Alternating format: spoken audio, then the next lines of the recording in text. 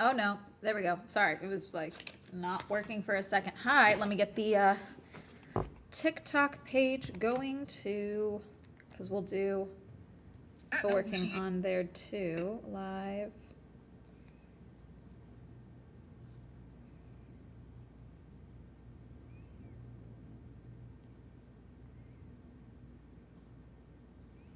Okay. Chatting and, oops.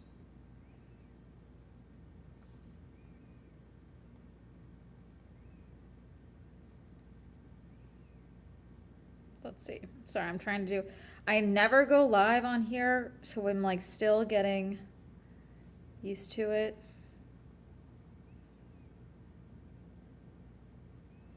There we go.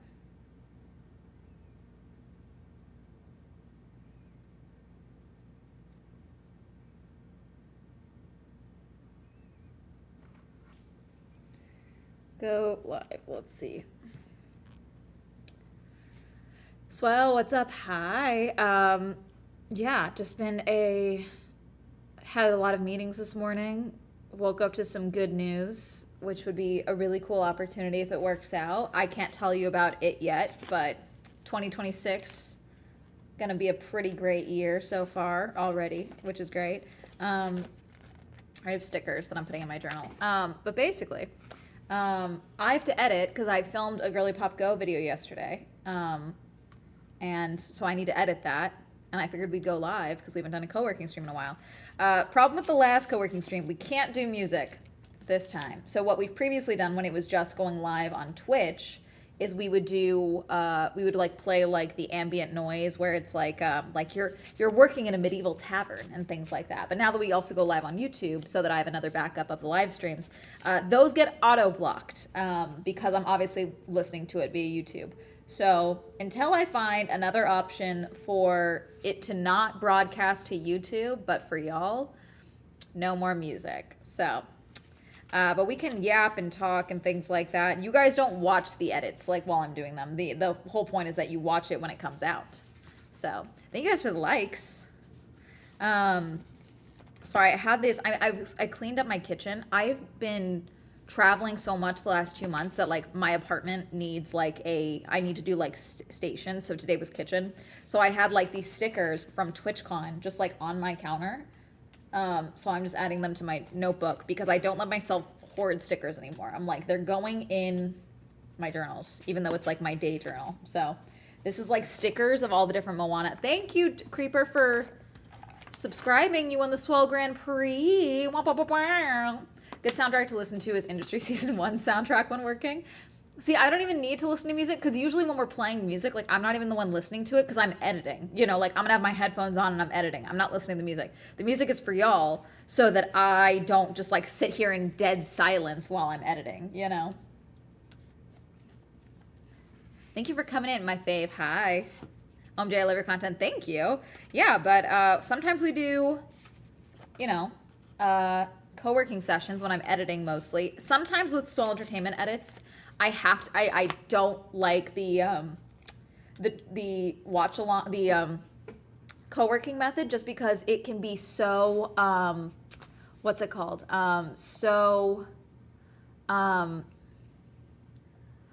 don't like I'm too busy you know, like chatting that it takes longer for me to edit, you know, whereas like if I just lock in, I can get an edit done in like an hour sometimes. So sometimes it's faster to not. Puts me in my finance bro mindset, I'm sure. Unhoarding stickers has become a problem for me. I just say I'm a sticker dragon. Yeah. Distracting? No, distracting, I just like, it just takes longer, you know, whereas like if I'm able to lock in, it just goes a lot faster, you know, if I'm able to just sit there and edit, because I'm really good at like the flow state of work, if that makes sense. Like I'm like, as soon as I sit down to do the thing, like I'll procrastinate doing it. Like I'll stop, I won't finish the edit till like 11 p.m. at night, but I'll get it done by midnight, you know, like I as soon as I make myself sit down and do it, which is why having the office space is a good move for me, you know, like I'll get it done. Let's see. December, November. Oh, in case you guys are wondering how streaming on YouTube on top of streaming on Twitch is working out. Last month, I made $24 in AdSense. Dinner's on me. Is that even a Grand Slam breakfast now at like IHOP? I don't even think it's a Grand Slam. 24 bucks. Swell jumps around my daily doom scroll. Hi, we're gonna co-work if you want to co-work with us. And co-working, by the way, if you guys don't want to like actually work, some of you are at work, which is why like the earlier time slots are better for co-working. But if you don't want to like work, if you want to do crafting, reading, whatever, that's always cool. I'm just doing one thing at a time before I start my edit, so not with taxes. Damn. Basically got rich because of that. Honestly, this is a cool idea. Actually has me motivated to work. Currently in bed watching Real Madrid versus Man City. Nice. That's the one sport that I feel like I haven't actually like tried to fully get into is like football. I need to try more because I want to, you know, and now you're on my FYP. Yes, hi. Oh my God, I was just thinking about how I forgot the name of your YouTube channel.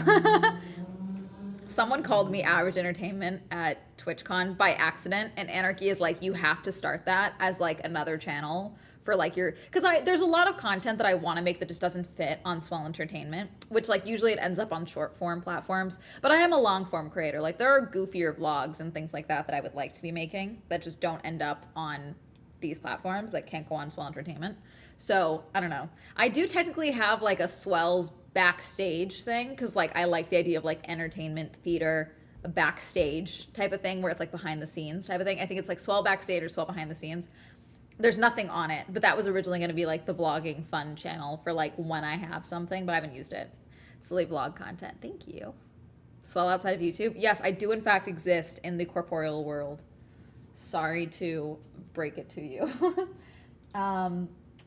But yeah, I have to edit. Sometimes when I do Girly Pop Go videos, I edit them on the laptop because I often edit them in CapCut on the computer. But I used this mic for yesterday's video that I filmed, and so that audio file is on this computer, so I was like, I'll just do it here. So yeah. I don't like that iMovie is trying to get me to download Final Cut Pro. I'm just saying. It's weird. Thank you for the number 3 gift. Not some parasocial AF, but this for real feels like stumbling across an old friend. I think this format makes sense with my audience, which is why it's so silly to me. Not silly. It's surprising to me and confusing to other people. Why when I like do TikTok, I don't have a bigger following that like matches Swell Entertainment more. Because I feel like so much of my vlogging content or my Swell Entertainment content, it almost feels like it's like a FaceTime, whereas TikTok, it very much looks like a FaceTime. So it's confusing to people why it doesn't like translate. Does that make sense? Rise of the Brave Tangled Dragon deep dive when? Oh, don't do that deep cut to me. Oh, don't do. I had an OC in Rise of the Brave Tangled Dragon universe. I created an OC for Rise of the Brave Tangled Dragon. What's the mouse pad? This is a Matara-con. This is a Momo, which is like Matara's, this thing is dirty actually. My sweaters have deposited like random things on the cheeks. Matara did a new merch drop and like sent a bunch of her friends a bunch of merch. So I have a Matara. It's a really good mouse pad actually, because I'm like, my wrist, I don't have carpal tunnel. I did meet someone who just recently got carpal tunnel surgery, and now I'm like super like, oh my God, I need to not get carpal tunnel, because she's still like, she got surgery a year ago and she's still having trouble getting full strength back in her wrist. Thank you for following, Links. Welcome in. Please share. Yeah, help. I didn't know you did live. Yes, I do. I'm live on Twitch and YouTube right now. TikTok I'm trying to do live more on, because for a bit of time, that was the only time that I got promos on here. Follow the live creator. Thanks, Grayson, for following. Thank you for following, Logan. I'm not. So I had for Rise of the Brave Tangled Dragon. She was a daughter of nature. I think I just called her Persephone, because of course I did. And yes, she was dating Jack Frost. Yes. I loved Rise of the Guardians. It was so good. Are you kidding me? You just had to be there. Exactly. Are you kidding me? I'm trying to make sure I don't get it. I realized it was bad when I was unable to push up, but hurts my right wrist. So for push-ups, something I started doing, which I should be doing again. I'm supposed to be working right now, but still, when during lockdown, when everyone was doing the Chloe Ting workouts, what they don't tell you about that workout is that it's very heavy on your wrists. Like if you have not done any wrist strengthening whatsoever, it actually can cause a lot of damage in your wrist for those workouts. I think it was the 2 week like hourglass figure Chloe Ting workout. Okay, so I started doing like handstand strengthening exercises for your wrist. And like that helped a lot with like any writing pain I was having. So I might go back to doing that. I don't know if that's actually linked to like helping with carpal tunnel, so I don't want to like make that distinction. But I do think it helped a lot with like how much time I was spending on computer and things like that. Especially because I used to get a lot of pain in my wrist and my fingers here when I was still a barista from holding the way I would hold the steam mug for like steaming milk. Cause between that, cause you gotta like have it at an angle, you gotta like push down on, like I was pulling shots, like I was doing everything. And so, between that and then just like the constant burns, like from hot liquids I was having on my hands and steam burns suck, by the way, cause sometimes you're like, ow, okay. And then you think you're fine. And then an hour later, you're like, okay, that actually like fucking left a welt. That actually sucks. She bought a yoga mat and only used it twice ever. I thought you were YouTube only. Isn't this swell? Yes, hi. No, of course I'm not YouTube only. My whole job is content creation. I'm a full-time content creator. Why would I be only on YouTube? I have been making TikTok content since 2020. Thank you for the number 3 gifting badge, V1T1000. Yes. You just had to be there. My sister attempted to do those workouts, LMAO. She bought a yoga mat and only used it twice ever. There's definitely better workouts. I think if you are able to do the Chloe Ting ones, there's different versions that are good for you. I think one of the issues is that everyone was like, this is the viral one, this is the one you have to do. And the reality is that different workouts work for different people. You know what I'm saying? Just learning your last name, boo, it's cute. Yes. See, that's the thing. Don't OMG, milk steaming has made my wrist 80,000 years old. Yeah. Like, cause sometimes it's, you gotta hold it. And then for some reason, non-dairy milks would take longer because you have to do it at a lower temperature, but you still gotta get the steam going. So you do it like at an angle on the steam one. And that would like, you would put pressure like right in here. It was a very weird pain to develop. I can imagine. Oh, wow. I follow your YouTube channel. I didn't know you were on TikTok. Yes. Hi, Christian. Welcome in. Tell your friends. James, thank you for following. We're going to cafeteria and I can confirm steam burns are terrible. Because like at first you're just like, you have the initial pain of a burn, which like every burn you feel, okay? And like when you burn yourself like on a stove or something, you're like, okay, that's going to leave a welt. But sometimes the steam burn, there's almost like a grace period where it doesn't hurt for a little bit. And like there's not issue. And then the itching starts and then you realize there's a welt. And you're like, ow, this sucks. Thank you for following. Amanda Swell, hi, love you, hi. I just started doing home workouts because I'm too nervous to go to the gym. Okay. They have not paid me for this brand deal, but I do have to disclose that they have paid me previously. Okay. I love this personal training app. Okay. They are not paying me to talk about this right now. They don't pay for me outside of YouTube. But they sponsored me back in 2021 and then never wanted to work with me again. Okay. Because they thought my audience was too young for what they wanted. But I still used the product because I loved it. I've been using it since, okay? And then they finally have come back and they're like, okay, this makes more sense. Like more people have anxiety and want to work out from home. Like this is a good use of Amanda's audience. So now we've like actually developed a better partnership. Trainwell is fantastic, okay? I'm not blowing smoke up their ass. I'm not blowing smoke up y'all asses, okay? I actually really love Trainwell. I'm on my rest day, so I'm not working out today, but I worked out yesterday, the day before, and I'm working out the next couple of days. But what it is that you do have to have an Apple Watch. I think they have an Android version. I'm not quite sure.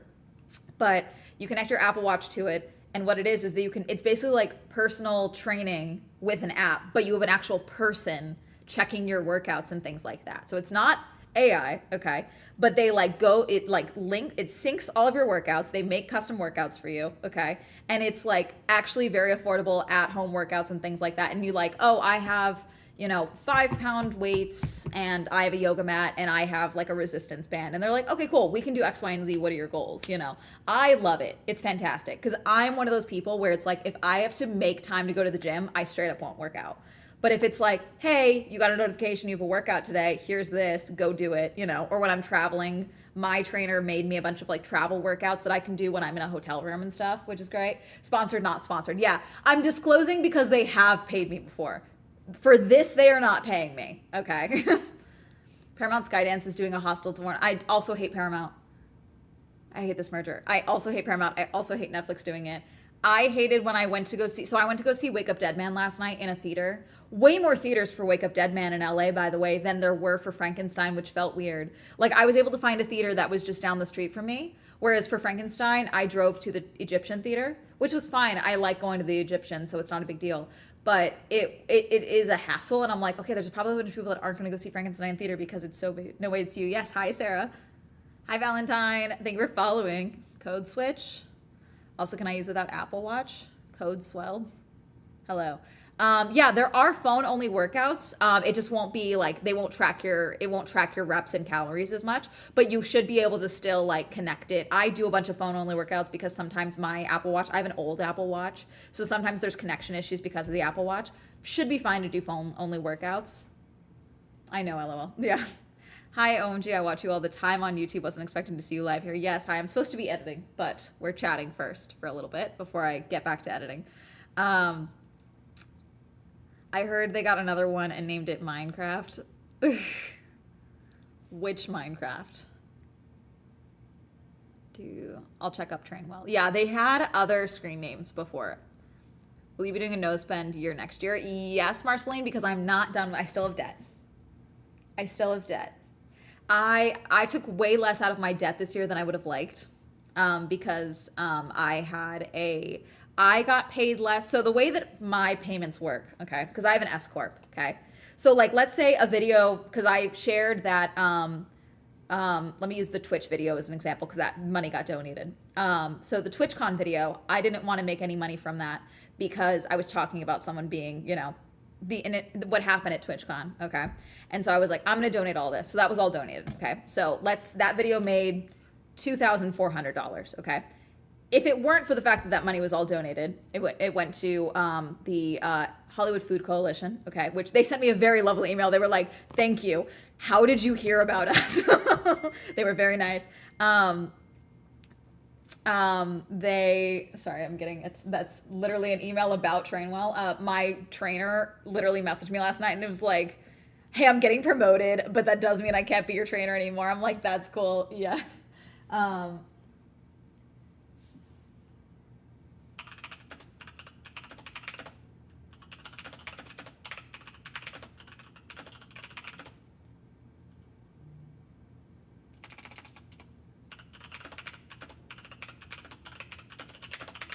There we go.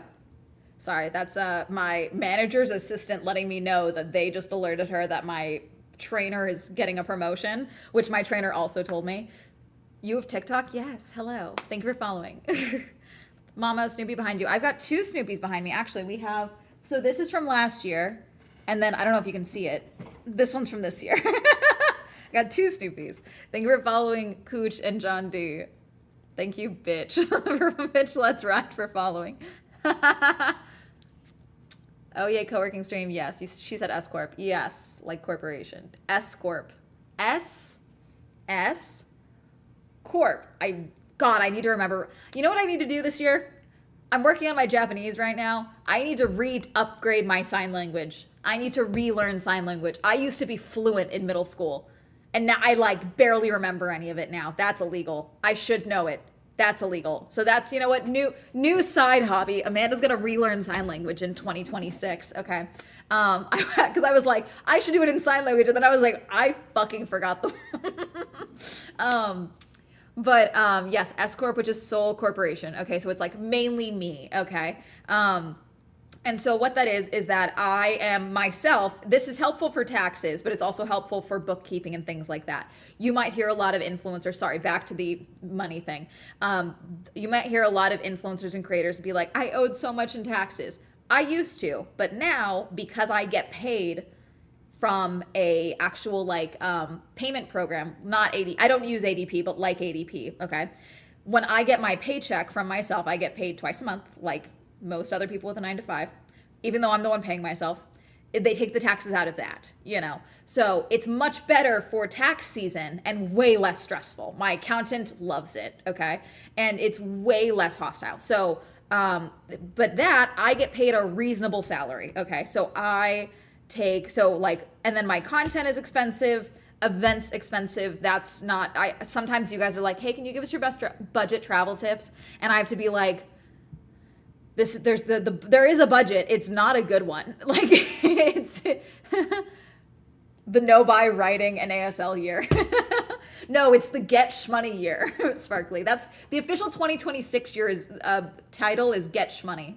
That's the official 2026. I might not be spending it, but the official title for 2026 is get shmoney. Get swell shmoney. That's like thank you for the number 3 gifting badge today. I'm gonna put all your videos on a playlist and play them on repeat on every device till the end of the year. Hell yeah. Thank you for following, Percy. Love your videos. Haven't seen you on here yet. Yeah, sometimes it gets promoted, sometimes it doesn't. Can make videos that combine your old episodes into one so I can watch long form versions. What do you mean? Like old videos? Most of them are still pretty long. Get shmoney from writing? Sure. The newsletter, the glasses files on Substack, we can loop those into that. The title is 2026, lock the fuck in. There we go. Get swell shmoney, yes. But no, so like that's my point. It's like when I have a video, so like the TwitchCon video, like I said, $2,400, okay?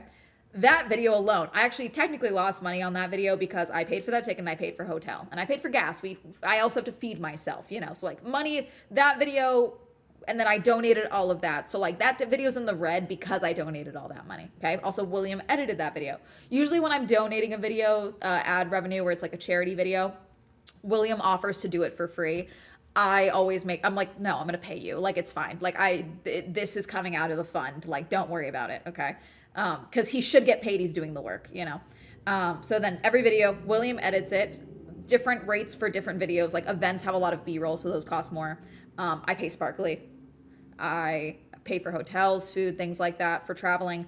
Videos like, let's say, the video that did really well last month was the it's time for a new PR team video. That the somber video that did really well. That one had no lift because other than my time, you know, like lift as in I'm still paying William, I'm still paying Sparkly, but you know, like, but even then, so if that video said made, let's say 2K, it probably didn't, but let's say it did, then I'm still not getting, that money does not go to my bank account. The Bank of Amanda does not get 2K, you know, it goes to my S Corp, and then I keep money in the account because we've got other videos that cost money. And then a fraction of that goes to me, you know? So because we had a lot of travel this year, I also had a PR team for a large portion of the year. We're currently putting a pause on PR. They are very expensive. Every month PR costs a lot of money, which is my own decision to do that. And I wanted to try it out for a year. And good and bad with it, you know? But it's a lot of money. So that did make it so that what I got was less than anything, which is fine. It is what it is. I still make good money, but like it wasn't making enough money to like take a large chunk out of my debt as I much of it like. You work in publishing? No. It's an S Corp. So sole proprietorship is just the type of corporation. Ba, ba, ba, ba, ba.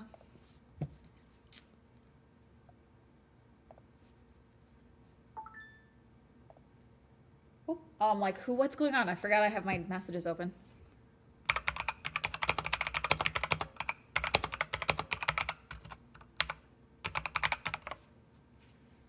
Yeah. So many steps to keep things legit. Yeah, and like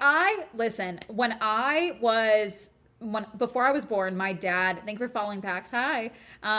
Before I was born, my dad has his identity stolen, okay, before I was born.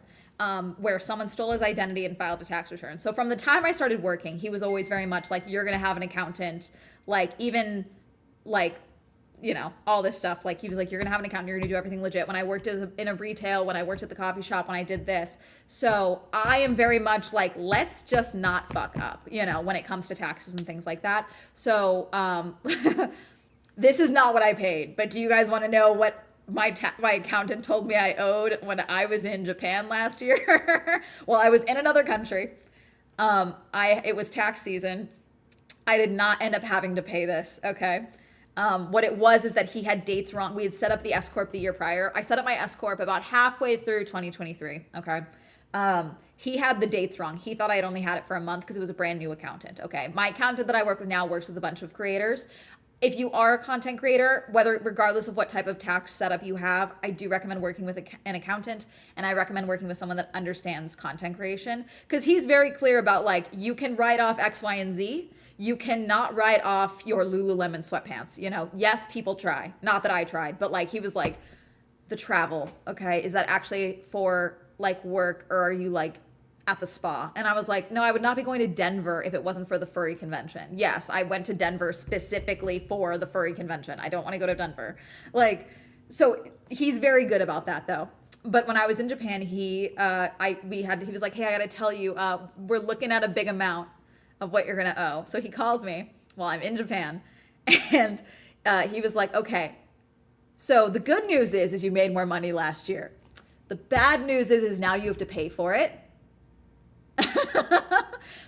So originally in 2024, I was going to owe federally $70K. That was not correct. But when I tell you, I immediately started looking up if I could get more for my kidneys in Japan or in the United States. That is not what I owed. That was not correct. Okay, it was really, really bad. You are his most interesting client. Like, no, I'm definitely not, because he has some adult creators that are his interesting clients. We might be like on par. The accountant, I was telling them, because they actually had a booth at VidCon this year, and I walked up and I was like, why didn't you guys tell me you were going to be at VidCon? This is not, what did you pay for this? This is not good tax use of your money. We could have done literally anything else for this and it would have been fine. I really want them to do like a creator dinner for all of their clients, where like, because I have a few friends that I'm like, you guys need a better accountant, you should come to mine. And I'm like, if you do like a dinner or something, we can invite like people that we think you guys should rep, and then we can all meet each other, because I do think that would be smart. And I want to meet some of their adult creators, because some of them I know are making good money. I would have started crying. I was very close to crying. I literally was on the bullet train. Scootish was like, because I was traveling with Scootish, and I was like, where should we go to sell my kidney? We're already out here. What should we do? And thankfully what it was is that he had the dates wrong. So I had actually paid way more in taxes already than he had documented. I still owed a chunk of money. And then this year I actually got a tax return for the first time in like 6 years. So that's the benefit as well. Do I make less money month to month? Yes. Do I get a nice little check in April now because I pay good taxes throughout the year? Also, yes. So it is, in the moment, was it stressful? Now it's a funny story, you know? And he fully was like, let's fix this. What's going on? And what it was he had the dates wrong, and I had sent over a different date. So it was all fine. Yeah.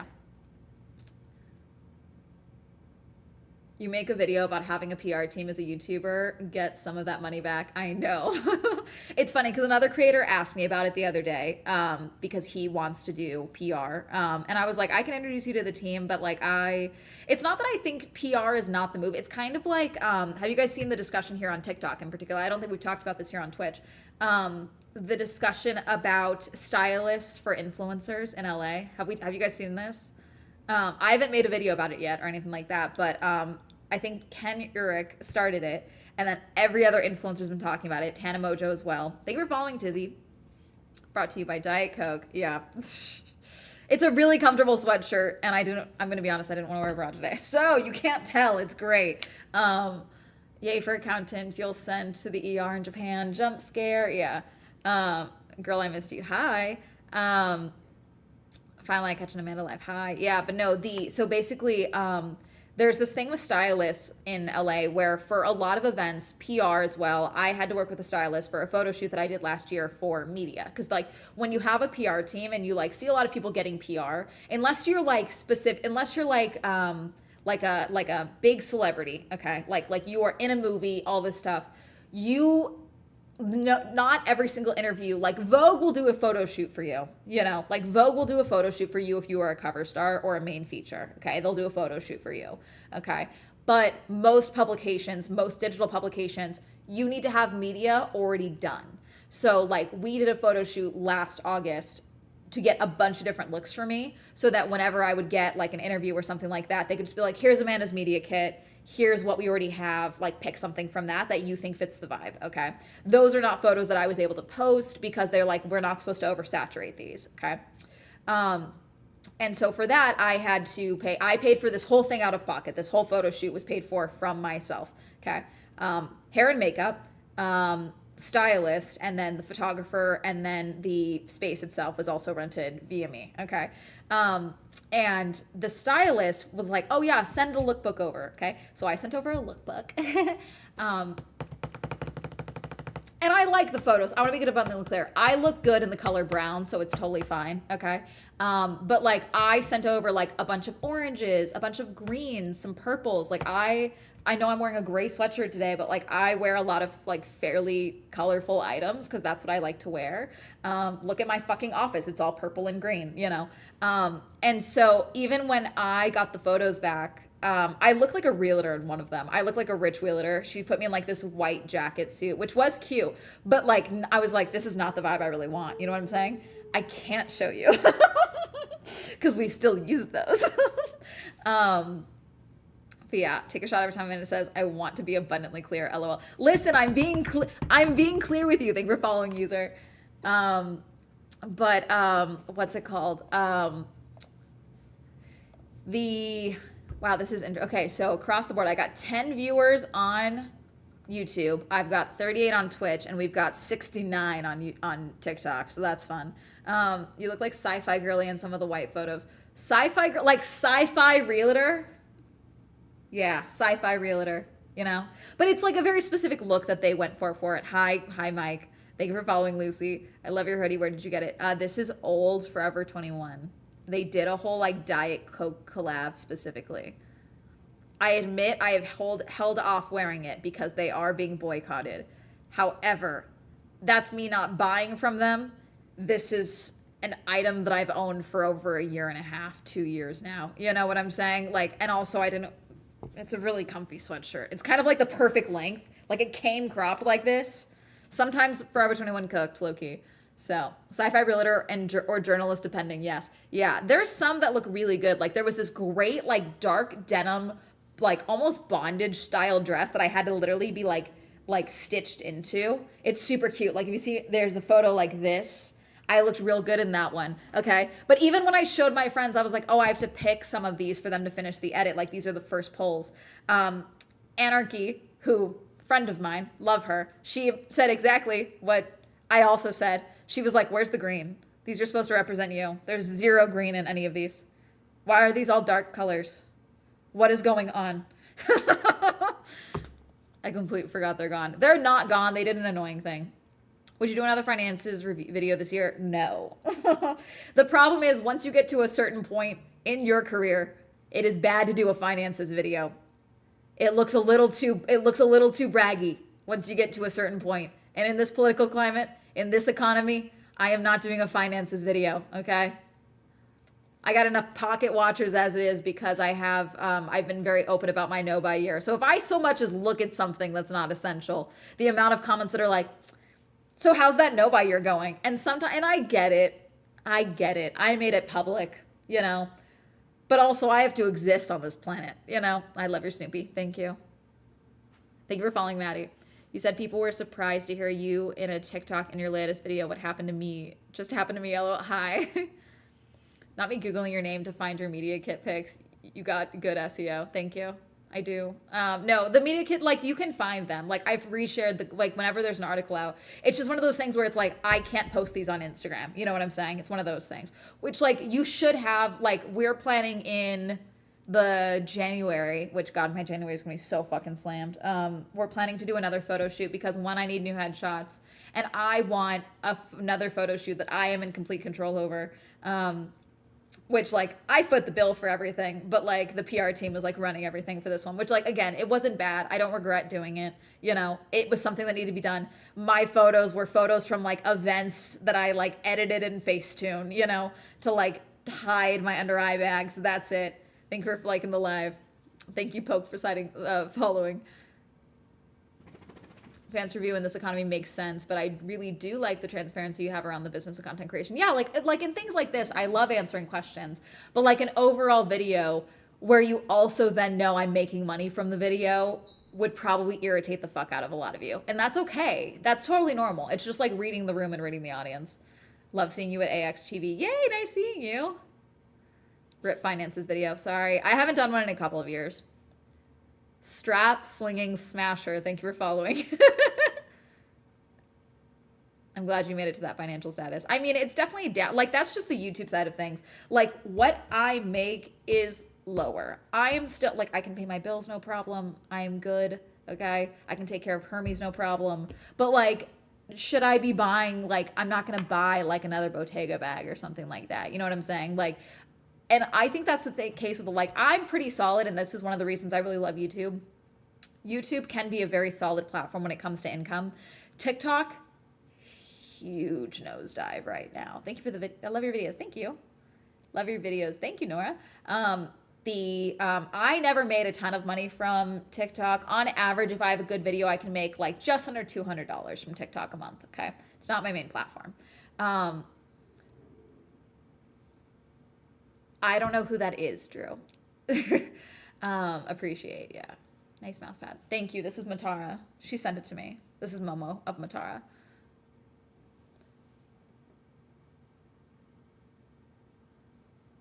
Apparently there's an NVIDIA-backed company that is now training AI LLMs in space. Of course there is. Thank you for following, Earl Grey. Welcome in. How do you choose charities when you do revenue donations? So usually I base it off of like the topic itself. Honestly, because of what I've donated to them a couple of times. NOVA, National Organizations for Victims Assistance. I donate to them a lot, like if I'm talking about true crime, an instance where someone's been assaulted, something like that. I prefer to donate to them. They do a lot of great work.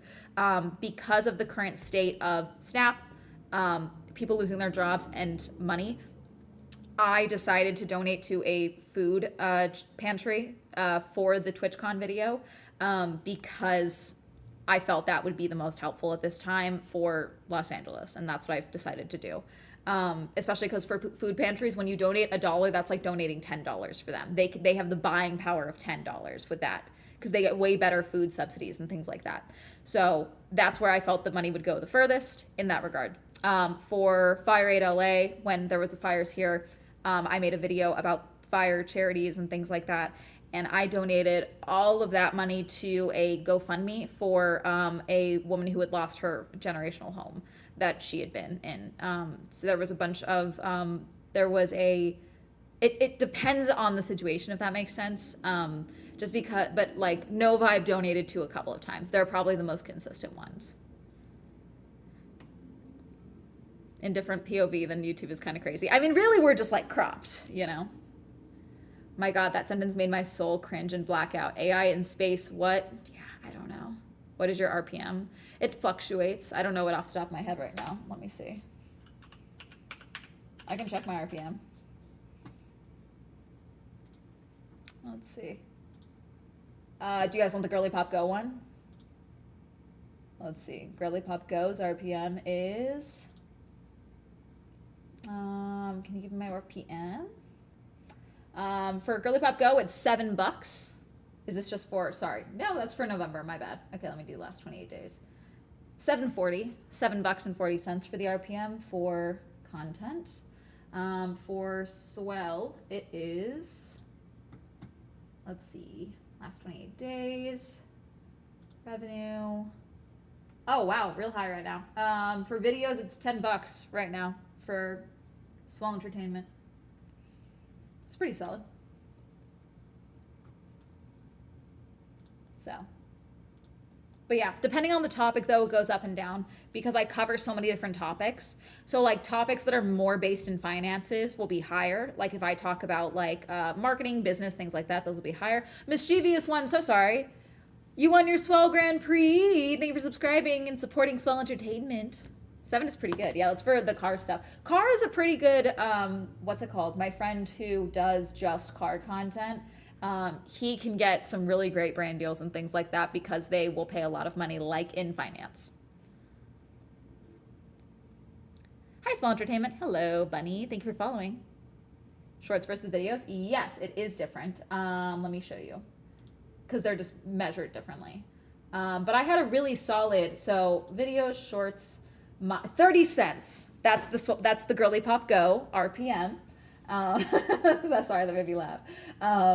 Shorts, 32 cents for Swell Entertainment. I'm rolling in it. Like, for example, I had my first short hit 1 million views last month. It was a very silly, stupid video of me and Anarchy using a Robert, I don't like this rock sound because I was dressed as Mau Mau and I had a wig on, and Anarchy hated how the wig sat on my head because it wasn't a wig that we could blend. And so she was like, I fucking hate it. And so we did that video and that got 1 million views. Yes, I get paid for shorts. It is fractional money. But that video did incredibly well. This is the last 28 days. Let's do Let me go click on that video. So that's with 6 seconds, a 6-second video. So this would not make money on TikTok. And this is where I think shorts are valuable because shorts, I can make money on a 2-second video. TikTok, you have to be over a minute. So, and I make like fraction, I don't even know what the breakdown is, but I started getting paid via Facebook for Reels, but I don't get any money from Reels for Instagram, which is where the bulk of the views comes from. This 6-second video, $165. That's what I've made on it, which would have made $0, and it did make $0 on TikTok. So that's something that I think is good about shorts versus TikTok but that's a million, it's almost 1.5 million views, and that's $165, you know. I've never seen you live. Hi. I'm live on Twitch and YouTube mostly. Let's see.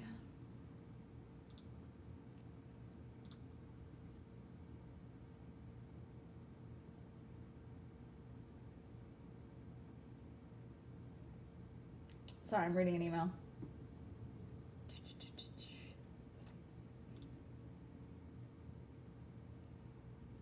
Boarding reservation. Okay, good. Hermes' boarding is booked. We're good. We're good. I've got all of my travels starting at the end of this month again. My January is going to be slammed. Love you, girly. Just watched your recent YouTube video. Thank you. I was actually really thankful that I got a lot of really kind messages about the video. A lot of people were like, Swell is right. I don't want to listen to your AI music. Congrats. Thank you. I don't know you get paid for shorts. Yep. 32 cents. OMG. Yeah. It was very Alabama. Wait, so like what is the business use of shorts on Insta? Just general exposure? Yeah, so to discoverability. So when it comes, so let me give you guys the tea, okay, about growing on, like what's the deal is. So I have 530,000 subscribers on YouTube, okay? No one cares. No one gives a shit. Do you know why? Because I'm a long form YouTuber. TikTok and Instagram and short form in general is king right now. So to grow on Instagram, they want you doing reels. To grow on TikTok, they want you doing lives. If you're not doing TikTok shop and things like that, to get more opportunities so that I can make more YouTube videos on cooler experiences, I have to have a bigger following on TikTok and Instagram. So that's the main reason that you do reels, is to hopefully grow the Instagram. That's it. That's my intro. Just watch the AI video. The internet girl I don't play about. Hi, welcome in.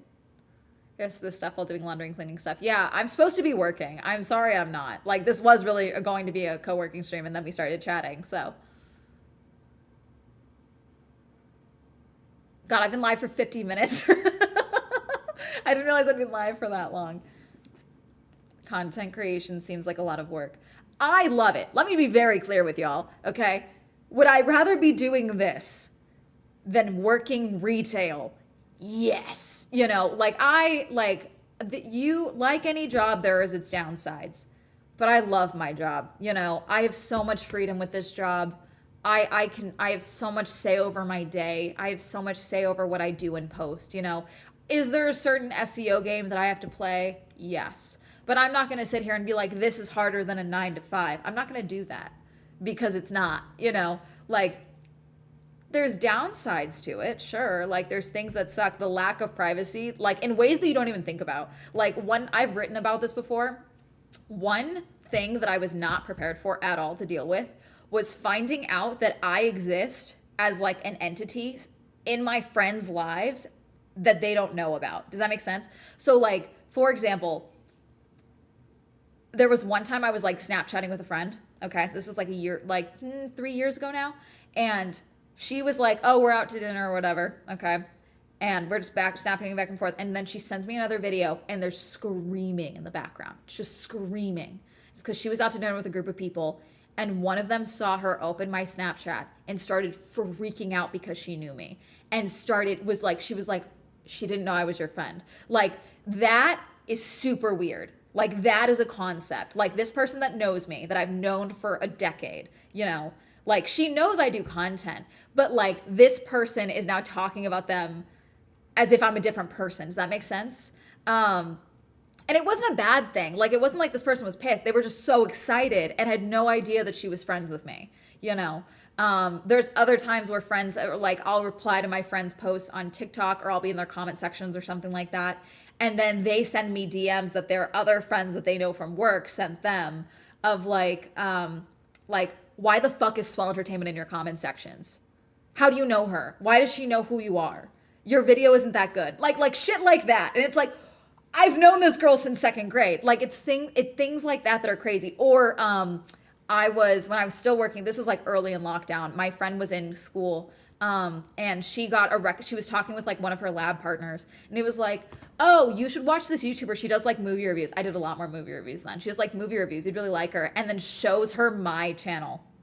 Like that as a concept of like, I am like a separate character that could be sprung on my friends. And I have no control over that. They know me and they love me and I love them. Like they know who I am. But like that as a concept is so weird and no one talks about it. Is insane. No, that I was like, what the fuck is this problem? Like I was like, I don't like this dude. Tell him I'm gonna block him now. You know, like 'cause that's crazy. Diet Coke or Coke Zero. Diet Pepsi. Diet Dr. Pepper. Right now.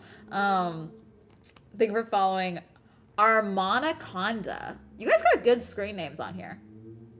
Thank you, Francis, for the number 3 gifter badge. These were so good. I've done one, the last one, I think was the last one I did, Fountain of Youth. That movie was very weird. About you seeing Siler and Darling. Your cosplay was so cute. Yes, no, Siler and Darling are very sweet.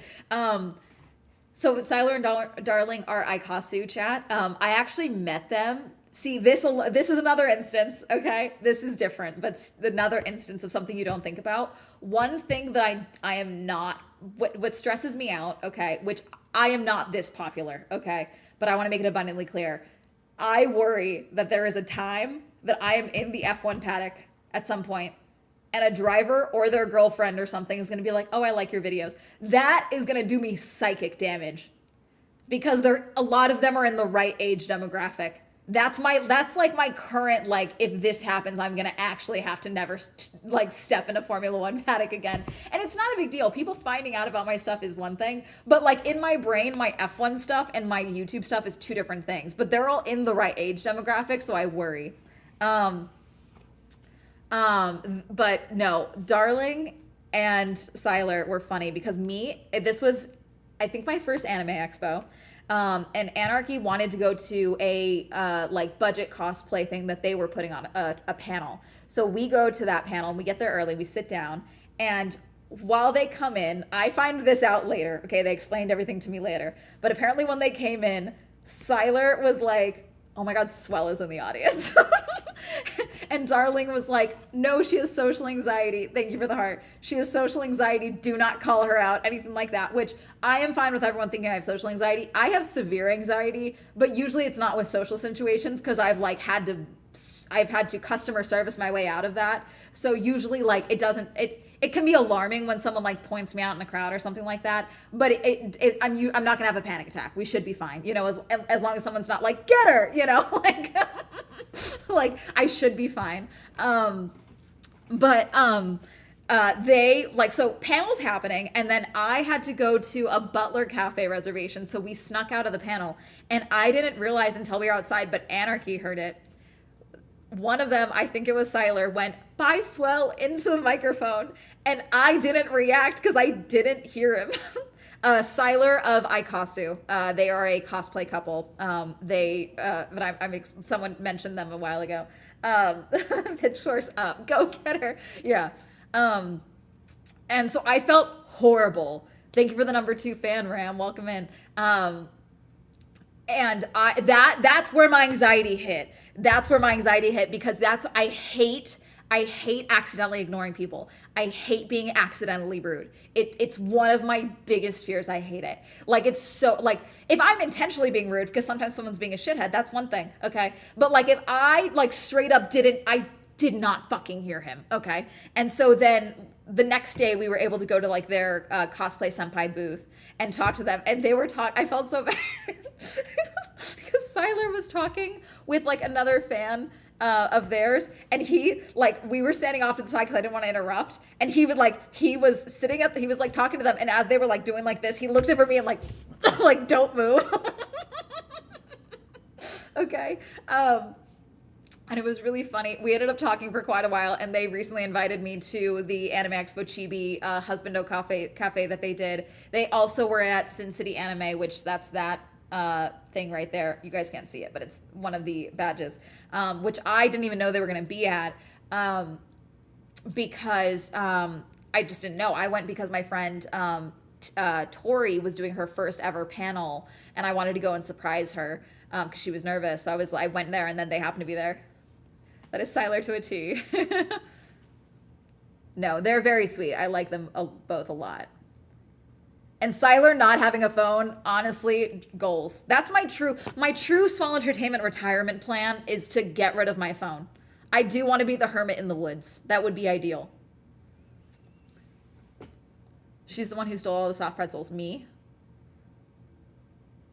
Yeah, I get the thing with being accidentally rude, and ADHD and OCD don't help because then my brain harps in for longer than necessary. Yeah, no, I rethink interactions a lot. Like, you guys know here on Twitch, you guys haven't dealt with this much yet. I'm not particularly good. I don't think I have autism. I don't think I'm on the spectrum. I think I have trauma and undiagnosed ADHD, which looks very ssimilar to a touch of the tism, okay? That's what I think. I have not been formally diagnosed with any of it. I haven't diagnosed with anxiety, but I have not been diagnosed with anything else.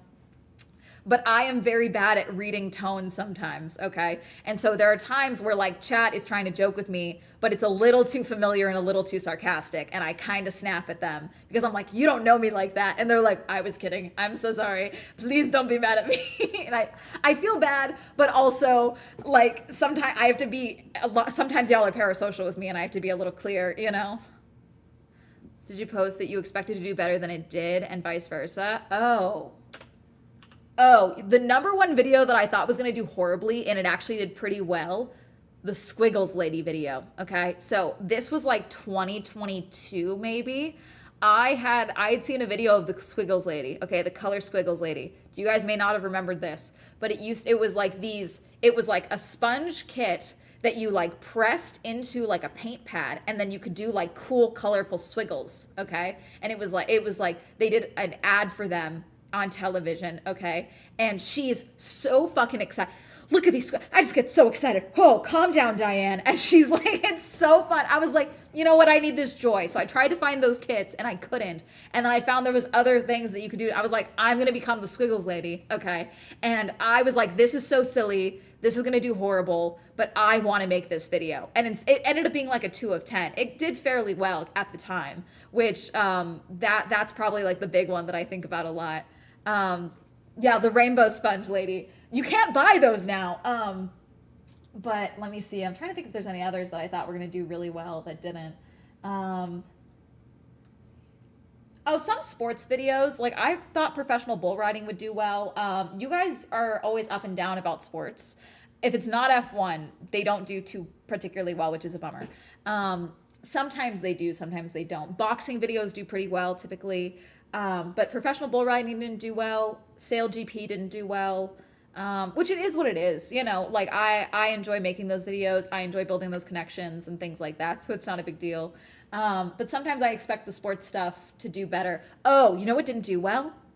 Florida Man Games. Florida Man Games did not do well at all. And I was shocked. I thought Florida Man Games were going to do so good. Like the review of the Florida, because that was like, that sounds like such a Swell Entertainment video concept. Swell goes to Florida to go and review the games built, like the Olympic style games built around Florida Man headlines. That sounds like such a swell video in my brain, and it did not do well. Is there a video you really want to do, but no, won't do well? Oh, no, I usually just do it. I'm going to be honest. I usually just do it. I get the one for me, one for thee thing with the algorithm. Like, I often like do whatever I want, and then I frame it or I edit it in a way so that I know like you guys will like it or like the algorithm will like it, things like that. That's usually where like thumbnail comes in, titles. Like your convention slot video sent shockwaves. The convention slot video did so well that my manager called me to be like, okay, I watched the video. And like I liked it, but I don't understand why it's doing that well. Like, can you please explain it to me? Real love that for you. Thank you. But yeah, there's a lot of things that I want to do that like, or events that I want to go to that I just so far can't get into. I would need more money. I would want more access. Like there's a series that I really would like to do that I've been wanting to do for years. I really want to do like an advanced version of the I Tried It So You Don't Have To series of the events, but with individuals. So like I really want to like join an artist that's on tour for like a 2 stops of the tour and like kind of shadow them and like review that experience with them, you know, because that's something that I also think a lot of celebrities, athletes, you know, musicians, a lot of them when they do content, it's really high quality and like high production value, which is fine. But I think fans want to see like the real reality of it. And I think that would be really cool to show like, yeah, here's the reality of, you know, getting up at 4 a.m. to get your flight so that you can go and perform. And then you do this insane day. Here is the reality of eating food out of takeout in the backseat of a van while you're driving to the next location because you can't sleep that night. You know, like that, or, you know, following an athlete around for like a game and like showing that reality and things like that. Like that's something I would really like to do, but that's one where I think we got to grow all the other platforms on top of it to be able to pitch that to teams and things like that, you know? Yeah, that's like one that I've really wanted to do for a while. Like, I tried this where it's like we kind of frame it as if I'm doing it, even though I'm showing off like this person's life in a sense. But that would be one where I would really want it to be like like it would have to be like the team is cool with it, but like the athlete is like, oh yeah, let's fucking do this. Like, or like a musician that likes me, things like that, which, you know, is what it is. Did you watch the Streamer Awards? I watched some of it. Was Bigfoot the whitest conference you've been to? No. No, Mothman was real white. There's a lot of times I go to an event, I fully acknowledge that the content that I do and a lot of my stuff that I'm able to get away with, I acknowledge it comes down to white privilege. Like I am a small woman and I have danger because of that. But like there's things that I go to that I can get myself in and out of where it's like, if I was not white, this would be a problem, you know? And it is the unfortunate reality of the situation. It's usually not the event itself. It's usually not that. It's usually like the location. It's usually like, Bigfoot was like not, it was, I don't want to say like diverse, but like it was not like the whitest, you know? Mothman Festival, there were elements where I was just like, Same with Lumberjack World Championships. It was a lot of that. There was, I'm trying to think if there's any others. The widest was definitely Sail GP San Francisco.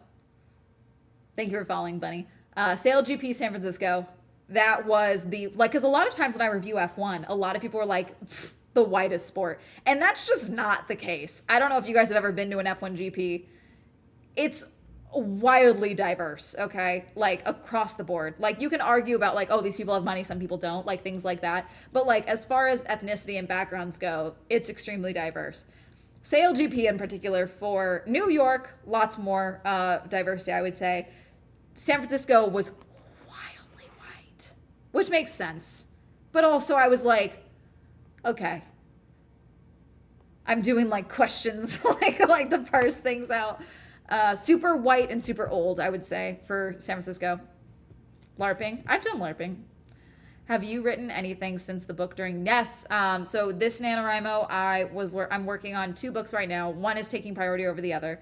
I'm working on a book about going it alone and doing things alone and the motivation to do things alone, starting to do things alone, things like that for people, and talking about my experience with that, but also encouraging other people to do it, because that's one of the things that my content unintentionally I get the most emails about and like the most messages about is people messaging me and being like, thank you so much, because of you I went to a concert alone for the first time and I had a great time, I made friends, things like that. Like messages like that are really impactful to me, and that's something that I'm really passionate about. So I'm working on a book for that right now, and then I have a couple of novels that I'm working on as well. Thank you, Felix, for the number 3 gifter badge. What about the raid on Area 51? What do you mean? For whiteness?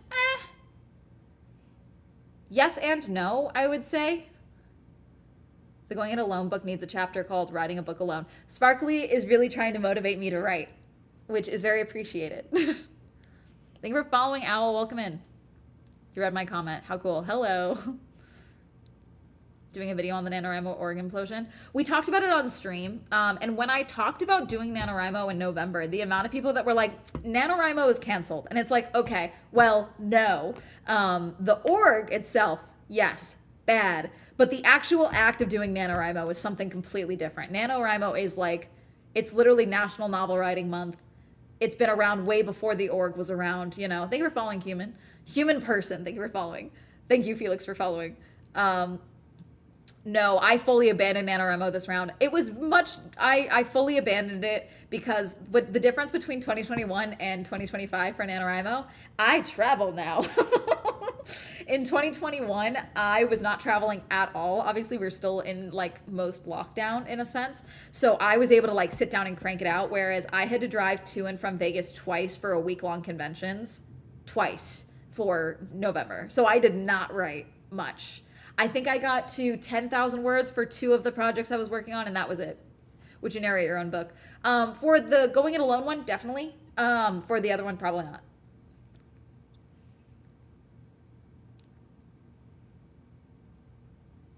I never managed to finish.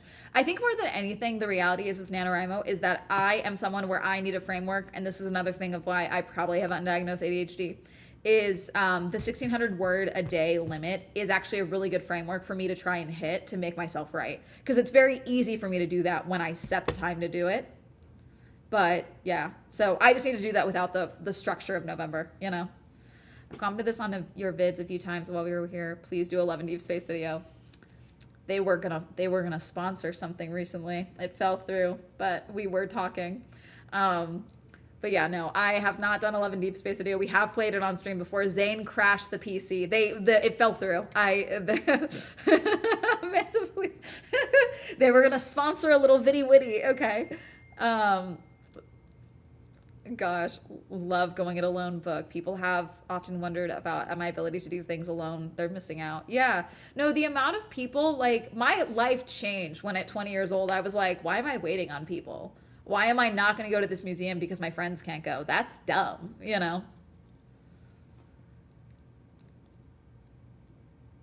Okay, I need to edit, but we're talking. You know what I'm saying? I'm a Silas girly. I'm a snow chromine. Still. I sliced my finger the other day. It's healing fine, mostly. Rob, thank you for subscribing on YouTube. It should be healing fine. I probably should have gone to an urgent care and got it glued, but I didn't. It's healing mostly fine. It looks like a bad paper cut, but it was done with a knife, you know. It's probably fine. But it's healing mostly fine. Sorry, I'm checking emails now.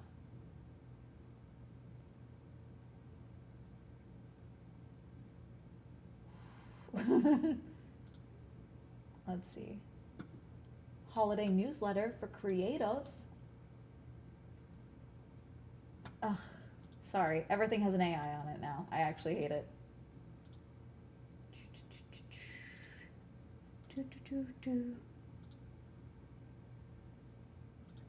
So, do intervals 15 minutes on, 10 minutes off. No, I know. We do, usually that's what we do is we do 15 and then 10. We do, what's it called?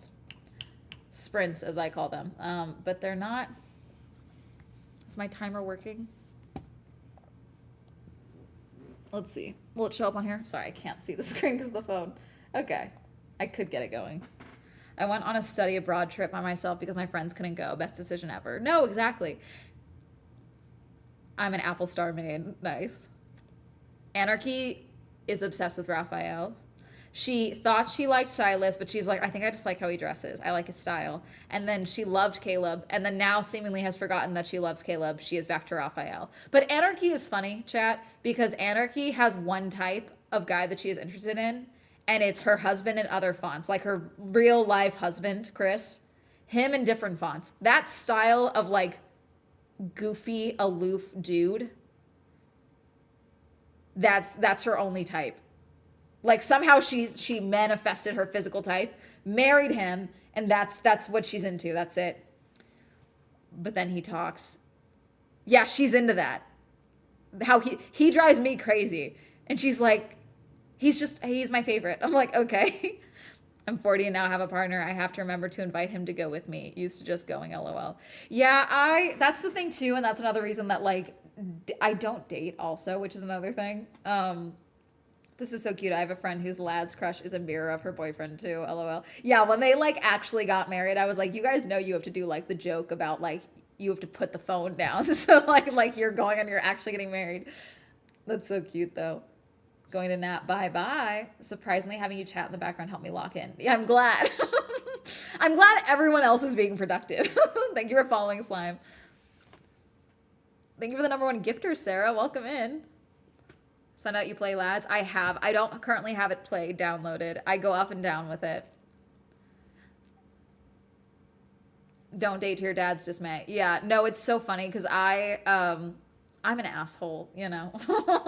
I met my dad's girlfriend the other day, and we went after dinner. We went and walked around. I think we're following Darker.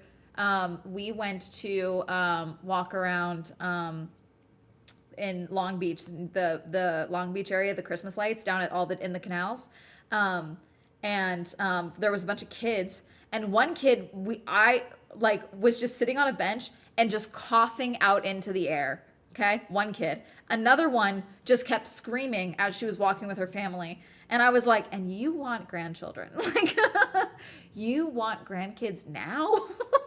Because this is the reality of having children. Like, this is the reality.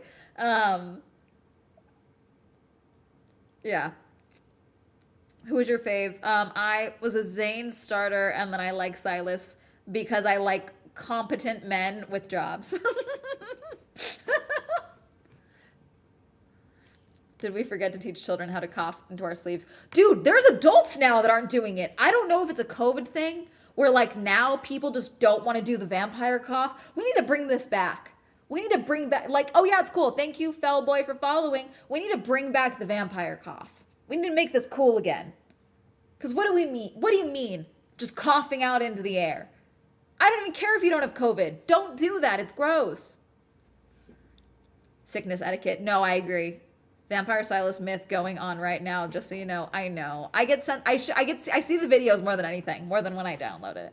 Agreed, people are nasty. Like people give me shit for wearing a mask on flights still.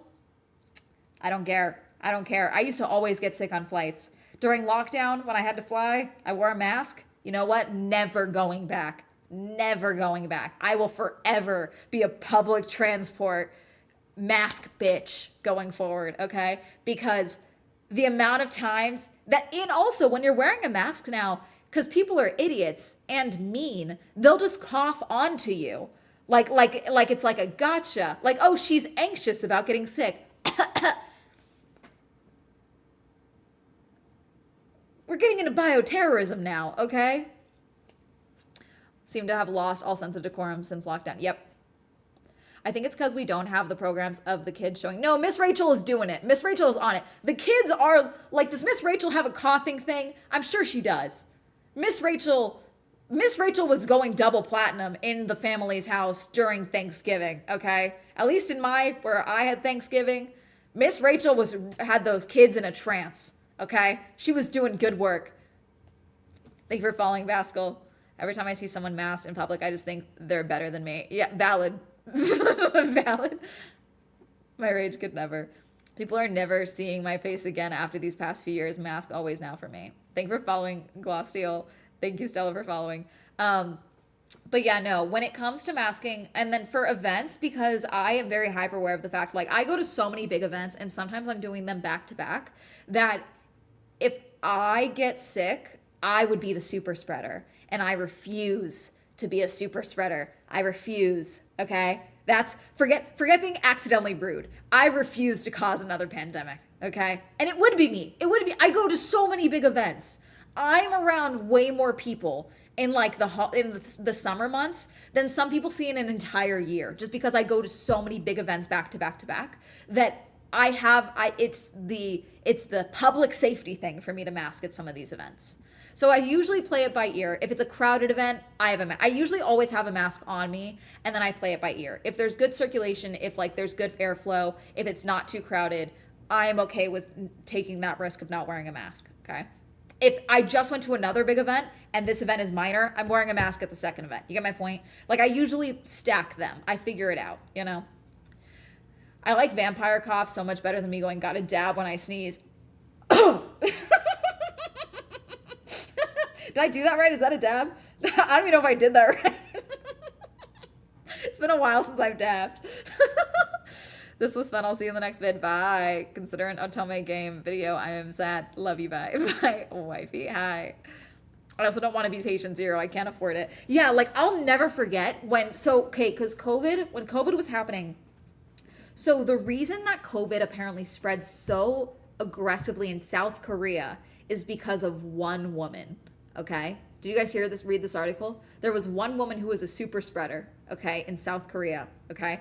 And she had like traveled in, and then in the span of 3 or 4 days, she went to multiple like church events, okay? Like multiple church group events and things like that had like, and every time she went to one, she like gave contact exposure to like 100 people minimum every time she went to one of these events in the span of like, because she didn't realize she was sick.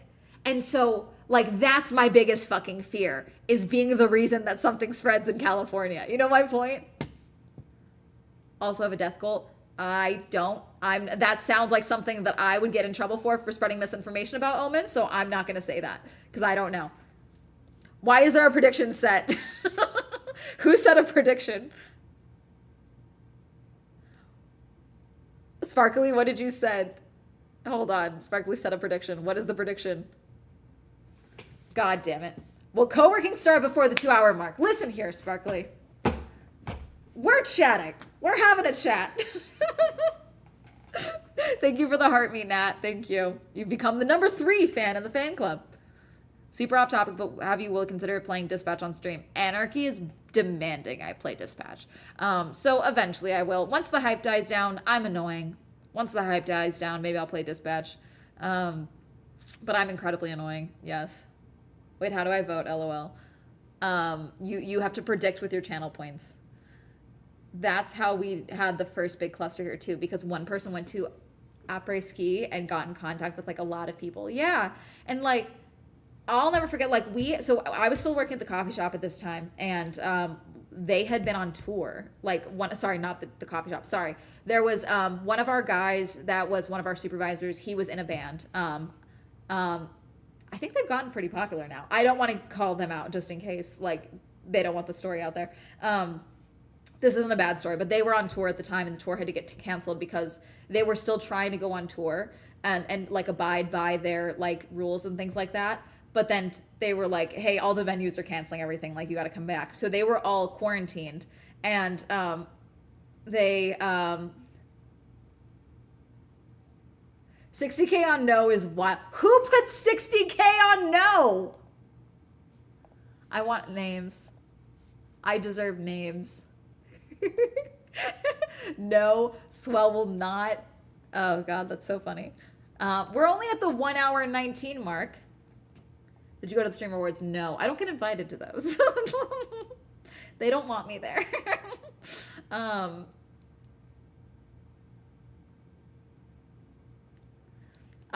Attack, thank you for the heart me. According to TikTok, it says you can let them know they can get daily bonus points after completing all daily missions. So I'm letting you know that. Not after your first review. No, the second review was the nail in the coffin. The first review, I think they would have been fine with it. The second review is a no. I think they were like, So, let's see.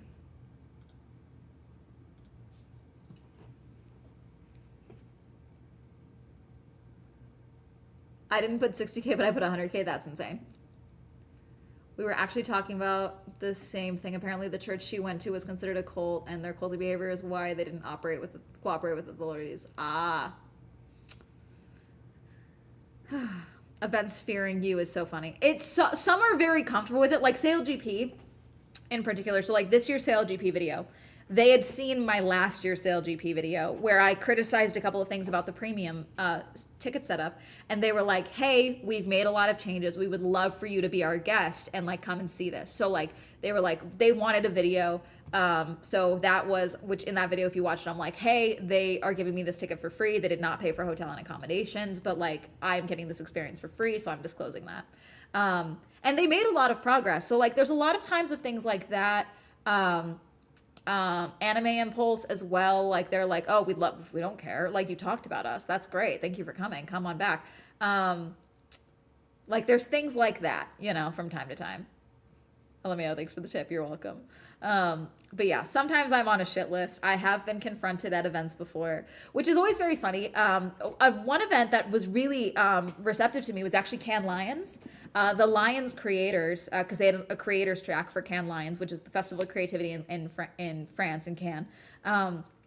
The Lions creators, they saw that I had bought a ticket and they were like, we would love to talk to you before the event. And we didn't get to talk. And then after my video came out, they were like, hey, loved the video. We totally get some of your notes. Like, and we ended up getting coffee with I ended up getting coffee with one of them recently.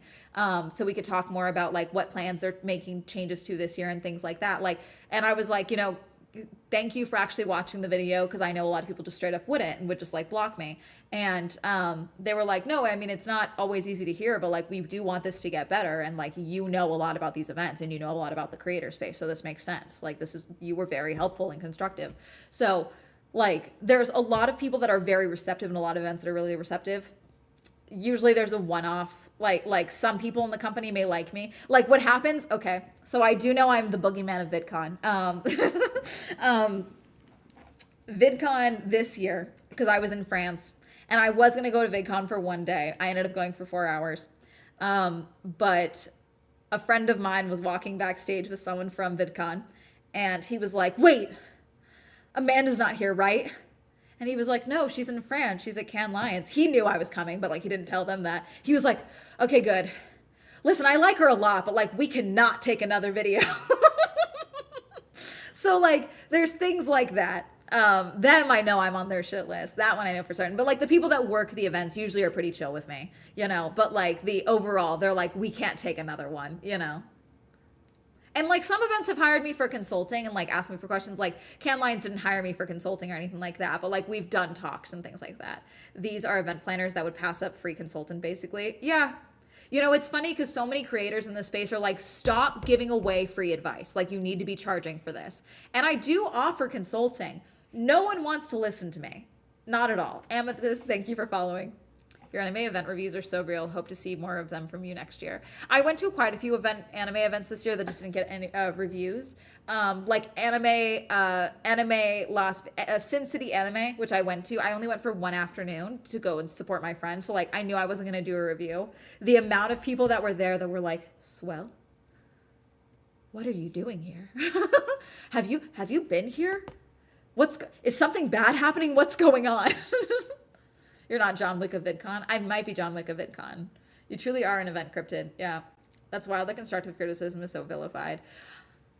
A lot of people want to be told that they're doing amazing all the time. And it's like, you guys know you're not doing amazing because you're not selling tickets. Like, the money is down. But, like, a lot of people that are working these events, it's no one's fault, usually. It's not, like, one person's fault. So it's easy to just be like, this bitch, to me. It's so real. Me at work daily. Yeah. Love your YouTube videos. Thank you. Hi. We cannot take another video. Yeah. And then there was another video that weekend.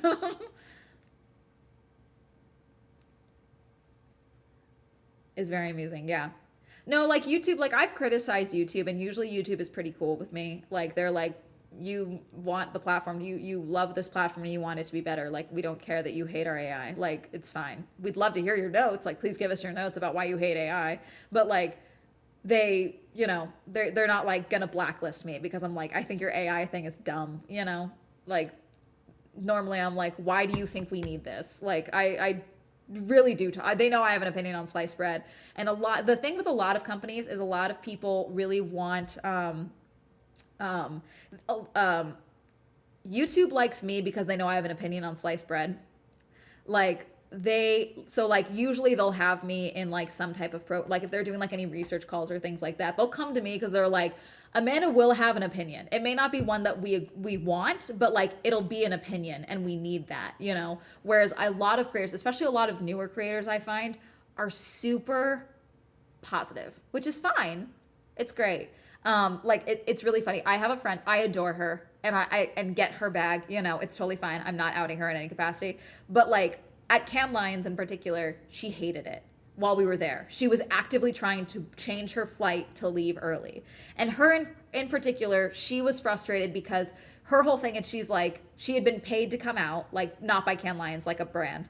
And she was bothered because her whole thing, it's like, I would just rather go and make another video and try and make it 5% better every time I make one. Whereas people here are trying to talk at me and tell me how to do my job. And I hate that. And so like the whole thing was like, when I first day I see her, because my friend that I was with, Mel, who's a professor, she was like, oh my God, that's Chloe. I want to say hi to her. Fuck.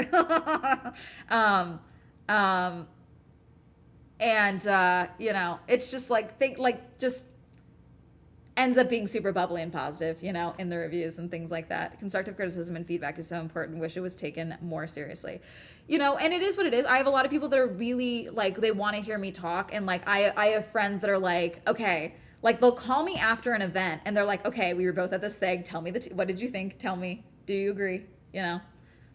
You don't know everything, but do you know anything about the LVL Level Up Expo in Vegas? I have heard about it. I've never been able to go, if that's the question. I know it's been on I've thought about going in the past. Usually it's one of those events where I'm like, if I have time, I'll add it, The majority of criticism is so unhelpful. Yeah, no, and like, again, that's why I said in my AI video the other day, guys, I was like, I have job security for multiple reasons. I can talk to people, which is very difficult to do for a lot of people in my generation, okay? My generation and younger. And they're making it harder for you to talk to people. You have to talk to strangers. You have to talk to people. I know it's really easy to be like, I have anxiety. I don't like making eye contact, things like that. These tech companies are banking on you not being able to talk to people. They are banking on you never being able to communicate with a stranger and be like, no, let me help you. Like, oh, you're looking for this. Let me help you find that. Like they are banking on that, okay? So that they can sell you the chatbot that'll do it for you, okay? You need to be able to talk to people. That's your number one job security, is your ability to talk to people. Reading comprehension is a huge deal. You've got to be able to read and articulate what you just read. That's really important. But also my ability, what was the other thing? Talk to people. go out, like my ability to be critical and my ability to be honest and be like, hey, I don't like this is how we can make it better, this is what I absolutely hate, you know, like, and being able to communicate that is something that AI can't do. AI can't be critical, not really. It can be like, I can make this better, but it'll still put a positive spin on it. Like all those like, oh, do you want, forget hiring an influencer, let's have this AI make you an unboxing video and then the sneakers look like shit. And it's like, with like mushy looking sneakers. It's so weird. It's so weird. And it's like, you want someone that can be like, oh, I like this packaging. This is cool. Maybe like, I like how they did this. This is sick. Here's the sneakers, whatever. Like, and then you put them on and you're like, oh, I definitely went a size. Like even something as simple as like, I should have gone a size up or like half a size up, which to some people sounds like a dig, but it's a reality of the product. Like, oh, I ordered my normal size. I probably should have gone half a size up. That's my recommendation. And AI can't do that. We are social beings and interactions are as necessary as eating and breathing and drinking water, etc. Yeah, as a yapper, it's so weird to think people can't talk to folks. You're so right about that. It's difficult to give constructive feedback sometimes because you can say things times 100 with no changes. Yeah, but you know, at the end of the day, I know that when I say something, so let me put it this way, okay? It's things like this. So last year in February, I did a review of the Streamer Awards, okay? And I'll admit, I ended up being nicer in my delivery probably, but that's because she was in chat. And I did my review of the Streamer Awards on stream, okay? Cutie Cinderella, who puts on the Streamer Awards, came into my chat and watched quietly for a little bit and then added in chat, say something nice challenge or something like that in the chat, okay? The amount of people after I put that video out that called me and said, girl, I slammed my fucking laptop shut. That scared the shit out of me. I can't believe you continued to do your review. I can't believe you talked to her. I would have ended the live immediately. That scared, the fact that she came into chat scared the shit out of me.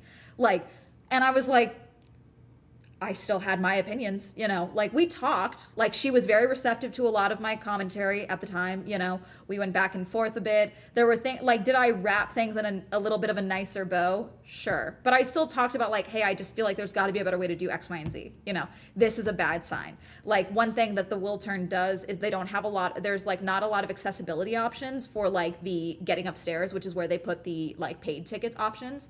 And she was like, yeah, you know, it's a big problem. It's the Will Turn. It's one thing that we're dealing with still. And they went back to the Will Turn this year. 1950, not Sparkly pulling up the chat log. 1956, Cutie Cinderella. Jesus, say one nice thing challenge, girly. If anyone wants the exact quote. Sparkly pulling the chat log is crazy. You know, like that's, but like I had friends that called me after the video that went live. They called me and they were like, I can't fucking believe that you managed to continue to do your review as normal with her in chat, knowing she was there. I would have freaked out. And I was like, okay, this is where my philosophy comes in and why I'm able to do this. I have the philosophy, I will never say something online that I would not say to someone's face. Okay. Same goes with a person I'm making. I would tell Somber he was being a little child. I would tell him that about the whole Meg stuff. I was like, that was fire your team. I would tell Mr. Beast that the Mr. Beast experience that he did in Vegas was a hugely dumb decision. Who signed off on that? They do not have your best interest at heart. Because I would say it to their face, I would say it online. And so then when I am confronted in public for something that I said or in a chat log like that, I can continue to stand on business because that's what I was going to say in the first place, you know? And so many people you find in the creator space, unfortunately, not all, I don't want to put this blanket on all of them, like I'm the only good one, I'm not saying that. But so many people will just say things to go viral and get paid and make views. And not like because they actually believe in it. Like, and that's why you have so many of these fucking people who like love Trump and they actually don't. And they're like, that's just internet trolling. And it's like, cool, I like you even fucking less now because you don't even believe in the bullshit you're spouting and the harm that you are doing. Like, what are we talking about?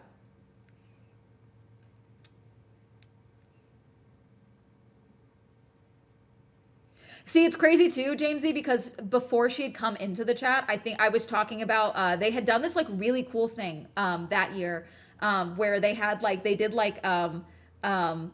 stone handprints of like a bunch of the nominees like and had them out and about like for the like attendees to see and like compare their hand sizes. Like it was like really fun. It was very like Hollywood. I liked it a lot. And I was like talking about how much I liked that, and she totally missed that whole segment. Is still real life. Yeah. You know, like there's this one girl on TikTok. So we haven't talked about this yet. Oh wait, no, we did. Okay. Girl makes a video on TikTok. A guy in her comments on multiple videos puts racist comments in her videos. Okay. So then she films a video of her showing up at his work and being like, "Hi, are you Mark? Can I step inside? It's cold." Okay. She's smiling. She's polite. And she explains, "Yeah, so remember how you put that comment on someone's video? Yeah, that was my video. See how easily I found you?" She drove 3 hours to confront him. She gave him a sheet of paper to read an apology to her. She's like, "If you don't read this, I'm going to tell your wife about your Grindr account." Because everything is available to be found on the internet. And you know what? Fucking stood on business, locked in. That's fucking wild. I was laughing I was like, I was screaming because you know what? Sometimes that's what there's too many people that think there's zero consequences on the internet, honestly. Like in that instance, that wasn't someone being like tomato boo. That was someone putting something actively racist on her videos and thinking that there was no consequences for it. And now he's trying to like sue her. He's trying to say that she showed up at his house and threatened him with harm. And the whole interaction is filmed, which I don't think he realizes it was filmed. And so I don't think he realizes that like the claims that he is making is just actively not true. Of an Aussie gaming streamer who took all the gross comments young guys were leaving to their mothers. Yeah, that happens a lot. That happens a lot.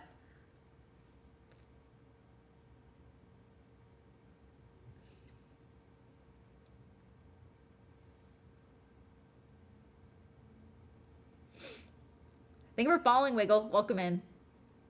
Saw your video on Scan Cons. Did you see the epic events and entertainment scandal? Epic events and entertainment. I know there was a couple. Hang on. So many of my notes. I have to always have a notebook open when I'm streaming because then chat like gives me information. Okay. I may have seen it. Let me see. When was it? Was this a few months ago? Because I know there was one a couple months ago that I made a TikTok on, but I didn't make a video. And entertainment. I've seen some of the GalaxyCon stuff. I haven't looked into it enough to like make an opinion. If they're zip tying mobility aids, then we gotta fucking cut it. Because what the fuck are we doing? Scandal. Let's see. This is from the Pizza Expo. So much of my pens are just like freebies at conventions. After seeing how vile people can be. I remember that at the end of the day, with how vile people can be, Charlie, you just got to remember that there's a lot of awful people on this planet that I want to outlive, frankly, and I will find joy and whimsy in every single day to make sure I can do that. That's truly it. Behind you have a comment. We have two Snoopies, actually. They're both race car driver Snoopies. They both have helmets. This is from 2024. This is from this year. They both have helmets. This is race car driver Hello Kitty. So, I was at a June wedding from them in Georgia, and I'm happy to speak, LOL. Yes. There is no mask to hide behind on the internet. Don't say something if you won't say it out loud. Yeah, but so many people don't do that, Like, the amount of times I've been confronted, like, at an event, and what normally happens is someone, like, for lack of a better phrase, steps to me, okay? And they're like, "Why the fuck did you say that?" And I'm like, "Why the fuck did you have an unsafe event?" I usually don't swear. But, like, the moment usually what ends up happening is once they realize that I'm going to stand my ground and we can actually have, like, a productive conversation, like, "Hey, I believe this, let's have this conversation. If I have wrong information, let's talk about it. But, like, you're not going to speak to me crazy." Usually we can have, like, a very productive conversation. if there isn't a productive conversation, it's usually because there's something else going on. That happened with, this has all been resolved. I want to make this abundantly clear. Velocity Invitational. Last year when I went in 2024, this was a Girly Pop Go video. And I went for a second time. Okay. And when I was in the lounge that I had paid out of my own pocket, like $700 for, if not more. Okay. For the weekend. I just done a GT3 ride along, driving like 160 miles per hour around the track. We almost hit the wall. Everything was fine. I had a blast, but my adrenaline was crashing. So I was like, let me go eat something before I drive back to my hotel. While I'm in that room and as I'm leaving, I get stopped by a woman who is sitting at a table with one man and then a man is standing next to her. And she goes, did you have a good time? And I'm like, sorry, like I'm caught off guard. Better than last year, right? And starts like and so I've assessed, oh, she saw my video from last year about this event and like was like, the whole interaction just felt very weird because I was like, well, last year it's hard to beat. And the guy that was standing there was like, I agree. I was like, last year McLaren was here. Like, it was their anniversary. Like, it's a hard deal to beat that. Like, I got to go in a Formula One car last year. Like, that's hard to beat. And the guy was like, I agree, and walked out. And then the other guy that was sitting at the table, I think, introduced himself to me once, and that was it. But it was a very weird confrontational back and forth. And I assessed, like, oh, she clearly saw my video. And I'm like, I'm Amanda, by the way. Nice to meet you. What's your name? Because she never introduced herself to me. No hello. No, hi, my name is. I'm with this event. None of that. I've assessed she's with the event. And it was just like a very weird confrontation. And she mentioned my video and was like, yeah, we always just try and take feedback and be constructive and things like that. But yeah, we're really making progress and things are going better this year. And I was like, I mean, there's been a lot of scheduling issues. I actively don't think this is better, is what I told her. It's like, I'm having a good time, but like, this is a noticeable difference from last year in a way that is not good. And it was like really weird and confrontational. And by the time I got back to my rental car, I like called my friend and I was like, okay, I think I just had a stroke. Like this whole interaction was so weird. Okay. And what happened, so like I stood my ground, like my adrenaline is crashing. Okay. But then I like did my review. It was weird. Okay. Couple months later, this year, okay, while I'm at another event, I get a message from someone at Velocity Invitational inviting me to come back this year. This year ended up being canceled because of the tariffs. They ended up having to postpone it, okay? And they were like, hey, we'd like to invite you back. And I was like, thank you. The timeline doesn't work, but also I was really bothered by how one of your employees spoke to me last year. And we went back and forth, and he was like, unfortunately, like we have heard about this, for like how they spoke to other people. So we guarantee you this person was already fired because I hadn't given any details about who this person was. And I was like, okay, but just in case they haven't been fired, I'm not telling you who this is because I'm not going to be the reason someone gets fired like this. And they confirmed to me like, okay, you have my word, like we will use this as a teaching, thing if this person is still with us. But like this is a problem that we've been having, and we got a lot of complaints about certain people, so we do need to know what was going on, And what it was, okay, and this answered so many questions. So this person was not employed by Velocity Invitational. They were hired as a consultant for Velocity Invitational in 2024, okay? I checked LinkedIn, okay? In 2023, they were not with Velocity Invitational. 2022, they were with Velocity Invitational. So my video review, which when you searched up the event, my video was like one of the top 3 videos that's not from Velocity Invitational. The fact that there was a review that was glowing about how amazing the event was, because like that's also what didn't make sense to me. I was like, why is she bringing up my video like it's negative? Like my video was so positive. If anything, I said that like the ticket type that I had was like probably could have been structured better and was not worth the price. So that's why she was so adamant, chat, of trying to get me to say this year is better than last year. That's what she was doing, was she wanted to go and be like, hey, remember that video that you all like, that you guys point to about like, look how good we do. Yeah, she said that this year was better. That chick, yeah, she said this year was better. That's what it was. And so it made so much sense. And it's like, yeah, no wonder we never had a productive conversation. You were so determined to get me to agree with you so you could use it to get more work. And apparently they got multiple complaints about her and that guy that was there at the table. They were like a package deal. And he's like, yeah, they're not working with us again. You're fine. Don't worry. So we'll see. They're doing it again next year, is the plan right now for Velocity Invitational. It depends on the dates. My dates are already very locked in. And Sonoma is so hot. In October last year, it was really hot. I liked it better in November, but November is so slammed. So then they moved it up to June this year. So I was already not going to be able to go because of timeline, but also I was like, I really don't want to go to Sonoma in June. It's so hot. It's an outdoor event. It's so hot. I might be. I have been. I am not currently. Are you planning on going to any East Coast events next year? I mean, definitely. That's the plan. I have one that I'll be at for New Year's, but I don't know if you guys are doing a video for it. I'm going to something. I can't tell you what I'm going to. I'm going to something in for New Year's that might not be a video. It might be shorts content. But I'm gonna be in South Carolina. But I can't tell you details, unfortunately. She's gatekeeping New Year's. Well, you guys probably won't get the video. I'm someone's guest for something, and she's bringing me because I'm professionally curious, and I'm also better at talking with strangers in a networking capacity than she is. So I am straight up a +1 for that one. My job is to make sure she does not get abducted in South Carolina, like truly. So. Have you gotten a neck fan? Oh yeah, I've gotten a couple. Those get gifted a lot at events. Neck fans, like the fans, like the ones that go around your neck. Oh no, not the neck fans that go around your neck. I have the handheld ones, and then I have in Japan because it was weirdly hot in Japan when I was there. Towards the end of my trip last year, I'm going back to Japan this year, by the way. I got one of those like freezing ice packs that that goes around your neck. That thing slaps, by the way. After you run or work out. Because, I hold a lot of heat from my neck. That thing slaps. The fan with the spray bottles. See, with my makeup, I can't do it. Thank you for following. All right. I'm going to mute the live and go on intermission because I need to use the bathroom. So I'll be right back. 2 seconds. Okay, wait. How do I mute you? Thank you guys for the hearts. Mute. Mute.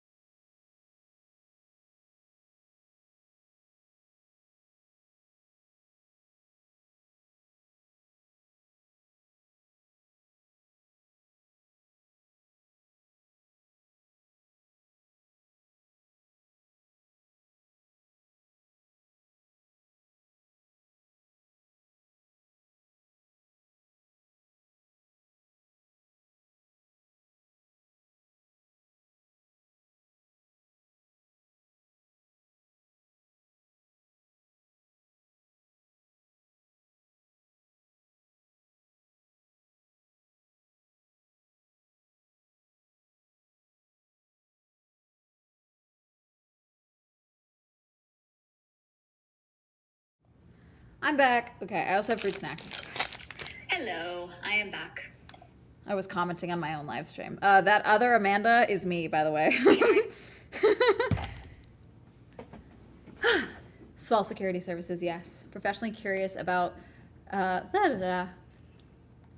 Professionally curious sounds like a job title I want to have. I mean, it's literally my job. It also sounds less shitty than professionally nosy, so... Which is what it used to be. Snacks, yeah, we have fruit snacks. I buy these in bulk from Costco, chat. They're really good. They're like real fruit juice.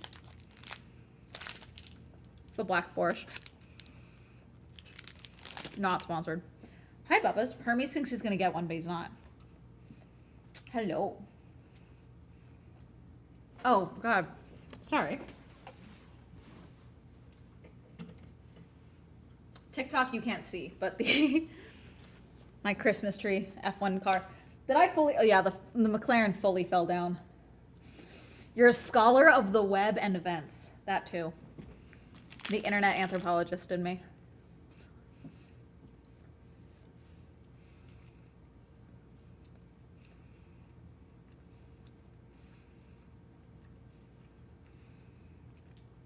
Hello. I kind of want to go. I feel like I'm going to start editing for like 5 minutes starting at 1:55 just to prove a point so that the betters lose for the ones that said I wasn't. Thank you for the glasses. Not me doom scrolling and finding Amanda by accident. Hi, welcome in. I had to do work stuff, so I have no idea if you said anything about the screenshots of Epicons. I haven't seen anything. Did you send them over? Or, hold on. Let me see. Did you send them? I don't know how that works. You were following. Sorry,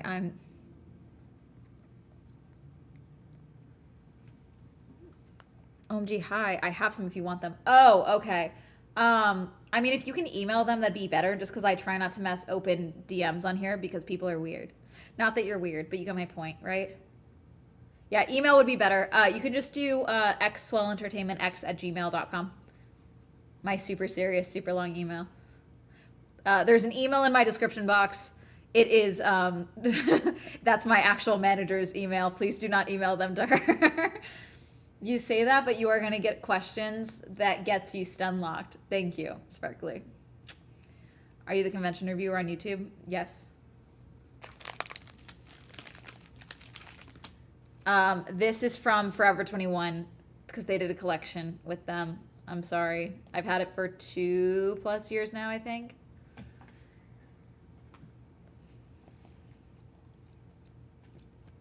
I had a race jacket from them too. I think I got rid of it. No, it's downstairs. I have to sell it.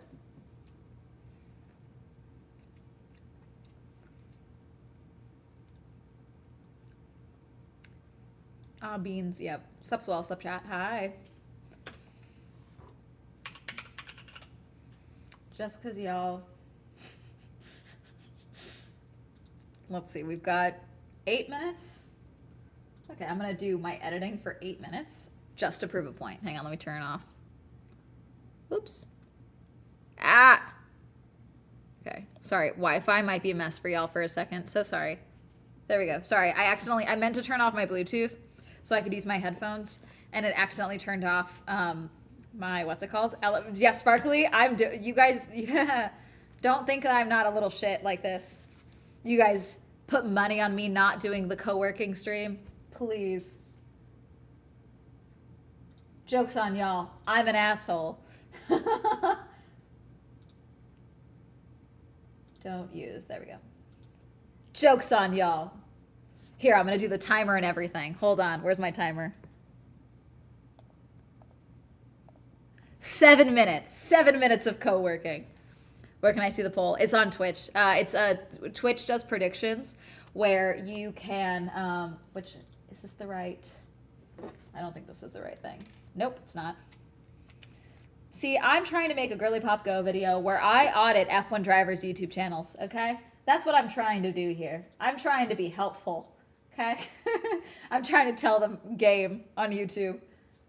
And yet, My chat on Twitch is being mean to me. Come on, eject. Eject. There we go.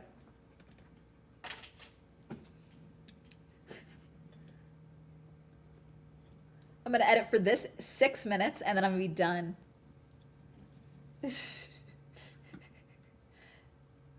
Just because y'all, God, I filmed for so long. Why? How long is this? Why did I do this? I mean, I went through 23 drivers, 24. No, 23. Because I included Arvid, I included Checo and Valtteri. Import selected. Come on. Close. There we go.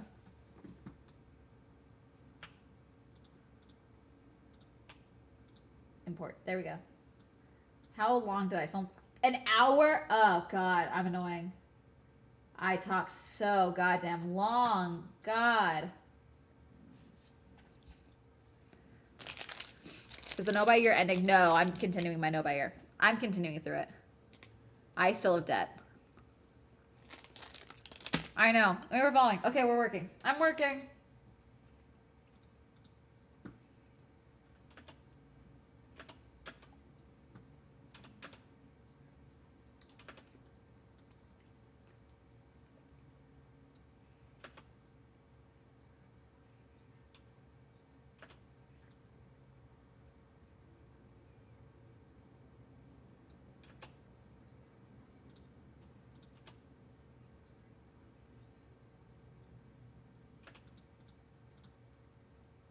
God, my new audio is so crisp, chat.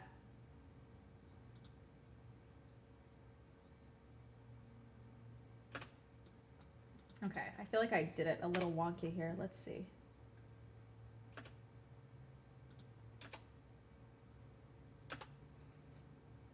And the prediction, Sparkly, give me my winnings. I'm working. Working is happening. Everyone get wrecked. Thank you for the chili. The 15 chilies. Thank you. The real Nick Morton, welcome. I have to be careful because sometimes these unsync from this and it can mess with the lineup of the audio for some reason with iMovie. I don't know why. It only does it with iMovie. It doesn't do it with anything else. It's super weird. Thank you for following, Kiana.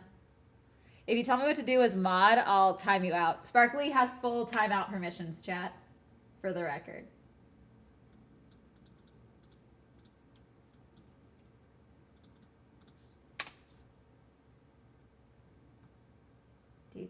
I was live for 2 hours. God, you guys get me chatting, and I just like time flies. It just disappears. That's crazy, actually, when you think about it. Like, I really am a yapper professionally, because like.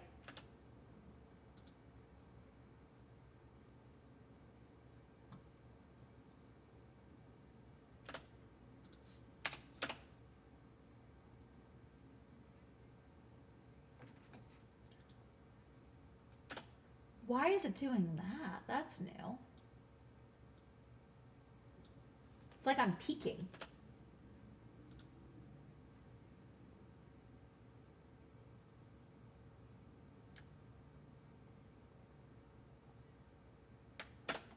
What is that sound? That's new. Okay, that might be the recording volume issue.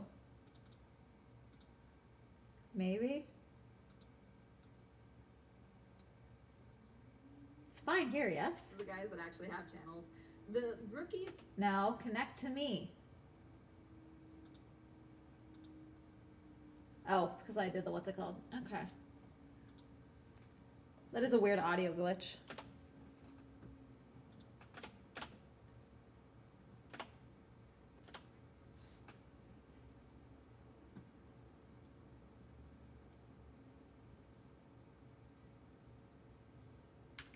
Oh, you know what it is? I might be too far from the mic here. Because I have this dynamic mic. Because this one, I have to be like right up in here. And sometimes I'm a little further away. When I first used it, I was like right here and it was fine. I think I'm a little too out of frame for it. It might be a little too low. It is what it is. I'm a Da Vinci person. See, I'm still using iMovie. I'm cheap.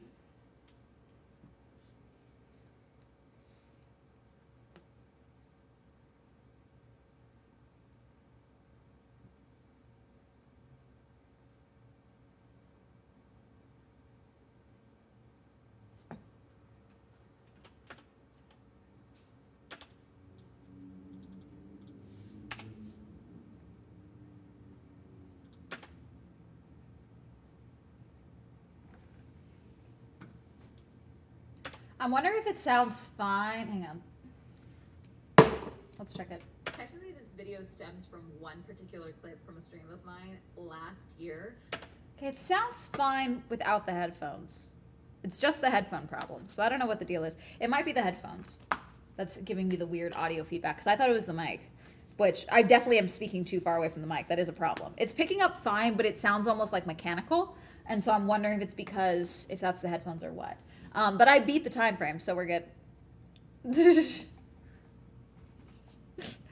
We can go back to chatting instead of co-working. Big day for Whoop Whoop. Congrats. Yes. Thank you for following, Jay. Icon. Thank you. DaVinci is free. Yeah, but I just don't like it. I've been using iMovie for so long that I feel like swapping to DaVinci would be more hassle than anything. You know what I'm saying? Video actually stems, technically this video stems from one particular clip from a stream of mine. Technically, this video. Yeah, I feel like it sounds fine without the headphones. It might just be that the headphones making it sound just a touch too mechanical. Maybe that's it. I'll check it later. It might be on, it might just be a headphones issue. William did mention that it sounds better when I'm right up in it. Right up in the mic.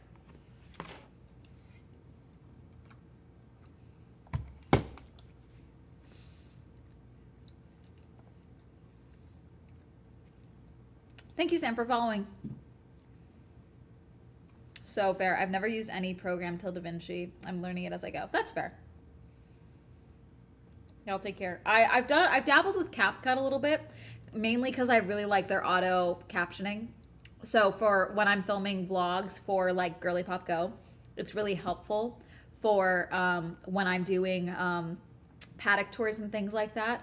Because sometimes with the audio it can go up and down because I'm filming like in a crowded paddock. And sometimes garage spaces, so it can be helpful with like their auto dubbing, so you can actually hear like what the tour guides are saying and things like that. I think we're following Ashley. Let's see. You get used to it, kind of. Man, I can't imagine having to hear my own voice on a regular basis. You definitely get used to it. Like, there's definitely a gap for like how you think you sound, how you hear yourself sounding in your head, and how your voice actually sounds in recording. And what it actually is that it all sounds the same, but because we're not used to hearing it in that way, it sounds drastically different. As you get practice with like editing yourself, that gap between how you think you sound and how you actually sound gets way smaller, so you start to even it out, so you get used to it. How I sound usually is the same now versus like when I was 16 and I started filming. But I watch YouTube and I see you had an Uber Eats ad. How did the no buy, no ordering food year go? Still doing it. Uber Eats, though, I mean, like, it's an ad, you know. I ordered Uber Eats. I have used Uber Eats. It's my rule with brand deals is products that I have used before. I have used Uber Eats. Therefore, I did the Uber Eats ad. So, still doing it by year. But with Uber Eats, I did reuse it for another week or so before I agreed to do the brand deal, because I was like, you know what, let me make sure they haven't like nuked the app since I haven't used it in a while, you know. I think we're following Kit. Yeah, I'm going back to my no buy year fully for the new year. I still haven't dealt with my debt enough.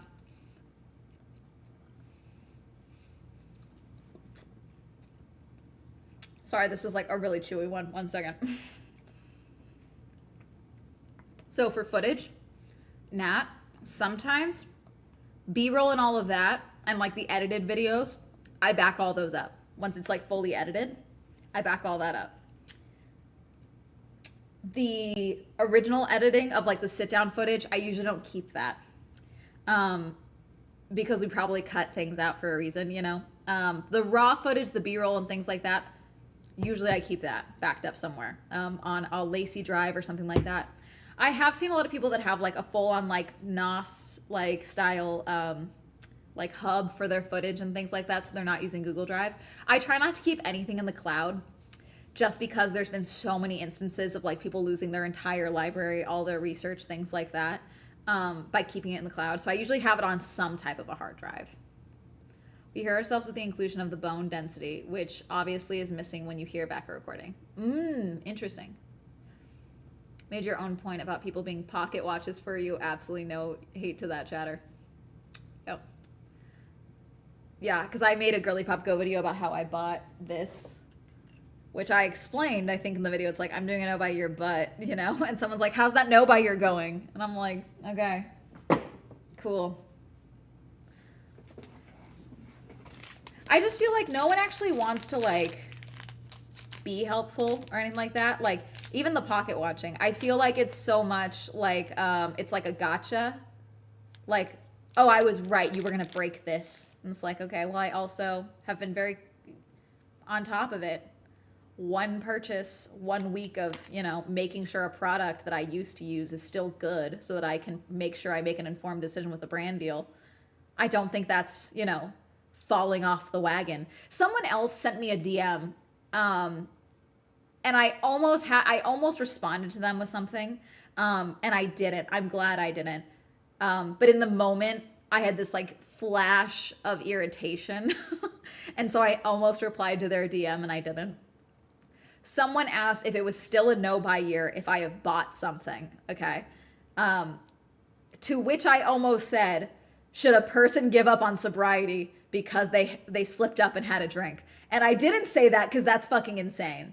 Okay, I didn't say it, but but it's like almost the same concept. It's an extreme comparison, but it's the same concept. Should you stop trying to fix the problem because you fucked up one time? That's insane. You shouldn't. You know what? You acknowledge why did we slip up? Why did we make the decision? In that case, that person was referencing how for Anime Expo, I had allowed myself to buy from like 3 separate properties. I was like, I have a budget of $300. I paid off one of my cards. I have a $300 cash budget. I'm allowed to spend that on these anime projects. That's it. And I gave myself that like buffer room so that I wasn't freaking out and buying something insane, you know, but I still had those parameters. And that is what they were referencing. Something that I was very clear, like, hey, I paid off this card. I've budgeted this money for myself. I am allowed to spend this on something fun, okay? And that's exactly what I spent. Even less than that. I think I spent maybe 112 the entirety of Anime Expo on like Apothecary Diary stuff and like one F1 keychain or something, you know, like, but it's the same concept of like, okay, yes, I gave myself this little win and something fun, you know, especially because I didn't go to Japan this year. I didn't go and spend all that money. I had come back from France. I didn't spend any extra money while I was in the other countries. Like I was being very good. And so I gave myself a little pocket of fun money. That's it. Yeah, you know, but it's like, even then, it's like what works for you and what works for you, you know? Like some people are like, oh, no eating out on your no buy year. And it's like, I love eating out alone. I love going to a restaurant by myself now and like having that time to myself or in a place that I like. And so I was like, okay, I have to go within reason and it's once a month I'm allowed to do that. When it's not like I'm at an event and I need to eat something. When it's like me actually like deciding to go out. So like last night, I went and tried out a new Japanese place that I've never tried before. It wasn't new, like it's been there, but like I've never tried it. But it was nearby the movie that I wanted to go see because I wanted to go see Wake Up Dead Man. So I took myself to a nice little solo dinner date, okay? And that's my, you know, that's my one and done for December. That's it. This week I also went out with friends and we went and got dinner, you know? People in general are snarky about people trying to better their lives. Yeah, and it's like, it's my own fault. I easily could have not told y'all I was doing an no buy year. That would have been extremely easy for me to do. But you guys like when I talk about money, including my own personal finances. And I think it's something that a lot of people think a no buy year is like really difficult. And they will do the, oh, I fucked up with 1 month. I guess I'm just spending money again. And it's like, no, it's okay to acknowledge like, hey, I slipped up. I bought this and I shouldn't have. Did I panic buy Yuki Red Bull shit? Yes, fully. Do I need to not do that again? Yes. Okay. I need to never do that again. Would I have bought this again if I had been probably functioning in the brain department and not upset about Red Bull? Probably not, you know. But I did it. It's done. It's fine. We can acknowledge the problem and move forward. Wait, what was that?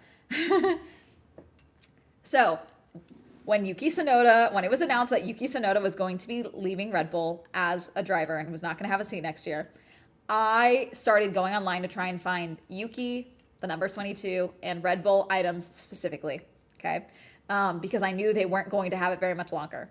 So one of the things that popped up is this. This is a piece of bodywork from the show car for the Japanese Grand Prix this year, which was the first Red Bull that Yuki drove this year when he joined as a Red Bull driver, for the Japanese Grand Prix.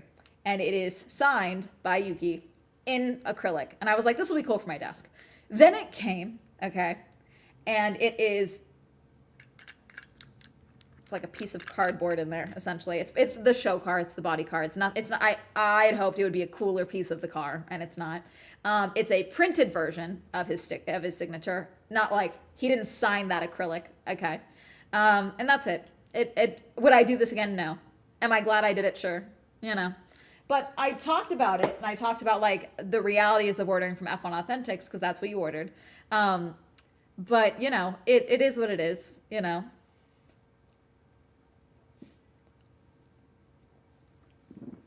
Kenny, I did a no buy year because hold on.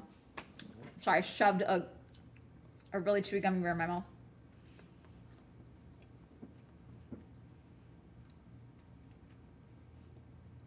From the listing, there was no way for me to tell that it was not real, which is it's real.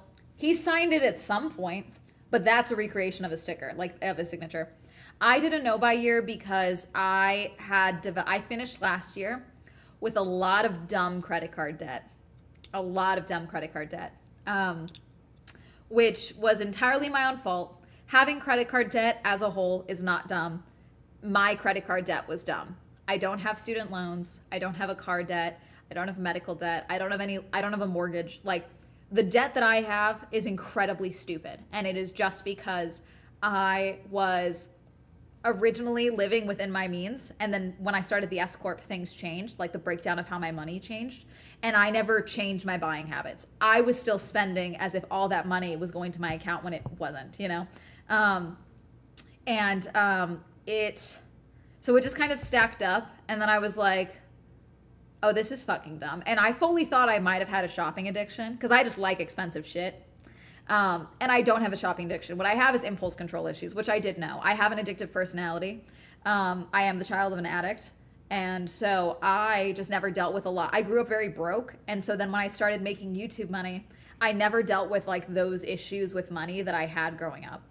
So that manifested in, oh, well, I need to fulfill my inner child and pay off my inner child and give her everything that she wants because I now make good money.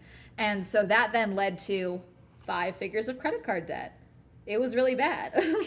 I had at the height, it was $37,000 in credit card debt. It's now lower, not as low as I would like, but I've made really good progress in 1 year, considering how little I've been able to put towards it, it feels like. So I am, continuing my no-buy year. But I mainly needed to do a no-buy year, not because I thought it would help with the credit card debt, but because I needed to figure out what was the impulse control issues with spending money, you know? Oh shit, hi Swell. Hi. Just got here. We were talking about, I have credit card debt. Congratulations on the progress. Thank you. Definitely helps. I'm trying to work on my own financial literacy too. Yeah. So like there's a video from February, I think it is. And I've closed 2 of my cards. I've paid off 2 of them. I did have multiple. And sorry, when I say closed, they're not closed. Like there's no money on them and they're locked, but they're not like closed because that fucks up your credit. But like I'm not putting more money on those. So like progress has been made. I'm doing the snowball method. No, I'm doing the avalanche method, not snowball, which Dave Ramsey can get wrecked. But, you know, the snowball versus avalanche method is a very decent method for some people. Avalanche is where you attack the debts one by one based off of the interest rate. So over time, you end up spending less versus the snowball method. You start with the smallest debt and pay that off first, and you get a bunch of little wins really quickly. But it can be a little more daunting when you get to the final big debt. So, yeah.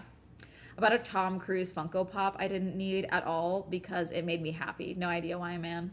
I mean, yeah, there's some times where it's like, I was really big on, oh, this is on sale. Like, the amount of times I bought a fuckload of things because they were on sale.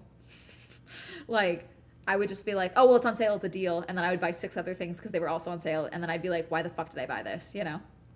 Are there any books or media that helped you understand your impulsive spending habits better? No, just really full on attacking them and journaling a lot and like kind of being acknowledged of like, okay, I would have anxiety. Like, okay, so this is a good example.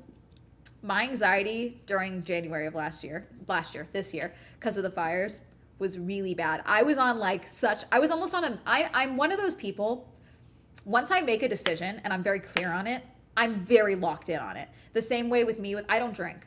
You cannot get me to drink. No one can make me feel bad for not drinking. No one can like, you can't be like peer pressuring me to, like, it just doesn't work with me. I am very, like, as soon as I have made a decision, I am locked in on that. So in January, when I was like, I'm going to do a no-buy year, I decided within like 24 hours that I was doing a no-buy year. And I was such on a high. When I had therapy, I was worried my therapist was going to say I was having a manic episode. Like, I was on such an emotional high because I had made a decision, and I now suddenly had an answer to, oh my God, what am I going to do about this debt? It was like, okay, well, you're going to do a no-buy year, and that's going to help a lot. Like, you're going to not spend money on X, Y, and Z. And like having that parameter for myself was very helpful, and just having that clear parameter. So I was on like this like really big high, and then we got bad stuff happening on January 7th, and everything was on fire, and we evacuated, and things were really bad, and I was very anxious and scared, and I was having a lot of survivor's guilt is not the word, but like I was feeling so bad from like an empathy side of things, as I'm assuming most people were, because I was like, oh, thank God I get to go back to my apartment. But like, there's people that like, there's so many people around me. Like, even my building now, we have so many people that have moved in that lost their homes and still have no money from the insurance companies. And we're 12 months out, you know, like I was emotionally devastated. And like, it felt shitty talking about it because I was like, well, I didn't lose anything, you know? And so my friends were like, okay, well, you need some retail therapy time. And I was like, well, no, I don't. And they were like, you're going to break your no buy, and we're going to go walk around a mall, and you're going to find something fun to buy, and you're going to buy it so that you feel better. And I was like, well, no, I'm not going to do that. Like, I'll buy a pretzel, like something to eat. I'll buy something to eat with y'all. But like, I'm not going to go buy like a manga to read right now because I'm not allowed to. Like, I'm not going to do that, you know? And it's like, yes, I need to not let my emotions drive my spending. Like, that's not good, you know? So no credit score. Yes, I know this isn't a good thing. Not attack. That's okay though, because so for me, like, this is the thing as well that happened with me. My dad is very financially illiterate, because I think what happened a lot with a lot of Gen Z as well is a lot of people's parents. Thank you for subscribing, Choco Cat. Yes. Choco Cat, yes, Choco Cat, you won the Swell Grand Prix. Thank you for subscribing. A lot of people, like, our parents aren't super financially literate, so we didn't know. And then so it was kind of like, well, of course, flex culture is like, let's buy a bunch of stuff on all these things, you know. My dad is very financially literate, but he was always just kind of like, we'll deal with it later type of thing. So like, when I was 22 is when I finally went to go get a credit card, because I had put off getting a credit card because I was convinced my parent I don't speak to had stolen my credit information. You know what I'm saying? And I was terrified of opening up a credit card because I was convinced my credit was devastated. And so finally I was like, nope, you know what? I want to move out. I need to figure out how bad it is. And thankfully they had stolen money from me, but they hadn't fucked up my credit. Saving grace. Okay. So, that was good. But like, I finally got one, and I was very responsible at the jump with my credit cards. And then I just was making good money, and I just got dumb. I got too into points hacking and all that stuff. If we'll know by year is intimidating, you can start with a week, month, season, etc., and give yourself parameters. Yeah, like you can just do like for example, like this one I need to get more locked in on. I gave the books one. I slacked on the books no buy, chat. I started buying books again. I need to stop doing that. That's bad. That's no. I have so many unread books that I need to read. My physical TBR downstairs is crazy. So like, something as simple as like, hey, no books. You're doing a book no buy for like the first month of January. Like, something like starting there, like acknowledging what's one part of your like spending in a year that's like really bad that you think is bad, and you're like, okay, let me tackle that. Like, maybe that's no clothes. Maybe that's I don't need to buy shoes. Maybe that's I don't need to buy merch. Maybe that's I'm not going to buy things off of Etsy. Like, it could be anything. How money in America works. That's totally valid, Onion.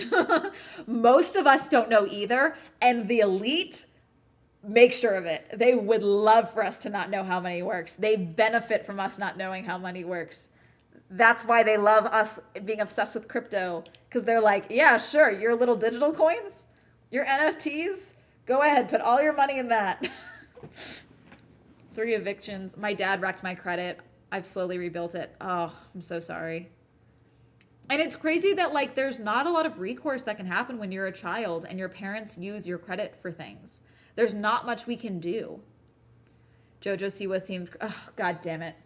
Sorry, I just saw JoJo Siwa themed cruise.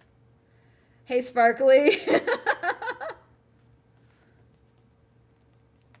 Can you Google JoJo Siwa themed cruise for me? Sparkly is my digital assistant, so y'all know. I did a Books No Buy. My friends and I shared a library, each other's collections. Oh, one thing that I did last year that I actually really liked, and that also kind of like I did this last year, and it was actually very easy for me to do, and I used this as a framework for doing my No Buy year. Old Loser in Brooklyn here on TikTok. Okay, Mandy. She created the 75 Hard Style Challenge. Okay. And because you guys have heard of 75 Hard, it's like 75 days of like drinking all this water, working out every day, doing X, Y, and Z, like crazy. Okay. She created the 75 Hard Style Challenge with a list of parameters. And it's like a full on challenge that is basically you trying to get more creative with the clothes that you already own and not buying anything more. And it's a way to help develop your personal style. But I did this last year for, I think I made it 60 days. Okay. And it was really helpful for me realizing like I actually liked a lot of the items that I had in my closet. What I didn't like was the quality of the items I had in my closet. Like there were so many items where I was like, God, I love this red skirt. I hate that it's made with like this shitty PVC leather that's like super fake and shifts and like doesn't fit. Like the color is fantastic. It looks great with this outfit. I hate the material, you know, like things like that. And it was really helpful because it made me realize like, okay, I like this piece. I would need this in a different material or things like that. And it also made me really realize like, just because something is trendy, like, and I would like it for this outfit in my head, I should wait until I find it in a material that I like. Like that sounds really stupid and obvious, but like it's things like that that make you kind of look at things differently that I think are really helpful. Seems like the type to personally crash out on Amanda if the review is negative. Let's hope. Oh, something to learn about books and libraries. I just found it out. Check your local library and see if they have partner libraries. So if you're, I know I have a partner library because my personal library that's like here is closed for renovations. And a lot of libraries in my area closed because of the Eden fire. And postpartum and could fit in the clothes that I curated over a decade. I think that's something else, Phoenix, that a lot of people don't talk about as well when it comes to like, pregnancy and like postpartum is like the little things that you don't realize. It's really similar. This is gonna sound like a crazy tangent, but it's really similar to what people that are on steroids, not steroids not steroids like for bulking, but steroids for like when you're sick. Lisa was on steroids. Lisa's my stepmom that passed away, chat, from cancer.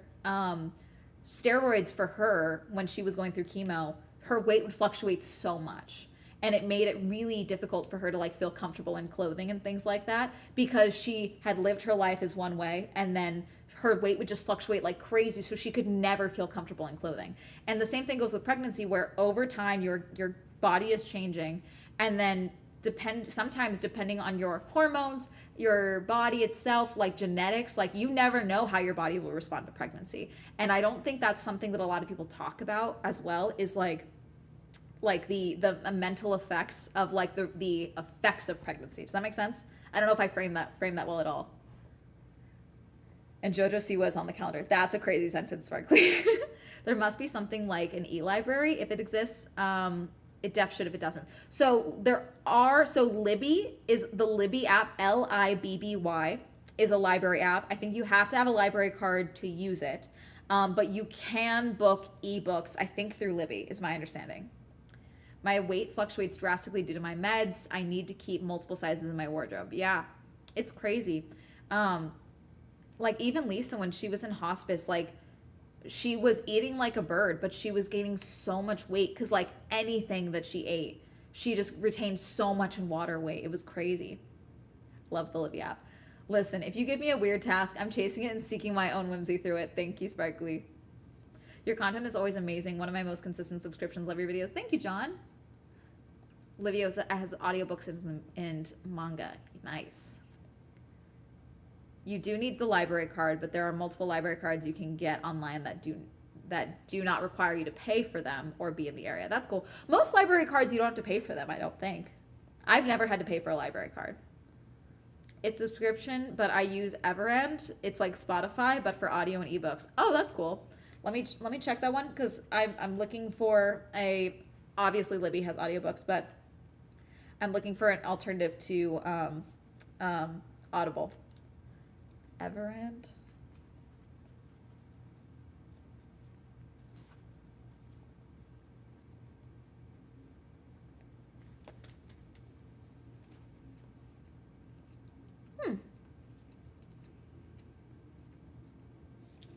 There's also Hoopla.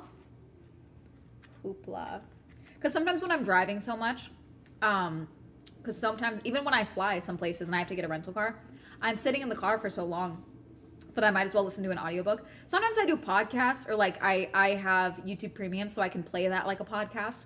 I got rid of Spotify's membership this year, which I am glad I'm glad I did. I miss it at times, mainly for music, not for the podcast, but I miss it for music.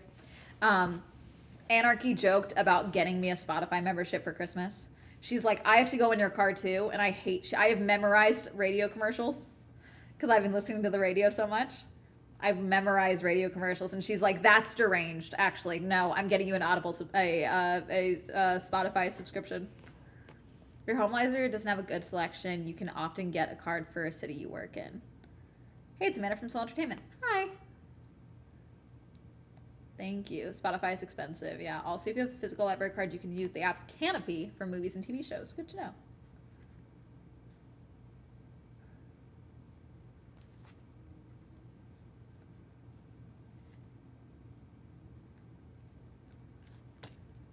What helped my spending habit is shifting my perspective on buying, focusing on ethical and local. That helps a lot. I'm also very big in cost per wear. So like when it does come to clothing items, but that also is the problem of like, I like expensive shit, but I like quality shit, you know? So like this, I have been pretty good about not buying any clothing items this year, and I've bought no shoes. That is one thing. Like I did buy a few clothing items for merch from, for the Yuki thing. Like I said, the shirt I wore yesterday, that was a recent purchase. But other than that, I really haven't bought anything, you know?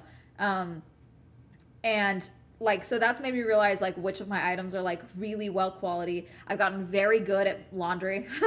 Not that I was bad at it before. Like I did know how to do laundry, but I've learned all of like, I've been like looking up like, oh, what's the best way to like wash your clothes so that they last longer and things like that. I've always been like a hang dry person anyway.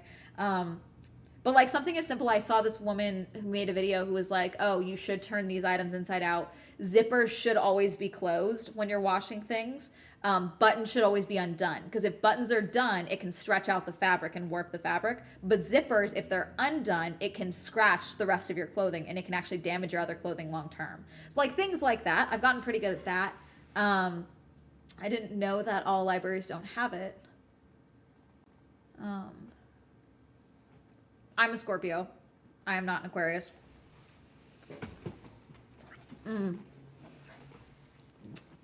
I love thrifting, and like that's probably one thing that I'll do once I do start spending money on clothing again, is like really taking my time with thrifting and going back to it, because that's what I used to do.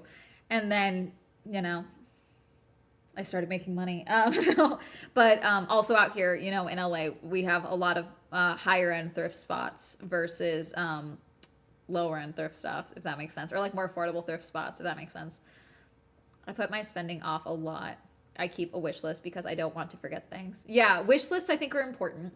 The other thing that I've gotten to as well, where I've just become like, even when I am tempted, I'm like, okay, if I buy this now, then that's less money I can put towards my debt. Or I'm like, if I don't buy this now and I handle my debt, then I can do this later. Like this will set me up later. I'm closer to getting a house later. You know what I'm saying? Like it's like trying to think about the future and not just the right now has been very helpful as well. LA Goodwill is probably a gold mine. It can be a little expensive. But also we have a lot of Depop sellers out here, you know? Moving out of London def helped my thrifting habits. I delete things from my wish list a lot. Usually after like a week, I'm not excited about the thing. That's valid. Thank you for following, Joss. Any tips for hoodie strings? I hate how they wrap around other clothes. I don't have a ton of hoodie strings. I'm realizing a lot of the sweatshirts that I have are sweatshirts like this style. And for hoodies, a lot of the ones I have are the F1 hoodies. And for some reason, they all do the snap closures. They don't do the drawstrings. So I don't have a lot of hints with draw. You can remove them. That is always an option. You can remove the hoodie string. Using a wish list extension on your browser is really helpful. You can go back and see if you actually want it or if it's a dopamine thing. Thank you, Alter Ego, for following. I was raised fundy Christian, so the future is hard to think about. That is fair.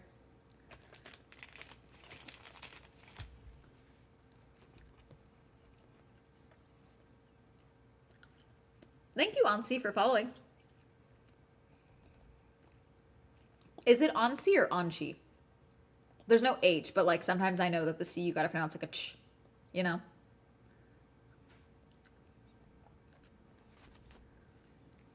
Washing inside out or trying them together before washing, so if they snag, it at least doesn't come out.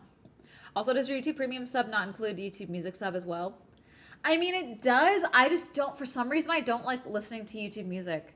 I just don't. I've just never been into it. I don't know why. Gotta run away. We'll be back soon for co-working. Bye, Sparkly. Sparkly's giving me a hard time. Which just helped me spend less because I always forget about the stuff on there. I add it and leave it. Yep. It is okay, Anchi. Thank you. Thank you, Pedrito. Pedrito. Thank you, Pedrito, for following. I can't believe someone got it. I'm so used to Twitch chat. They're very good at correcting me on names because I want to make sure I get it right. YouTube Music interface just isn't it, TBH fair. Always excited when you upload. I absolutely love your content. Thank you. Send a Christmas presents. Technically, no. So for gifts, if you would like to get someone a gift, I've included that in my no-buy of like, I am allowed to do X, Y, and Z. I'm not buying anyone a fucking Chromebook. You know what I'm saying?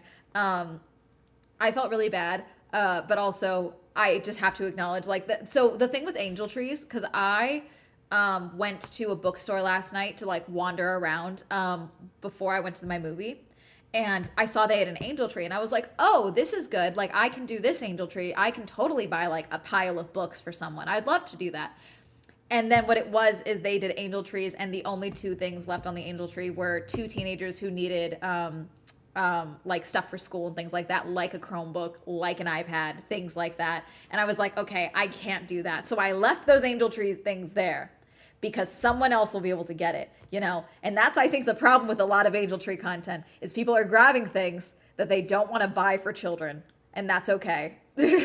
Like, you can also just acknowledge that you're not going to do that angel tree item. I don't know why people are so adverse to being like, hey, that's not in my budget, but someone else probably can buy a kid an Xbox this holiday season. I can't.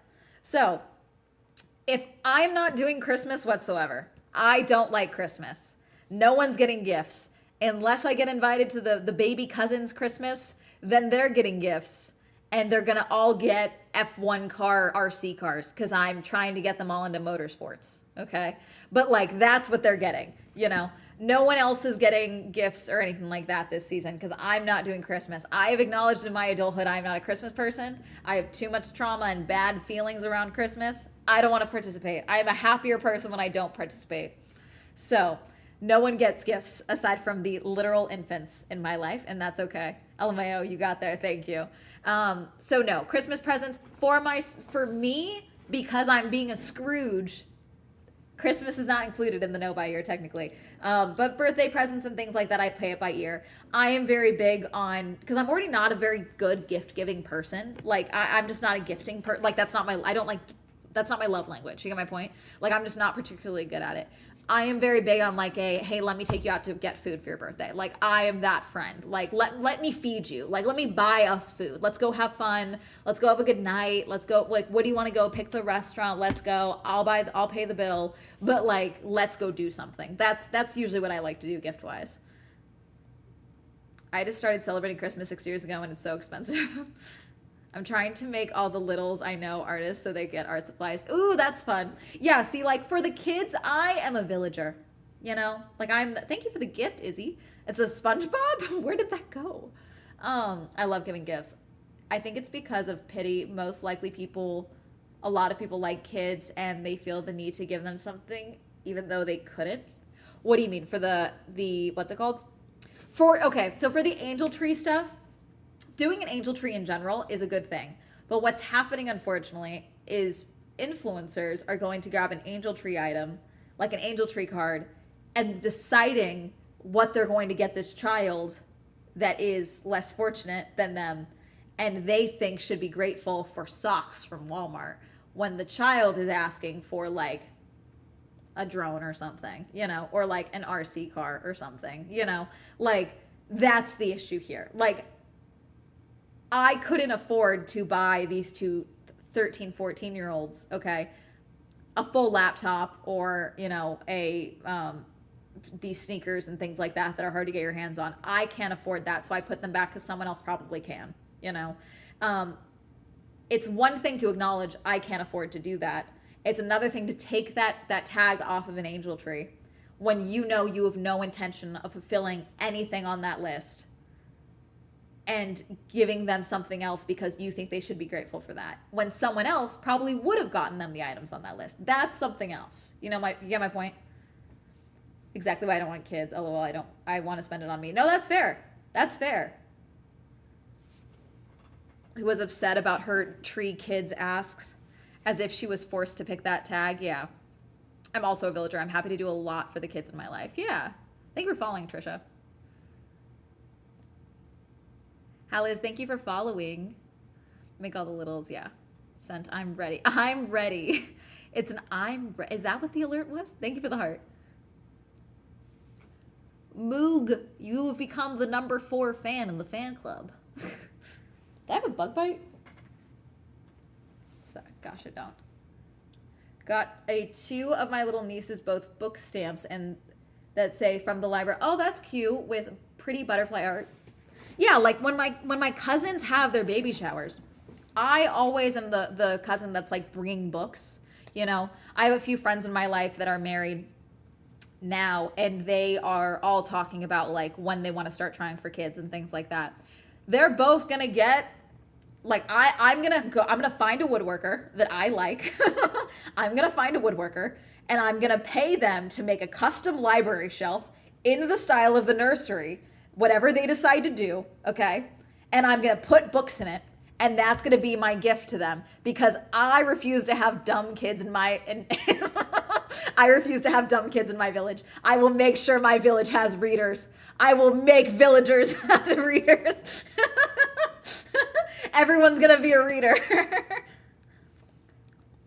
Because, like, I have friends that read, and then I have friends that are like, no, Amanda reads real books. Like, I read picture books, or, like, I have X books for funsies and things like that. And it's like, okay, well, your kid's going to be a reader. I don't care if you don't read. Your kid's reading, you know? Yes, all the kids get books. Tell me what you want the nursery to look like. Tell me what the theme is. But I'm having a custom bookshelf made for your kid that's going to look cool, and then we're going to put books in it, okay? We're building a library. But I also have no kids around me. That's fair. Damn, I didn't know people liked kids this much. Am I the asshole? No. I think it's back and forth. Because, like, when I was younger, I fully was like, I'm going to have, like, 3 kids. And then I've gotten older, and I've acknowledged, not that I don't want kids. I don't want to have kids with a loser, you know? So, like, if anything, I was literally talking about this in therapy yesterday. I was like, when I think about having kids right now, I think about doing it alone. Like, I think about adopting as a single woman, as like a single mom, more than anything. Than I think about, even like, I'm bisexual, like even with men and women and the like, you know, I'm just kind of like, I don't really like trusting people right now. I like kids when I can give them back. Yeah, that's fair. Like, I think I made a TikTok video after Thanksgiving where it's like Thanksgiving when leaving with all the leftovers and none of the kids. I think we're following him. My friends write kids' books, so all the kids I know get their books. That's fun. Really, we need to save the literacy level of these kids. Yeah, preach. That's a fair view. With the current dating climate, that's valid. Yeah. I just don't want to deal with it. Like, it's one of those things where, because, like, I'm 28, and, like, logically, I know I should probably try and date more. I really should, you know? The thing is that I then download, like, Tinder or something, and I see someone whose screen name is, like, put my balls in your mouth, and I'm like, okay, we're deleting this again. Also, I don't like that I have to parse through whether or not people are Nazis right now. Not that you've never had to not do that before, but it's gotten really bad with my generation. And I don't want to go on a date and then, like, think this person is normal. And then, like, 7 months in, they reveal to me they're a Nazi and that they think I shouldn't vote. That's insane. I don't want to deal with that. That's crazy.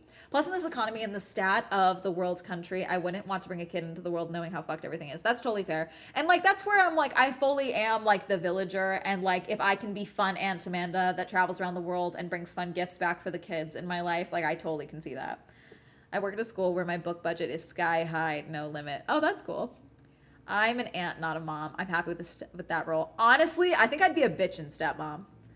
I used to be very against the concept of dating someone with kids already or someone that was divorced. But as I get older, I'm kind of like, I think I'd be a really cool stepmom, low-key. Being a lesbian has never been better. That's fair. Yo, comics were great for me as a middle schooler, but then I was the kid that had a dictionary sat next to me so I could look up words I didn't understand. That's cool. See, I'm dyslexic. So, like, which we caught it when I was in second grade. And so... like, so much of my love of reading has come from the fact that I had to, like, fight to be able to read, if that makes sense, you know? And I feel like so much now, like, we're just not, like, the comprehension issues and things like that, like, I feel like we're just not getting the kids excited to read anymore, you know? Currently being served videos of school teachers crashing out because their students can't read for shit. I know. It's so frustrating because I've always been team, we need to pay teachers more, okay? And for some reason now, we have a lot, like, I think we need to ban iPads for people under 16. I'm sorry. I'll accept 13. 13 and under, we don't need to give them an iPad. I'm so sorry. I don't care. I don't care if it's a leapfrog. We need to take it away from them. These kids can't make eye contact. They can't sit at a table without yelling because you took their iPad from them. What happened to coloring? Did crayons go up in price? Did I miss that? Like, what happened to coloring books for children? Why are we giving them an iPad? Why did one of my baby cousins sit on the couch for 3 hours during Thanksgiving watching Minecraft Let's Plays on YouTube? He's 5. Like, what are we doing, actually? I'm glad Reading Rainbow is back. Oh yeah, generic health issues are also a problem for me. I think about how my genetics would be a mix. That's fair. I have so many manga that my bookshelves aren't enough. LOL. I have drawers and dressers too. Following along to a book with audio has helped my ADHD and dyslexia. Dream Thanksgiving TBH. Currently being served. Alex, thank you for following. Did I say thank you already? I may have. I think the iPad problem is the symptom of the systemic issues causing families to barely have time. Yeah.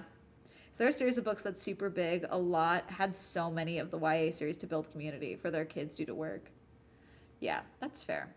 I'm trying to think if there's any new series that are so big. If anything, I feel like there's so many now, you know? But I mean, we're also losing, like, there's such a gap in kids media. Like, there's no tween media now at all. Like, there's no, like, between kids and adults. We just have, like, adult shows that are, like, sort of written kind of, like, cheesy. And so they call that for tweens. You know, we have that a lot now. Ghost in the Shell is a hard one. It's a sci-fi existentialist mindfuck. I bought one manga, Ghost in the Shell. I was so confused I never bought another manga. I was like, why are we talking about Ghost in the Shell? Further good. At best, you got the new Descendants movie. Oh, God. But that's so bad. So bad. There's The Summer I Turned Pretty. My partner's nephew isn't allowed personal screens. He's 3, and his creativity and imagination are awesome.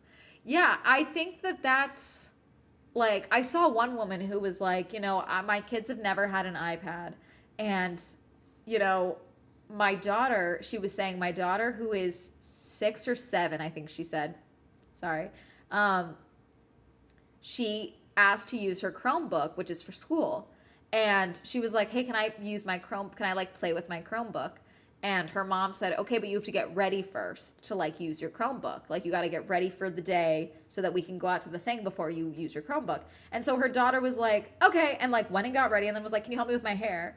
And she was like, yeah, I'm not giving my kid an iPad. Like this is working for us. Like her kid immediately was like, okay, yeah, I'll get ready for the day and then I can play on my Chromebook. Okay.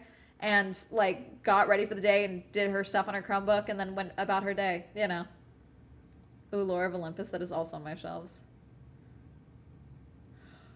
I love mythology as well. Love Percy Jackson. I'm surprised Percy Jackson book series. Are they having like a pretty big renaissance now? I guess not.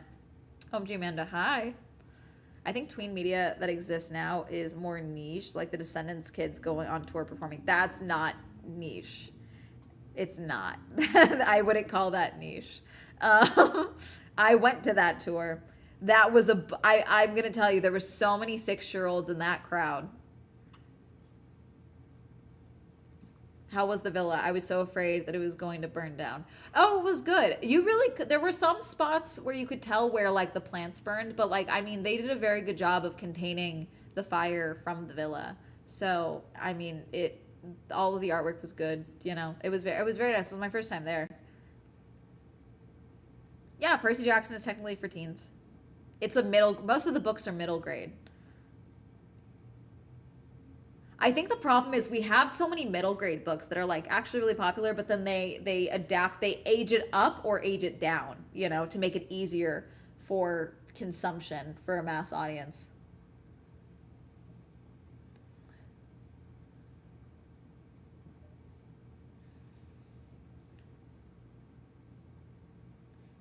I think the new Percy Jackson series is for older fans, a redemption from the awful films. I think it's both though, because that's why they have such a crazy budget for season 2. Is they thought that it would be better for like they thought they could drop it and it would be like young audiences, and then they realized that adults also still want the adults with money still want to have a good adaptation, so they're watching it too, which is why they've put so much marketing behind it. It's still going to be a teen show or like a middle grade show technically, but they are acknowledging that it is also good for adults. I think the new Percy Jackson series is for older fans, a redemption arc. Thank you for following, Brie. My TV is not working right now, so Swell, you're my after work TV while I do stuff. Cool. Chillin'. How long have I been live? God, almost 3 hours. They age up middle grade when they make it into TV shows. It's one reason the Winx saga didn't work. Winx was so bad, the live action. The new cartoon is bad. Why is everything bad? If we're gonna bring something back, can we make it good? Like Percy Jackson is so good, the show. They've made it so good that it's like, how does everything else fail? 3 hours and 8 minutes of co-work. False. I'm just gonna change it to the Just Chatting chat on Twitch at least.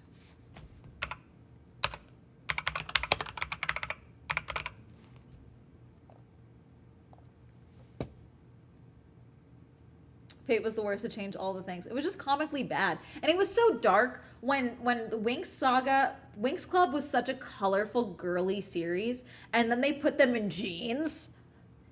Jeans?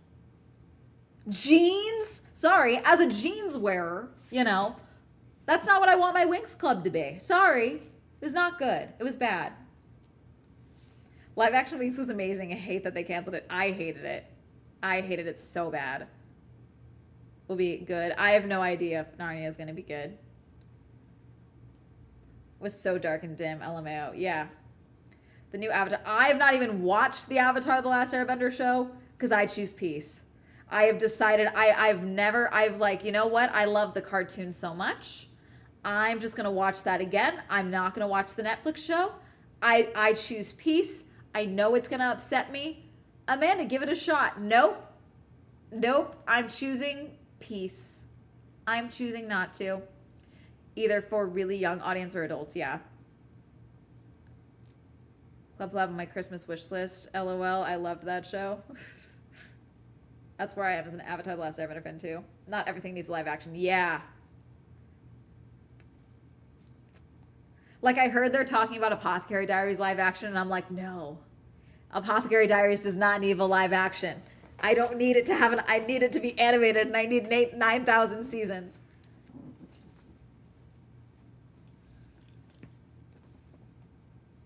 God, my glasses. I don't have any makeup on because I'm giving myself a no makeup day, chat.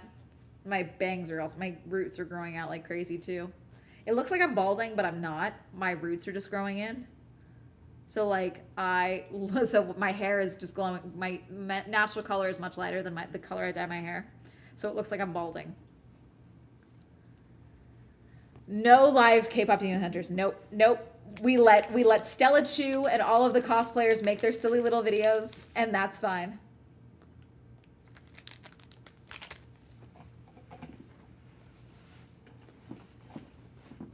Yeah, see, that's the thing. It's like, do you actually want a live action remake, or do you want like a well done live action remake that these companies will not do? Thank you, Peter, for subscribing. Would be worth it if they had the budget, which most shows don't. No, it's not even the thing. They're not. It's some of them have the budget. They just don't want to make a live action of that thing. They want to change things. Follow the live creator. Thank you, Chaos. Thank you, Hasul. I want more respect and money for animators, not gonna lie. Yep. But I need to say, I saw you at KCON. I was not at KCON 2025. Hasul, I hate to break it to you. I was there last year. Could you mean last year? Because I was not there this year. Thank you for following. But I'm letting you know. Oh, sorry, the other year. Okay, no, you're good. I just wanted to let you know that you did not miss out on an opportunity because I was not there. Also, everyone's too busy making remakes. Where are the iconic shows? Where's the H2O Just Dead Water? Yeah. Like, what other media companies do live action of Sailor Moon, but it's a completely different story, so you don't compare it to the source material. It's a nice what if. Would fix me. Seems so corporate and money grabby. Yeah. So the reason they do live actions right now is because they have a proven IP. That's why adaptations happen. That's why you have a lot of movies and shows that are coming from books. Companies only want to make something that they know has already made money, because then it adds to the possibility of them making money. That's why you have companies that are like, we would love to do a live action K-pop Demon Hunters, even though we probably wouldn't have funded K-pop Demon Hunters. Now that K-pop Demon Hunters has made $1 billion and everyone wants to talk about it, it's taken over, it's broken records, now we'd love to put more money behind, let's make more money with K-pop Demon Hunters, you know, that same thing. It's the proven IP. And they're like, okay, well, let's do live action. And then they want to do dumb things. Corporate greed ruins great shows. Yep.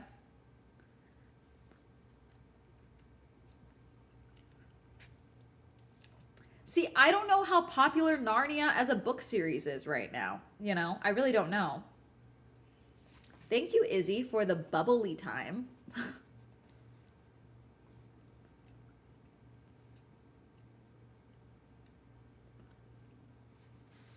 The thing is, though, why so serious? So many of the live action movies are up and down in like profitability. Was definitely created this hellscape. Yep.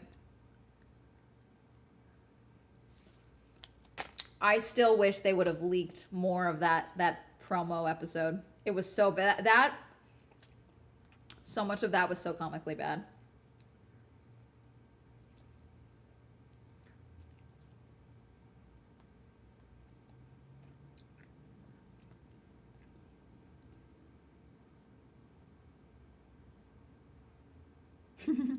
Sorry, someone did tag me on the JoJo Siwa cruise. Fan adventure aboard Royal Caribbean's Utopia of the Seas. Enjoy meet and greets, Q&As, dance parties, build a bow fun, a dance class with JoJo, and for the first time ever, you'll see the Infinity.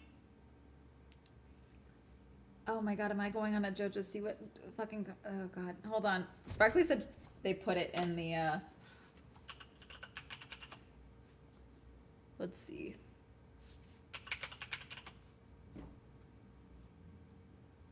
Sparkle said they added it to the calendar. When is it? Oh, let's see. December, January.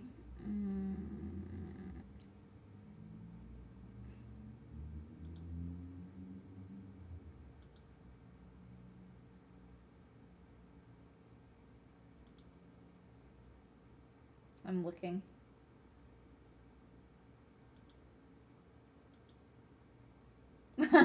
Okay, it's in June.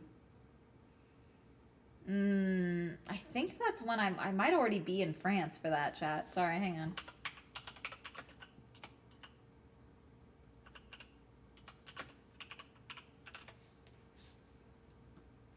What are our dates? Give me dates.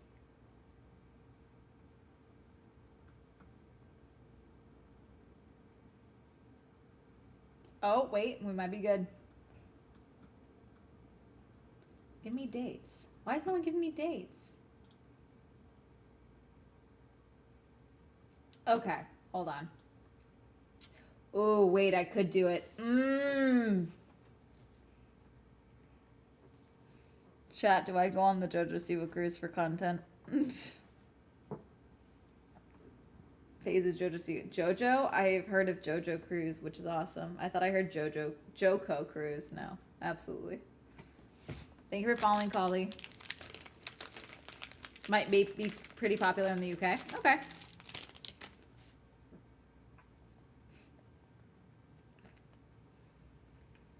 I don't know who this is for. In her Americana phase? I don't know. We're talking about JoJo Siwa, by the way, in case you're thinking of the actual artist JoJo. Also, different person.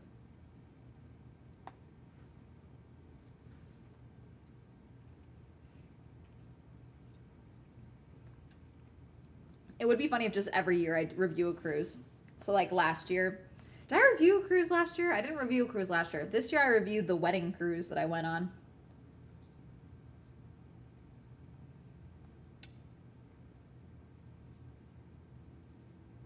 Well, let's see.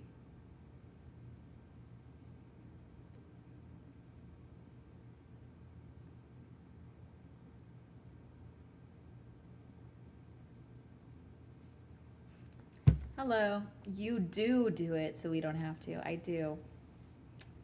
What was the Gone Girl cruise? 2022 was the Gone Girl cruise. So it's been like, I did 2 years with no cruise. I did do cruises last year in 2024. But I don't know, maybe we do one cruise review a year. I almost went on the 9-month world cruise in 2024. I ended up not, but I almost did. There was a way I could go for one leg of the cruise, like the final leg, right before they got off. And I thought about doing that, but I did not. Talk about the streamer awards. I already have. We're not going to talk about it further. I didn't go, so thank you for following Ordinary. I wasn't at the streamer awards. I didn't review it, so.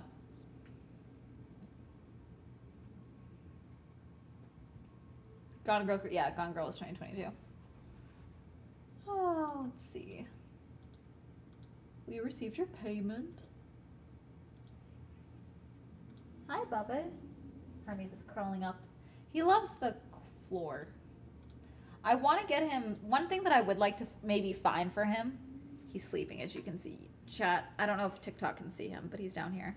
One thing that I would like is to get a chair or something in the backdrop so that he could sit on it, but he's such a floor dog, I don't think he would use the chair. Titanic, no, not the Titanic. Didn't that 9-month cruise implode? No, it didn't. It finished. Everyone just, like, a bunch of people just realized that they hated it as a concept.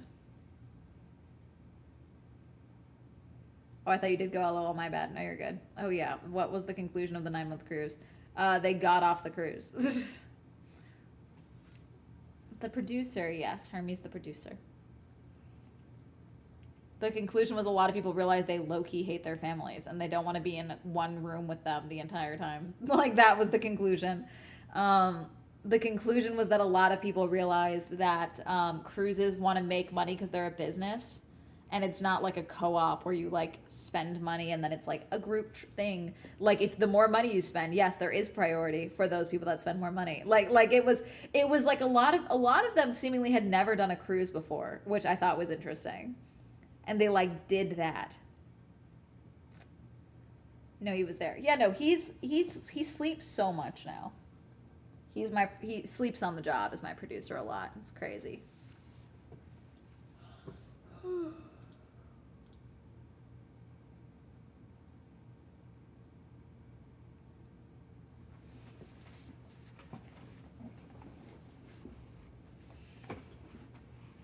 Sorry, hang on, I'm checking something.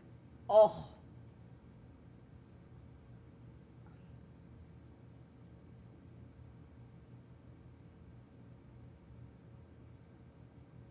Oh, sorry, I just saw this. Interesting. Sorry. Okay. I don't even know what this is.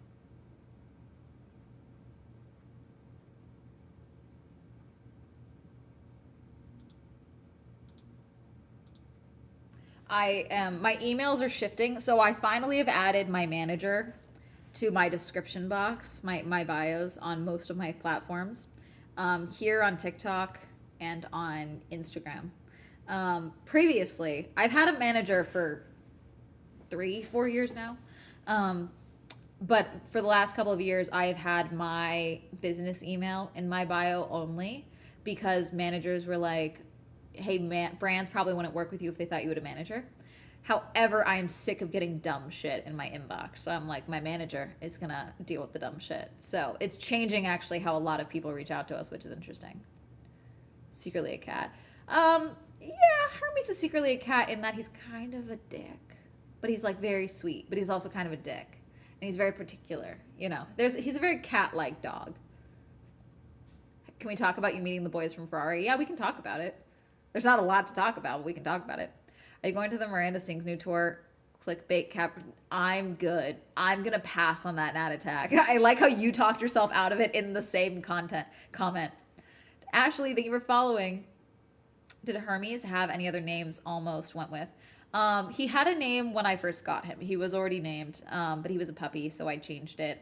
No, I always wanted Hermes, Apollo, Zeus. I always knew I wanted to go with like a Greek name or something. And then I saw his little face and I was like, that's a little bandit. I got to name him Hermes, god of thieves, god of traveling. I got to name him Hermes. So thank you for following, Val. I'm going to review videos. I know you were on TikTok. Hi, Rar. Welcome in. Hermes is such a good doggy. You didn't even know it was there. Yeah. Real talk, how handsome was Lewis in person? Lewis is very pretty in person. It is comparable. He photographs really well, you know, but like I wouldn't say that Lewis, Charles is very like disarming, if that makes sense. They were both very quiet, understandably, because they were like, gotta get this shit fucking done, you know, whatever. Not that they were talking like that, but like they were locked into getting their work done. But like, Charles has kind of like a very soft, like disarming smile about him, which makes him look very pretty in person. Lewis is like however pretty you think he is that pretty in person, you know? Never made anything Zeus. Updates about postseason testing for the F1 2026 season? Nope. And I choose to ignore testing. I choose to ignore it. It's too early. For February's testing, I will check those testing numbers, but I'm not checking the postseason testing.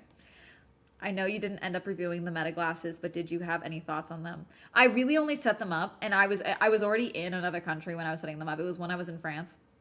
And so I like packed them and I got home, and that was kind of it. I haven't even really played with them all that much. I still have them. They're like literally right there. Like they're on my counter.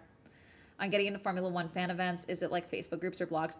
No, it is, Sierra. It is, I have a lot of followers. It is, people know who I am. Like, I'm so sorry. I wish I could give you a better answer. I can't give you that. It is, I am a niche internet micro celebrity. And they're like, you're probably not crazy. Like, that's truly it. They're like, you like F1? And you have followers? Cool. I'm so sorry. I wish I could give you a better answer. It's not. There's not a better one. When Charles announced his engagement, the comments were 90% men being jealous of his fiance. I don't think he could fight. I'm gonna be totally frank with y'all. I think like Alex is stunning. I don't think Charles could fight. Having actually like he is taller and shorter than you would think. I was wearing boots in the photo. I'm like literally standing right next to them, and I'm wearing boots, and they're still taller than me, but like they are like. I thought the same thing with Lando though, because I think in my brain, I think of drivers as being fairly short, but they're all like fairly decently heighted, if that makes sense. Not very into F1 yet, but what do you think of McLaren? I am/was a big McLaren fan. They just regularly irritate me. But I am a McLaren fan. Lando is my driver. I like a lot of drivers. I do like Oscar. I like Max. I like Yuki. I like Alex. I like Esteban. I like Ollie. Ollie's dealing with shit right now. Still don't know what's going on there. I like I like most of the rookies. Isaac I see as like my grid son. Like that's like my little brother. You know? Same with Kimmy, but also I just like they stress me out because they're both like young, you know? Alex is tall, Esteban is tall, George is tall. Fuck McLaren. That's fair. His Discord message was leaked. I didn't see the message. Okay, maybe this is me not understanding. Was he not referring to the Fortnite skin in the message? Am I reading that wrong? Not defending him. But the message he is replying to, it looks like it's referencing dropping in Fortnite. Yes? Am I wrong? Would you ever do television like a reality show? Yeah, totally. Hi, Cargo Fast. Hello. Feel about racers? Do they do interviews or something? How do you know racers? I don't know any racers. I don't know any drivers. Do you know the Red Flags podcast boys personally? I have met them. We probably wouldn't collab. I have met them. But it's like in passing. We're not like friends or anything like that. I told one of them has done acting, and he was on an episode of Madam Secretary. And so when I first met him, I was like, oh, by the way, you were sick in Madam Secretary. And he was like, oh, thank you. It was very funny. Some Discord messages leaked of Ollie, and people are calling him racist because he mentions, he says the phrase, when can I buy him or something? And I thought it was about a Fortnite skin. Like it was physically asking the question, when can he buy it? But some people are saying he was making a slavery joke. I have not seen the other chat messages. In the screenshot I saw, it looked like he was trying to buy a Fortnite skin, and he was asking when he physically could buy that Fortnite skin. But I don't know. I have to look at it myself. Everyone's seemingly, like, I'm thinking the screenshot I saw is not the full screenshot, is what I'm assuming. Like, there's more that are people being like, this is racist. And I'm like, okay. Ollie Behrman, he drives for Haas. Waswell is still alive. Hi, Dad. See, this is the reality of having a dad that's also a content creator. He just shows up in your TikTok live streams because he's probably scrolling on TikTok. Live turned into a virtual group hang. I mean, it often does, Whitney. This is so much of my streams. Just me yapping. The Red Flags podcast boys. Haven't gotten into F1, but I am from the Motor City. My bro drift races, and I used to be an auto journo. Oh, that's cool. Hi, Papa Swell. I don't think that's very British racism, right? That's like American edgelord shit. I mean, I'm going to be totally frank. I do not know. I don't know. I'm just what I have seen. The screenshot I saw of the exact message, it is clearly like something about Fortnite and then Lewis Hamilton and like the rest of the message is cut off. And then Ollie says in chat, when can I buy him? Which I figured would be the Fortnite skin because he is physically referring to the Fortnite skin. But people are saying it's racist. So I don't know if there's more to it.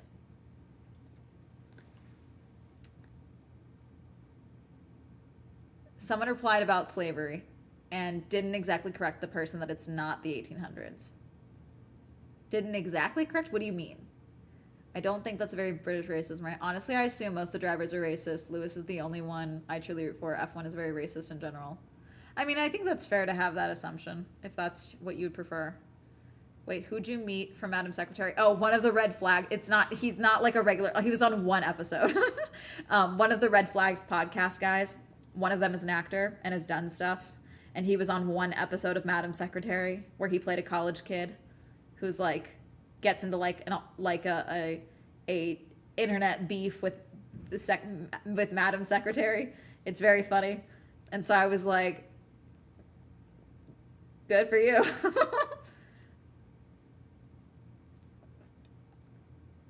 A bigot bone in his body. It doesn't matter if he have, I mean, you can ignore, I don't know. I don't know this kid, you know? I don't know this guy. Like someone related his comment to slavery and he didn't add to convo. From what I saw, he wasn't making a slavery joke. Okay.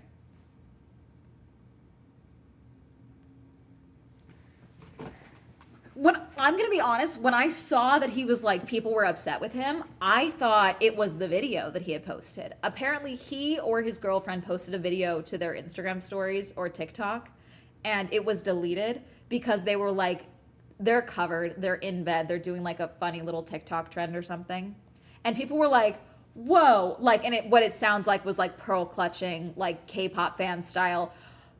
He has a girlfriend, like type of content. Cause it was fine. It was cute. Like there's nothing wrong with it. And I was like, I don't think that was racist. And then I saw the mess. I was like, oh, we're talking about a Discord chat. Okay, sure. The screenshots I'm seeing look very not like a nothing burger, if that makes sense. But again, I could be missing things. Would you date an F1 driver? Would you let your partner become an F driver? I don't let people do things. Like, what do you mean would I let my partner become an F1 driver? Do I seek out dating drivers? No. Would I be opposed to dating one?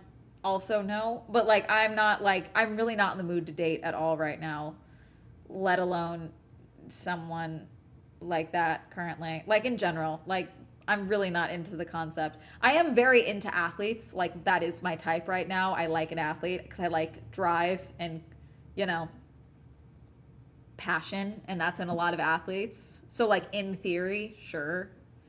Is there F1 right now? No, we're done with F1 for the season. I can't find anything besides the comment about buying him, and yes, it's about Lewis' skin in Fortnite. Okay, I mean, I'm not gonna sit here and say that it's not racist, because that's not my take to make.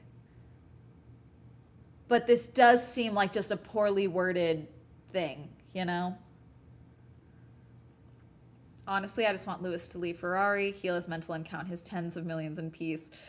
I don't know, I kind of want him to unlock. I want him to like show up next season, walk in, new lease on life. Maybe he's wearing Bottega, okay? And just be like, we're getting to the bottom of this shit. We're gonna fix this shit, you know? And just whip that. I think for him to be successful at the team, he needs to like kind of demand a bit more control back. Live on TikTok when it was F1 time. This feels rare. We live on the other channel, on the other page now. We also have Girly Pop Go XO here on TikTok now. If you guys would like to see all the car and motorsport videos, that's all going to be over there now.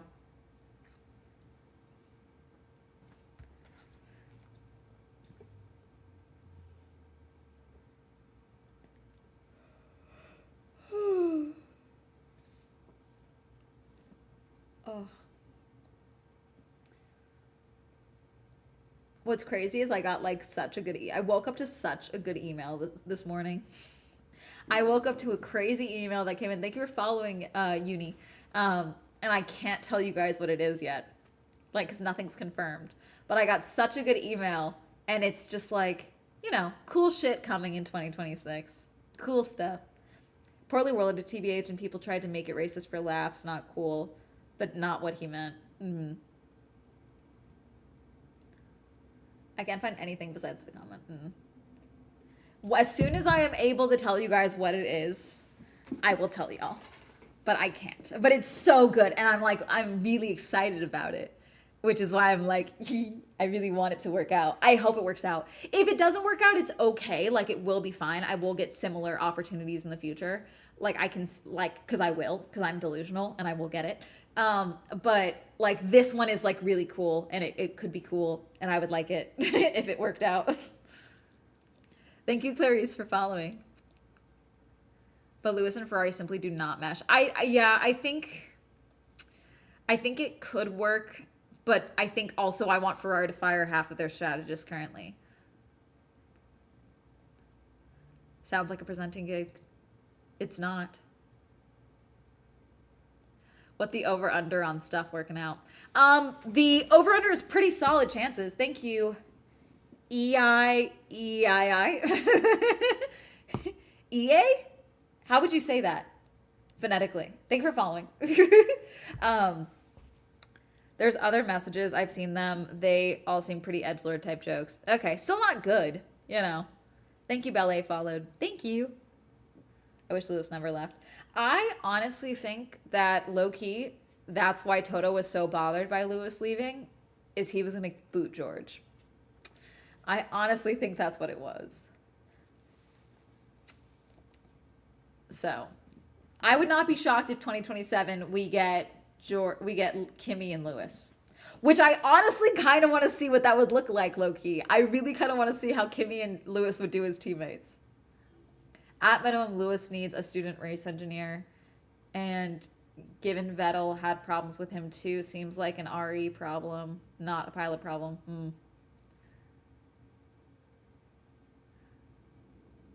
They are not championship winning team. No, they are not. At a minimum, Lewis needs a student race engineer. Yeah. Hey, from Japan. Hi. It's AA? EE? Okay, wait. I'm gonna go through one by one what I think it is, and then you correct me, please. Okay.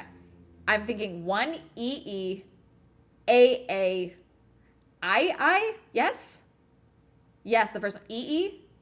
EE? Is that right? II? Yes? I'm so sorry. AA or II? No, okay. II? Okay. I'm so sorry. I'm trying to get this. I really want it to be right.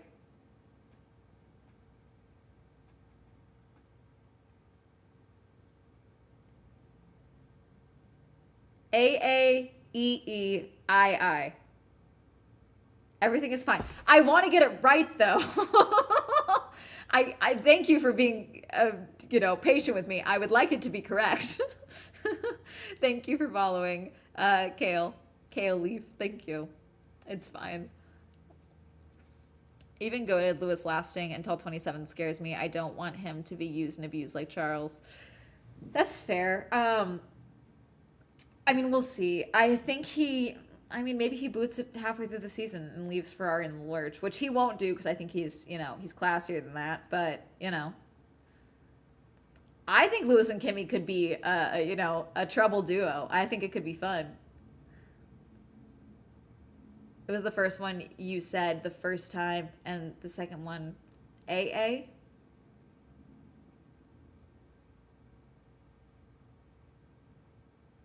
You said the second one.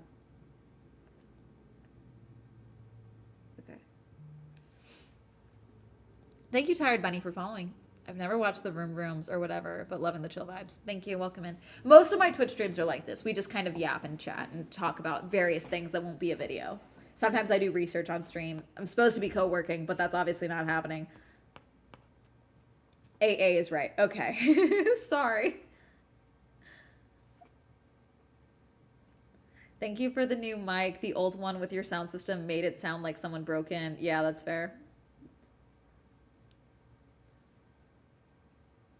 When I would tap the desk, it would do that.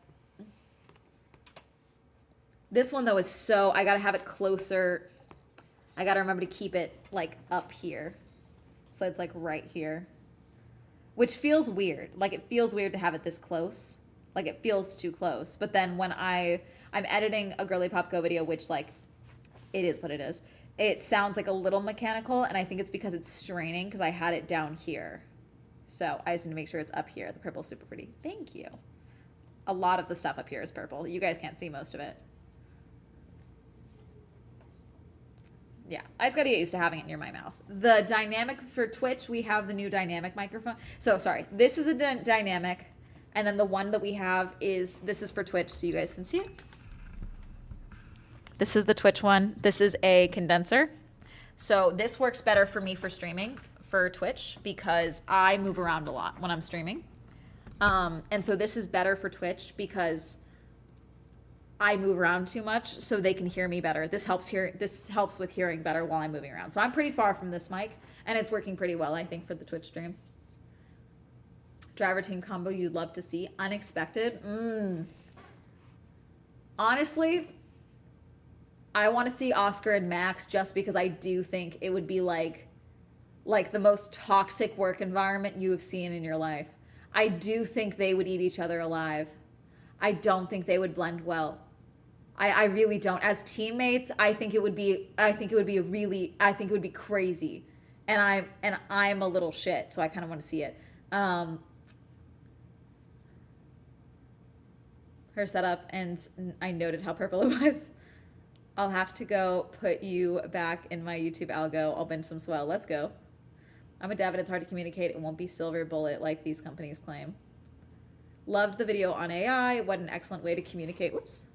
To communicate the bubble to normies. I'm a green and purple girl, but I wanted, because I have the wallpaper of my office, it's like this dark, like emerald green. I wanted a lot of purple options. Plus, I don't like a lot of the green. Like, for example, this arm is green. There was a purple arm, it was totally sold out. And so I was like, the green is close enough. But I hate this like army style of green that a lot of tech goes with. I don't like it. And that's what a lot of green options are when it comes to tech, is it's very like army green almost. And I just don't like that shade of green. So I have a lot of green accents in here, like the wallpaper, my desk mat. I have a Bulbasaur desk mat here. I have a Medusa head art desk mat here. That you guys can't see obviously, but you know, I like the green accents with the purple. The F1 Academy calendar, yes, and they're not doing Miami next year, which means I don't have to go to Miami. I don't have to go back to the Miami Grand Prix. I have to go to Austin now, which is annoying. Not that I don't like going to Austin, it's just from a heat perspective and a Amanda feels like she's covered in dirt perspective. Austin is stressful for me. You know, I'm at an age where I don't like being uncomfortable. You know, when I'll put my, I'm patient. I'll deal with I'll wait in line. I'll get a sunburn. But one thing I don't like feeling is dirty. I don't like feeling gross. And like the thing with Austin is I felt like I just had like a fine sheen of sweat and dirt caked on me. It was gross. Love the green with the blue undertones so much. Once a year you pop up and I do catch up. Perfect background noise. Let's go. Max is in his dad era. He's pretty mellow now. No, not when I think when he's racing, he transforms back into Mad Max when he's behind the wheel. I still think it might snow. You think it'll snow in October for Austin? I went to Austin this year. It was so fun, but your review video really helped it not be a stinker. Okay, good. I'm glad. That's the whole point of the reviews, is that like when you do decide to go, they are helpful, you know. Oh, May from Montreal. Gotcha. I'm happy they get many races outside of Europe. The 2026 calendar makes it unable for me to go to an academy race. Damn, I'm sorry. Well, I'm happy they get many races. Yeah, that's fair. I think it's fair to be frustrated by it. Like, Miami is tedious, but like it is a very good race, I think, for F1 Academy. So I have not attended when they were in Austin. So I am curious how it's going to go. May for Montreal. For the food and the vibes. Nice. Like we're falling curb. Austin too weird now? No, it's not weird. It's just like, I would shave my head if I lived in Austin. You know what I'm saying? Like even when I go in March, I'll probably go back in March because I might go back to South by Southwest this year. I don't know yet. I haven't decided yet. But like sometimes I'm cold and then sometimes I'm like, it's so gross and hot, I want to shave my hair. Like if I lived in Austin, I would just shave my head just so I didn't have to deal with it. Cause it's like it's very hard to be comfortable for like the whole day. I'm a California princess. That's the problem. I'm a California princess to my core, and Austin's heat fluctuations drive me insane. I'm making a concerted effort to at least go to all the domestic races if I can't swing any international. That's fair. Bald swell, maybe. Maybe that's my next era. Can't believe Spa is leaving, but Qatar is staying. I know. Florida heat is something else, not for the week. No, but Florida at times can match California. Like, it can suck, but like I have gotten used to Florida. You know?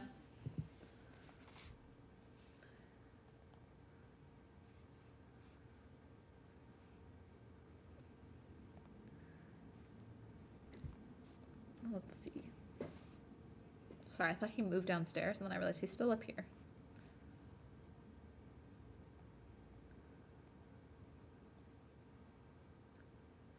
Boop.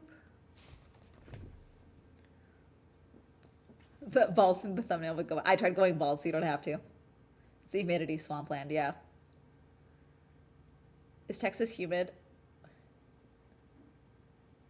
But despite not going to an academy race, I might go to F1, F2 this year, so still yay. That's cool. I still have not been to an F2 race. Or F3. I'll be going to, that's not MotoGP, haha. I still haven't done MotoGP either.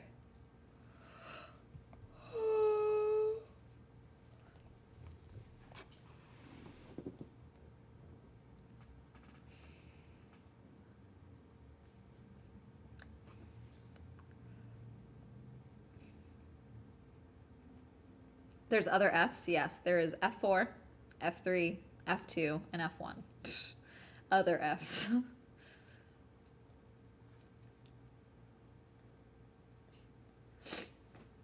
MotoGP is fun. I don't have any experience with Formula One, but I think the vibe is a bit different. Yeah. My friend went to MotoGP this year in Silverstone, and she said it was very different in the like the track days, like because we're used to going to F1 races where like it might be thinner on like a practice and qualifying day, but like she was like there was like no one there, and then race day was packed. So USLGP gets must be popular. I like SailGP. I'm trying to get more used to watching the broadcast. Sometimes their timing is a mess and it's hard for me to justify watching it, but it is available on YouTube, so like that is cool. I only know F1. Love the sweater. Thank you. It's a sweatshirt. It is comfy. Oh god. Okay.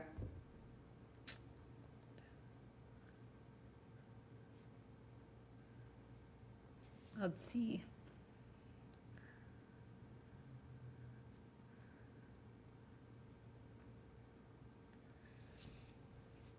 You need a nap. I know. Well, Hermes, the problem is I stay up late. Okay? Because I'm like watching something. Right now, I'm rewatching Criminal Minds because I don't want to start anything new.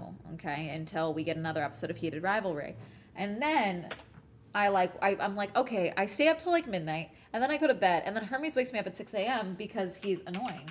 And he doesn't want to sleep in, which is silly.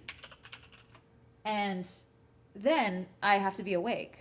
Love your stuff. Thank you. Thank you for following, Sarah. Welcome in. Hi. Sorry I'm yawning.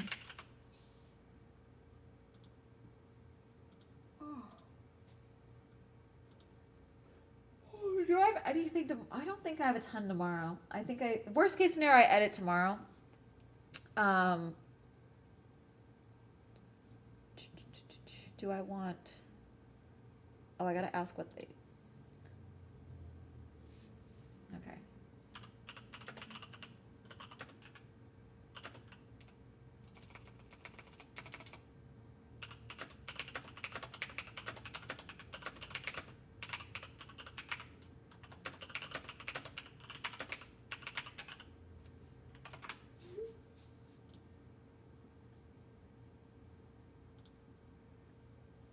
Sorry, my friend also is messaging me. He's trying to play darts, but you guys are on the darts phone. when he's editing, to make himself edit, he like plays darts with me so he doesn't like scroll on his phone. I want a Snoopy now. You guys want to see the Snoopies? I can get them down.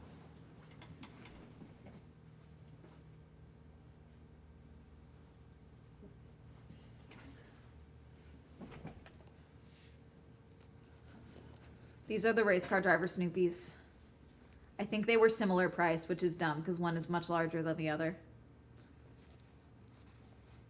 This is the F-175 Snoopy because they had the 75 years of Formula One. And then this is the Las Vegas Grand Prix Snoopy, which they did last year. He's a little, looks like a slob right now. My God. Okay. Like, this is much larger. Can you show the Hello Kitty too? Sure. Okay.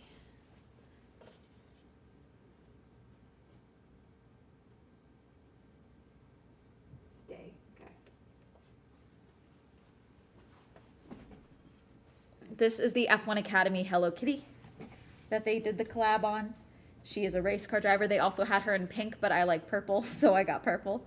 The back says super cute. And F1 Academy here. And then Hello Kitty. She's got milk on her sleeve, which I thought was funny. And like I think this is a tire with a bow in the middle here. And yeah, it says Hello Kitty F1 Academy.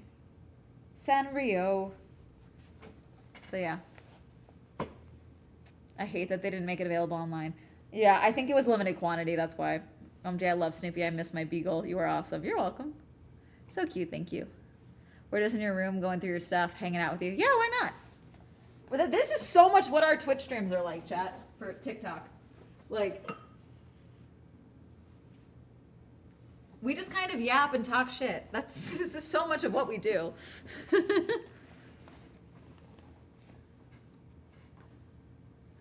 Hello, love, speed, and friendship. Yeah, thanks for showing us Snoopy. You're welcome. Wait, since you brought everything else down, you have the Yuki. I'm not bringing you. Yuki Bear is fine where he's at. Yuki Bear can stay. He's fine. And watch scary videos. Yeah, we often watch scary videos. Sometimes we play games. We're supposed to be editing, but I'm not.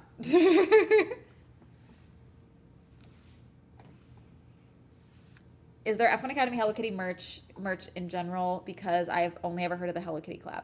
So so last year, this is crazy. So there previously had not been F1 Academy merch. Then last year for Las Vegas Grand Prix, I went early because I went to a Topgolf Sonic the Hedgehog event. So I went to the hub like a week before the race to be like, let me go buy up any of the stuff that my friends wanted from the Sanrio collab. Not the Sanrio, the Snoopy collab, the Peanuts collab. And so I went, and while I was on the phone with my friend to like show her what they had available because she wanted me to grab her something, I was like, oh my God, they have F1 Academy merch. And they had a whole little display of F1 Academy merch.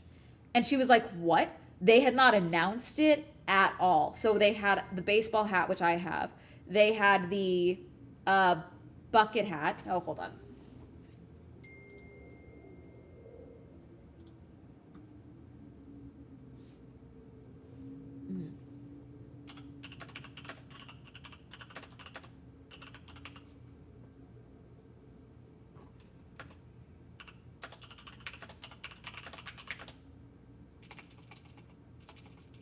Sorry.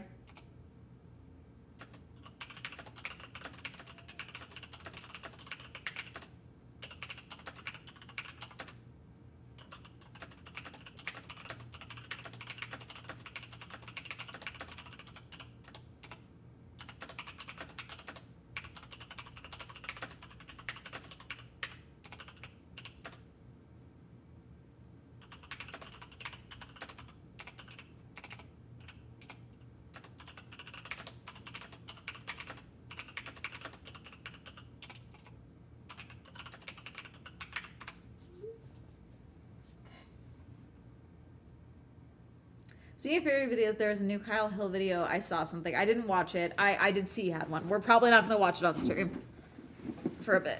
Ugh. There was a video on UGC a long time ago. I watched after getting cooked for a UGC ad. I like that video. Swell Live. Hello. Not even Swell can make me go to Twitch. I will make an actively effort to get Swell back on YouTube, though. I am live on YouTube, Jord. If you go to Swell Shenanigans Clips on YouTube, it's the old podcast channel. I am currently live there, too. It was your... No, I get that it was a UGC video.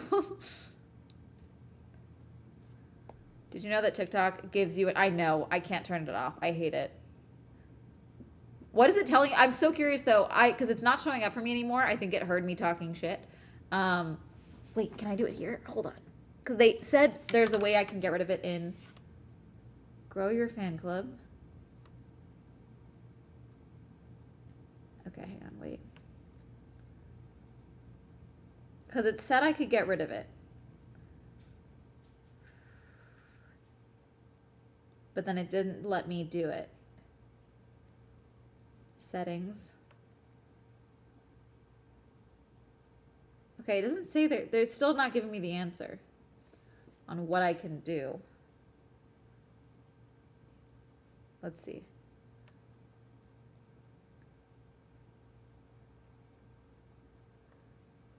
Because it's like you can disable this in your settings, and then it doesn't tell me how. There we go. Do you have a favorite streaming platform? Technically Twitch, because it is more conducive to live streaming. Growth-wise, meh. Money-wise, meh. I don't like that VODs disappear after 60 days, which is the main reason we started streaming also on YouTube, is so that the VODs don't disappear. Like, those episodes stay up, which is nice, so that I have a record of those.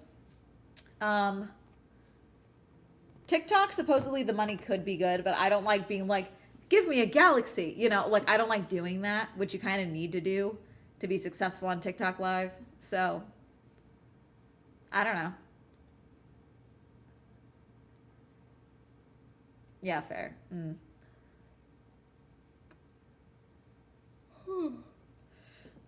It's all listening to me. Sunny, thank you for the 5 gifted subs. Sunny gifted 5 subs to the Twitch chat. Thank you. Sunny heard me talking shit. Thank you, Sunny.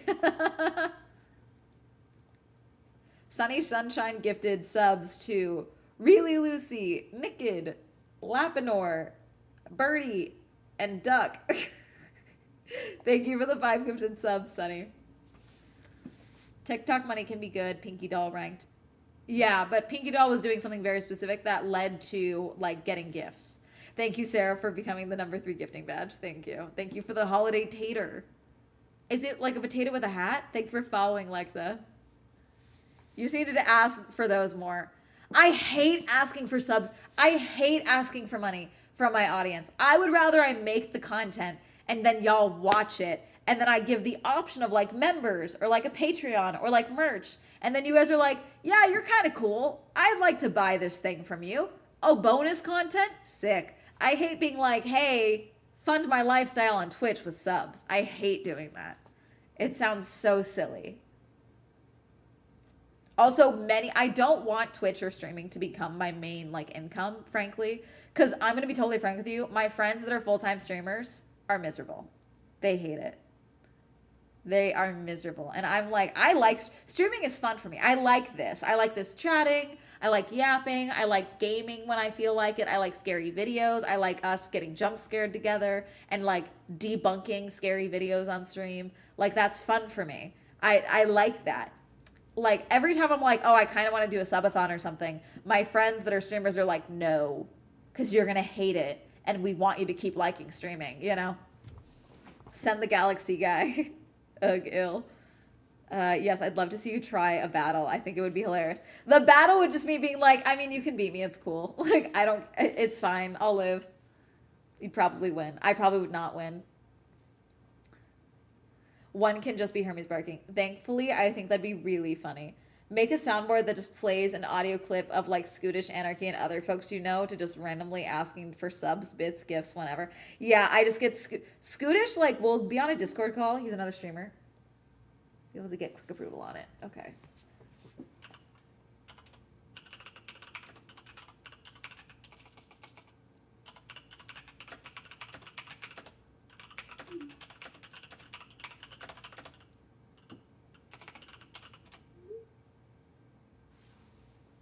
sorry, I have a brand deal and that they want me to do for Tuesday. And the video that I want to put the brand deal on is not done yet from William. So YouTube streaming is a lot more niche than I thought it was because it was decently difficult to find good streamers that are streaming here.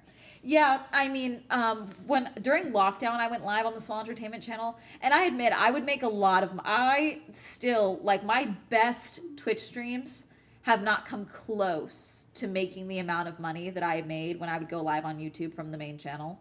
But I don't like putting all my eggs in one basket, you know? Like even my best month on Twitch after I finished the contract money doesn't count. I was on a Twitch contract for a time when they still did that last year. For about 6-9 months, I was on a Twitch contract. And the money was good because they would pay me to stream. But like I've never gotten close to that number since streaming, you know? So YouTube is good because like my audience, I think YouTube streaming worked for me so well because I had a lot of momentum, but my viewers were like, especially during lockdown, were like, oh my God, yay, more swell content. But also it was really helpful because I was still like fairly new to like being a full-time creator. And a lot of my audience really liked seeing that I was the exact same while I was live as when I was in an edited video. And I think that like really helped people. And so like, because there would be so many people in the live chat, they would be donating with super chats a lot. Whereas that Bravo Needs Bacon super chat that's like on the screen, I think that's from 3 weeks ago, like for $2. You know, like I there was times where someone would like give me like $900 just for funsies. And because I would get like flustered, I was like, oh my God, why are you giving me money? They'd be like, oh, this is fun, and give me more. That's silly. That's crazy. So yeah, Twitch can't like compare financially with that period of time. But like, I also don't think that that's logical to expect that period of time to come back. That was crazy. Wait, you have a TikTok? I must be on the wrong side of it because I'm seeing you love your YouTube videos. Hi, welcome in, Sparrow. Thank you. Thank you for following, Sparrow. And yeah, Lee, hello. Chessie, thank you for following. Welcome in. I only do the send the blank to trolls who want a box to talk in. Thank you, Lee. Thank you for following. You were keeping me company while I make Christmas cards and recover from a procedure. Oh, I'm sorry about the procedure. But have fun with Christmas cards. I do kind of want to do a holiday card. I don't like celebrating the holidays, but I do kind of want to do a holiday card with me and Hermes because we have matching sweaters. I think it would be really funny. Like sitting in front of this, like with him in my lap, and we're just in matching sweaters looking very serious. And see if I can get a good photo for a Christmas card. Your live is within 3 swipes. Hell yeah, it is, Mike. Lock in. Where's the galaxy, Mike? Give me money, Mike. I know Mike, so I'm allowed to give him a hard time. Mike. Where's my heart? And people do that on TikTok, just throw ungodly money for no reason. Yeah. No one has ungodly money for no reason now. That would be amazing. I hope you get better soon, please. I have to do my Christmas cards. I keep putting it off. Sparkly. Do your cards. You need a holiday card with matching sweaters and cooling glasses. Yeah. Hermes hates having things on his face. Most adorable thing with you and Hermes. Thank you for liking the live. Oh, gosh. Okay. Okay, it's only 4. This is fine. I'm defrosting chicken because I'm going to make chicken soup tonight. Because I have some veggies that are like sad, but they'll be good in a soup, you know? My task list is prep invoices, Christmas cards, team inbox 0 by end of the year for all my emails. Yay. Sparkly, I know I've given you so much to do, but can you please make sure before you go on break for Christmas itself that you ping me to make sure that William is paid to 0 on my end, just so I don't forget. Normally I'm pretty good at making sure that he's all caught up, but I just want for all the videos, because I think there might be 1 or 2 more he's going to have to edit before the end of the year, before the holidays. So I just want to make sure I have him paid to up to date by then. If you could just ping me. Hi, chat. Welcome to me doing admin work. Can do. Thank you. Just so I don't forget. I think it's in the calendar that I have another like alert to go off, but just because sometimes it slips my mind and I want to make sure he's too polite to ask for the money. So I need to make sure that I'm the one that's like on top of paying him, as it is my job to pay him because he's doing the work, but still. I was doing something else and turned out when I said, where's my Galaxy mic? Sorry, Whiskey. And I was so confused and worried I was losing it. My name is Mike. Sorry, Whiskey. You have who should be loaning who money backwards. Oh, please. Please, Mike. You are the one of the most authentic creators I follow and give unbiased reviews. Thank you for that. Thank you. It gets cut into ribbons by the time TikTok takes their cut. That's fair. That would be the most adorable thing with you and Hermes. Fully understood. William and I are one and the same. Yeah. Yeah, Sparkly, I need to pay you too right now. I know you also need a payment. But I'm waiting on that. There's one brand deal coming through that it should cover you and I think him up to date. So we're a little short in the account currently. Love you 50% cut on TikTok. Yeah, that's fair. Also, you absolutely should do those X-Men cards with Hermes. Should I do it and make it like a paid post somewhere? I don't even know how I would do that. Oh, I can put it on Substack because I can put that behind a paywall. I fully monetize a photo of me and Hermes that you guys would leak in 2 minutes. I'm not going to do it. It is funny though to think about. Also, no, you do not have to hassle the brand. There's just one more that should be coming in soon, so I'm waiting on that one. There should be one more coming in soon, so we don't have to wait till the 21st for the YouTube money to hit.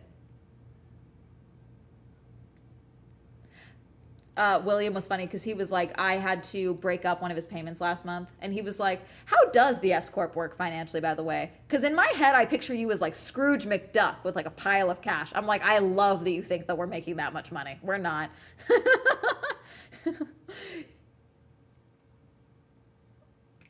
As an art vendor, your unfiltered views on events is so helpful. You don't even know. Yay, I'm glad. Hey, I resent that statement. I wouldn't leak it in 2 minutes. I would leak it in 10 minutes. Yeah. Holiday calendar. How many people do you employ? Right now, Kuna, thank you for the 2 gifted subs. Oh my goodness. Kuna won the small Grand Prix. Kuna gifted a sub to Witch Ganja and Nate. Thank you for the gifted subs, Kuna. Here's the money to pay your staff. Okay, thank you, Kuna, with love. That's like $10. I appreciate it, but that is $10. I do pay them better than $10. William is a contractor. Technically, my only weekly employee is Sparkly, who is my digital assistant. And I pay Sparkly for like part-time digital assisting. William and I have been working together since 2021, and we do it on a video by video basis. So like he gets more for like when there's more video costs. Sometimes there's less videos to work on and things like that. And he's gotten pretty consistent raises, I would say, with that. But so technically 2 people. Then I have my team, so I have a management. I had PR, so I was paying them. That's on pause for now, which is good because I put on pause. Mike, fuck you.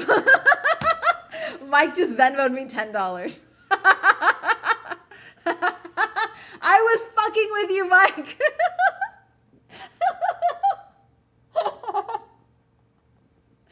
Mike is from the podcast Mike and Oscar chat. The movie podcast that treats every season like award season. Yes, I'm doing your fucking tagline, Mike. And I have been on Mike's podcast a handful of times. They call me their younger, much more successful little sister of the pod. And I've already called dibs on coming on to do The Bride. So I'm going to go back on the podcast soon because I haven't been on it in a minute. I already called dibs when The Bride comes out in theaters. I've already called dibs on doing that one. So I will go back to do The Bride. I'm sure I will weasel my way back onto the pod at some point, but definitely go check out Mike, and Oscar. You needed PR. I needed PR for Amanda Golka. Swell Entertainment's solid. Swell Entertainment's doing great. Swell Entertainment is a very clear identity. However, Amanda Golka, not a lot of people know that I'm cool as shit and they should have me at their stuff and that I want to act and write and host and do a bunch of things. So I had PR for a bit to help get me into more events, and I had PR to help me with media outreach and things like that. The reason I'm verified on here is because of the PR team. So yeah, we did that for a bit. Yeah, there's different reasons for different PR things. I'm excited for The Bride.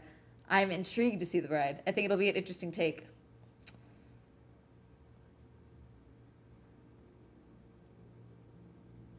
It auto-corrected the word some out. That's fine. I'm just giving you a hard time, Kuna. It's funny. Dude, people that give subs rock. I am a sub that that was gifted. Hell yeah.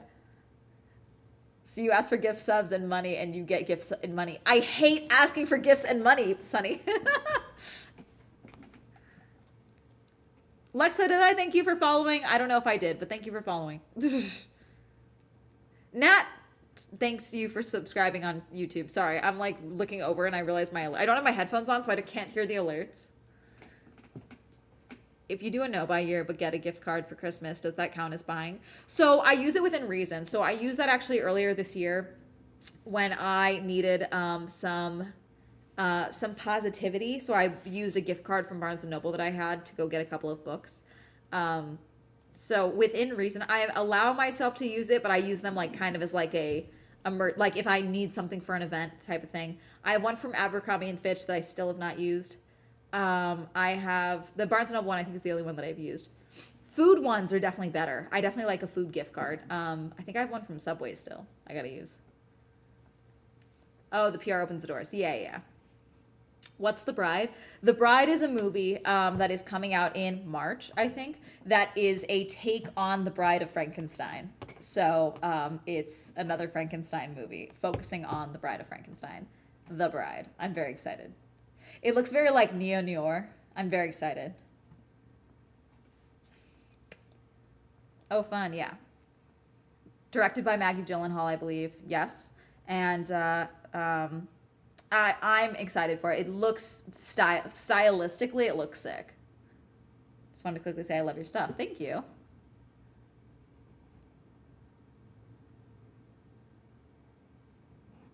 Call to action, even if it's a joke, can change people's brains. Yeah. The other thing that I don't do, Jord, that I've been told I need to do, I don't ask you guys to subscribe. I don't ask y'all to like the video. And it's been fine. Like, I've gotten away without doing it. On Girly Pop Go, I'm trying it more. Like, I'm testing it out more. Like, saying, like, oh, if you like this video, be sure to give it a like. If you want to see more, be sure to subscribe. Like, I'm trying to do that more but it's so out of practice for me because I just don't do it. But that's something that a lot of people are like, why the fuck don't you do this? And I'm like, they're subscribing anyway, you know? Is it going to be directly related to the Frankenstein movie? No, not at all. No, not at all. Gift cards are basically free money. The company already has that money. So anyone that has unused gift cards, use them before you can't use them anymore. Yep. Honestly, I don't even notice that you don't already like and been subbed since 2020. Yeah. That's the thing. Like, I'm so used to not saying it that it's weird to say it. You're one of the 4 YouTubers that I'll instantly click on new stuff when I see it. Yay, I love hearing that. It's always fun. OG YouTubers punching the air, watching swell. Yeah. No, and it's like, it is what it is. And like, it's one of those things where it's like, I know some people, it takes like a couple of videos of mine for them to be like, okay, this chick's kind of cool. I like her takes. She's got an attitude on her. This is fun, you know, and then they'll subscribe. God, my hair is so sad, but alas. I definitely need to check out Girly Pop Go, but because my YouTube never recommends it, I never come across it. Yeah, that's okay. I definitely need to plug it again and again and again. I have more videos. My goal is to release at least 2 more videos by the end of the year for Girly Pop Go for long form. That's my plan. We hit 12,000 subs on Girly Pop Go. We're close to 13,000, which is cool. I might do something fun for 20K. There is a video that I really want to do that I've been putting off doing because I need someone to help me film it.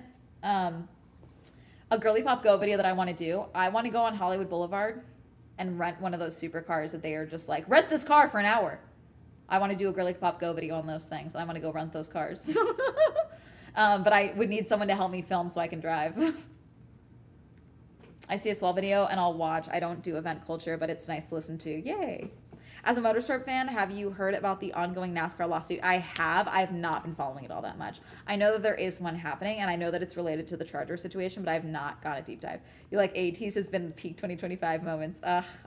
It's so interesting because I feel like there's so many. I talk about so many different things that when there are things I don't talk about, you guys just it's like a shock for people when I do talk about it. It's like when I talk about the fact that I am like a casual K-pop fan. And I listen to ATs and Stray Kids and things like that. Like, you guys are like, what? Lived in LA, I would offer to help Oh, that does sound fun. I hope you'll do that video. I can either get Chris to do it. I can get Anarchy to do it. My manager is here. Like, she will help me film. Then I have Scootish. Scootish, I just have to feed, and he'll help me. Same with Chris. I just have to buy them food. Most of my friends are cool as long as I, like, buy lunch. Hi. Hi, Amanda. Hello. Blue, thank you for the number 3 gifting badge. Rambling, thank you for the number 3 gifter badge. Relatability scale maxed out, yeah. But ATs and Stray Kids means you have good taste. I don't make the rules, thank you. Is when ATs went on tour because their live is amazing. I know. I'm not opposed to going back to KCON. I feel like this year it was probably for the best I didn't go, just because this year it felt like there was a lot of mess. But yeah. A speed girly pop go when? I know, I want to go.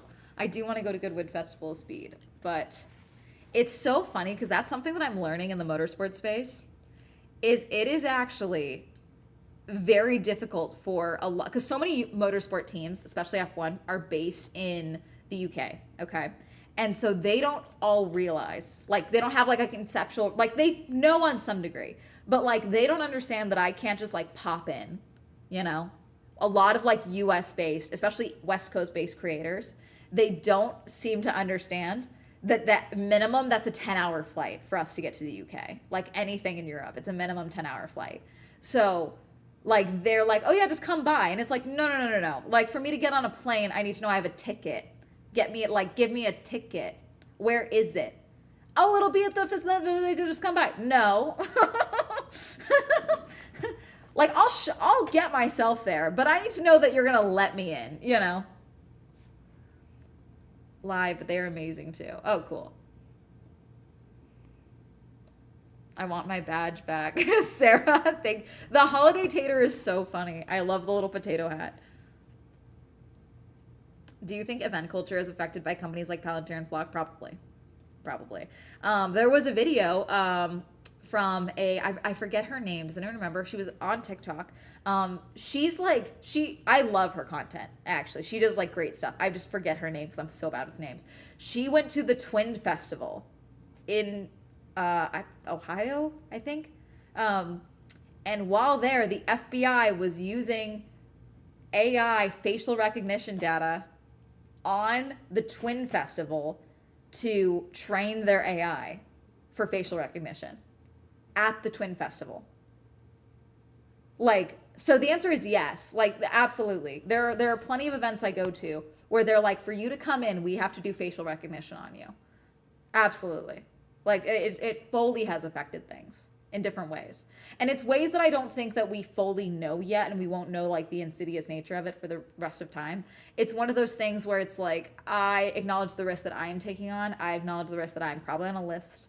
I acknowledge the risk that I, am on, some surveillance feed. And like, that's why there are times where sometimes you guys will be like, hey, there's less video for this event.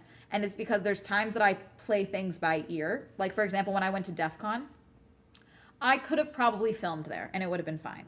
However, I didn't want it to ever be that someone was, if someone was being surveilled or something, and then when they get arrested, my video is Exhibit C for evidence of them at this event. This is how we found them. I don't want that if I can avoid it. They don't need permission. Yep.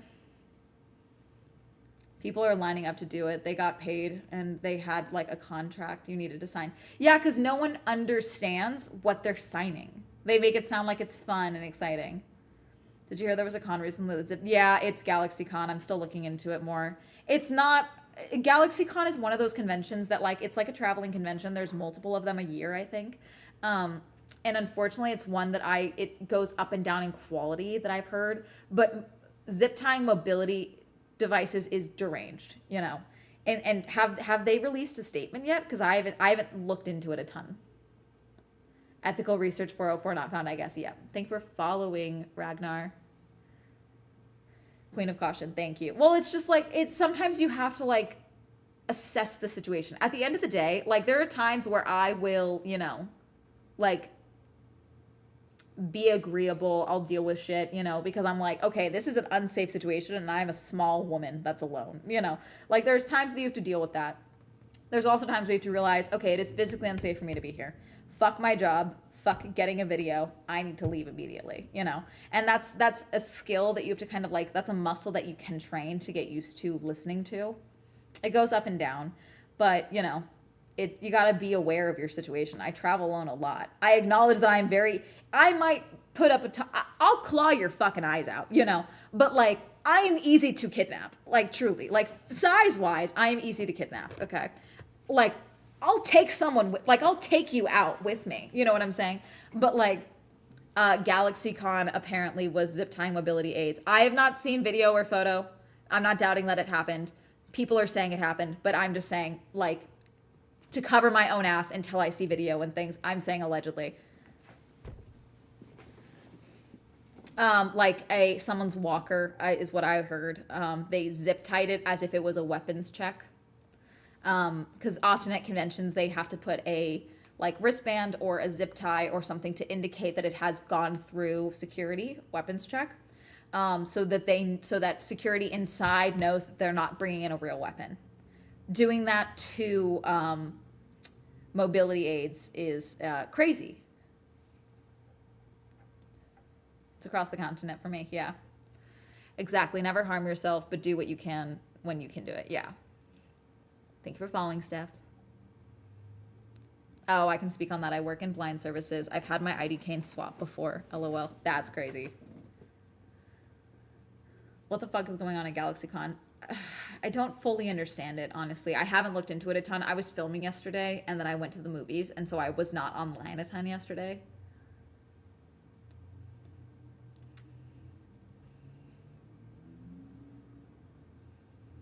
Yeah. Oh, like that. I thought you meant like to make it harder to use. I mean, some people are saying that's the case. I have not seen videos or photos. That's what I'm saying.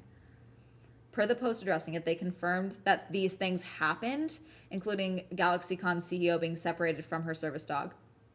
Oh, they've put the blame on the security company that hired for the convention center for the event. Okay, well, the fact that it also happened to this, okay.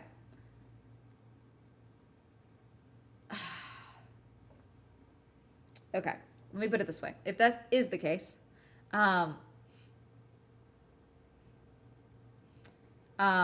horrible.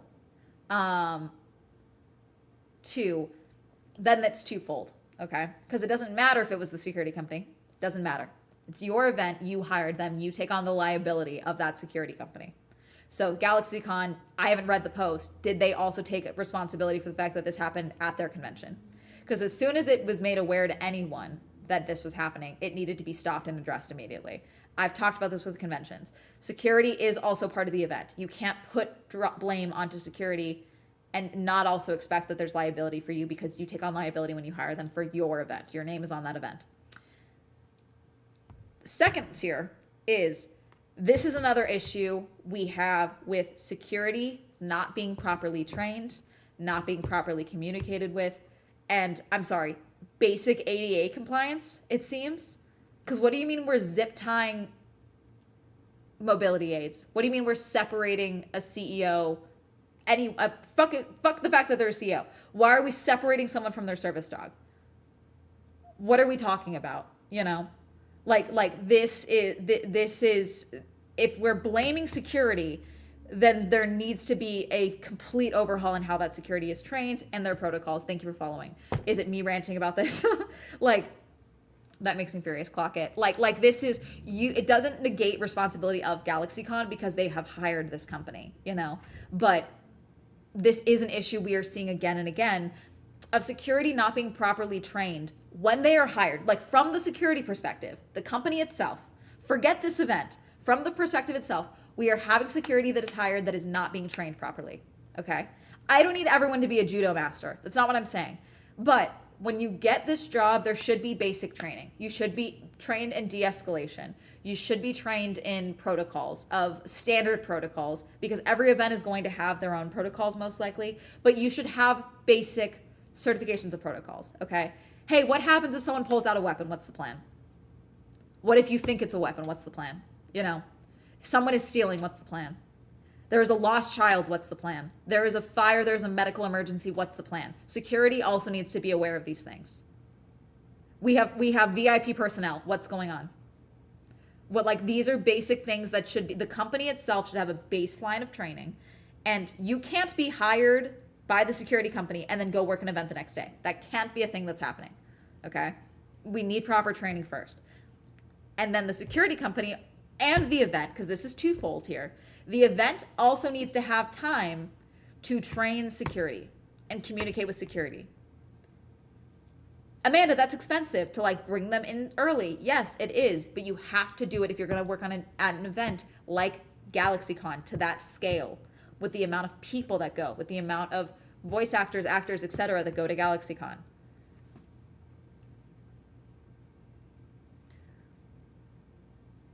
We're going to blame the people we hired. Yeah, exactly. It's the same thing. Yeah, that's still you. You did that. Just got back from my nap. Have you been chatting with no coworker work? We did do co-working for about 10 minutes. And then I got back to chatting because I was having fun. Thank you, Camille, for following. Sits down my tea. That's what happened when my boyfriend worked for security for a major stadium in my state. Few hours training.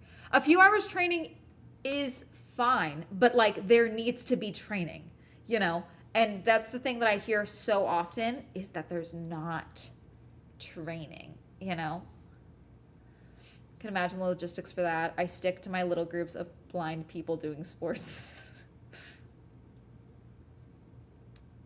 Was it co-working or was it spite working? It was spite working, Sparkly, but you know what? This is my stream and I get to do what I want. And if I want to work out of spite so that the person that put 60,000 points on Amanda not working within 2 hours, I'm going to do it. Hey, Amanda, you're amazing. Thank you. Oh. Ah, I dropped my pen. Your last video had me crashing out so bad. In agreement or I'm a psycho? In what way, Camille?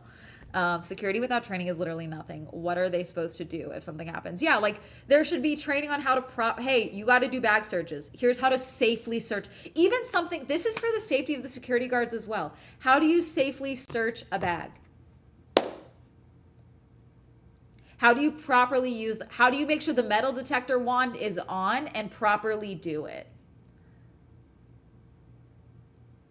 There's things that should be happening that I think are not happening. I work in social media. My boss has forced us to implement AI generated images, respond to comments with AI. Ugh, I'm telling you, it's just it's so weird because they've made this investment and now they're trying to force it on us so they can try and make it profitable, and it's straight up not.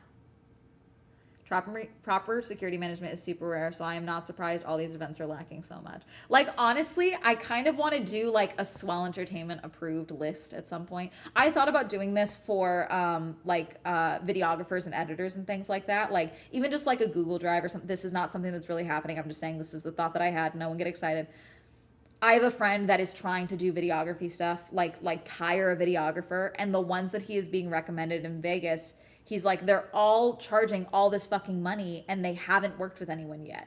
And so, and a lot of people don't want a contract. They want, not a contract, but like I said, I need someone to film with me for an afternoon. I'll probably have a friend do it. Would I like to have someone that is a videographer full time do it? Yes, that'd be cool. But I just need them for the afternoon, Same goes with a lot of creators, creators that are hey, my friend got laid off last year, and she was hey, my girlfriend also does editing. She needs a job. Are you hiring? And I was I'm not hiring, but I know there are job boards for YouTube editors that are needed. And so I put her in that direction. But even something of that, just being hey, I do freelance editing and photography and things like that. So creators have a place to look versus not that we don't asking our audience, but there have been times, Sparkly can attest to this, I have asked my audience for art and things like that, and with love. You guys don't like listening to a prompt sometimes.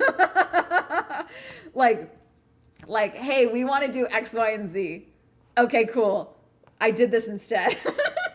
And it's I want to hire an artist. I want to give you guys money. But also, I kind of know what I want a little bit,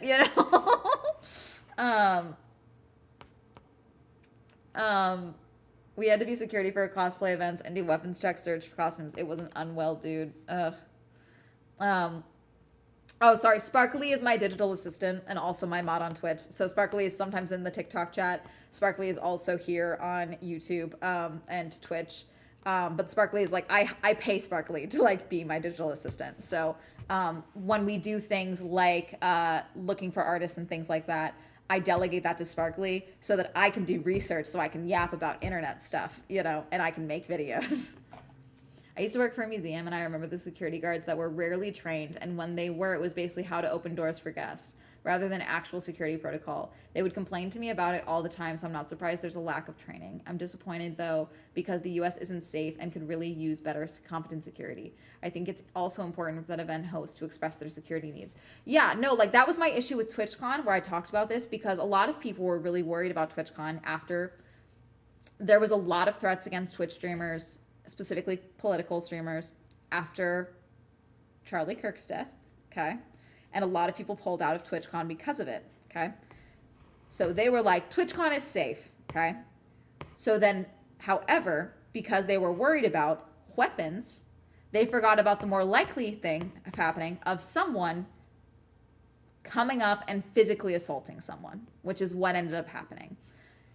Someone tried to assault Emmy Rude during her meet and greet. He came up, he evaded multiple security guards, just walked right up to her, put his arms over her, sort of, and tried to like kiss her. And he was much bigger than her, so he was like physically on top of her. He did not manage to kiss her, but he tried.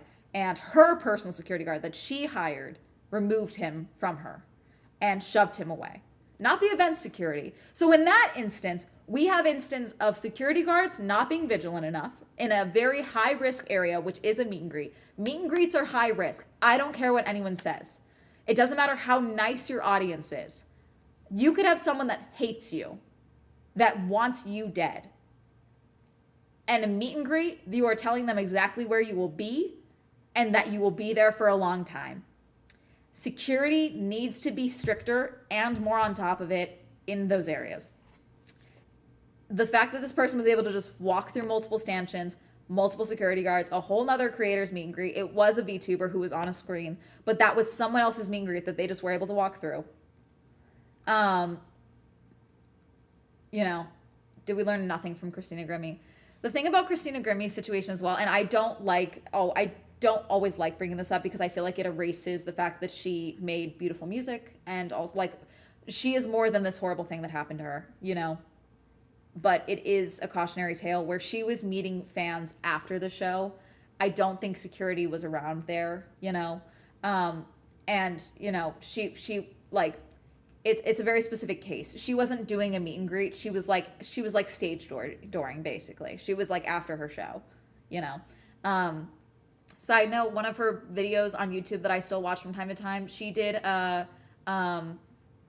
Girl is on Fire, is that it?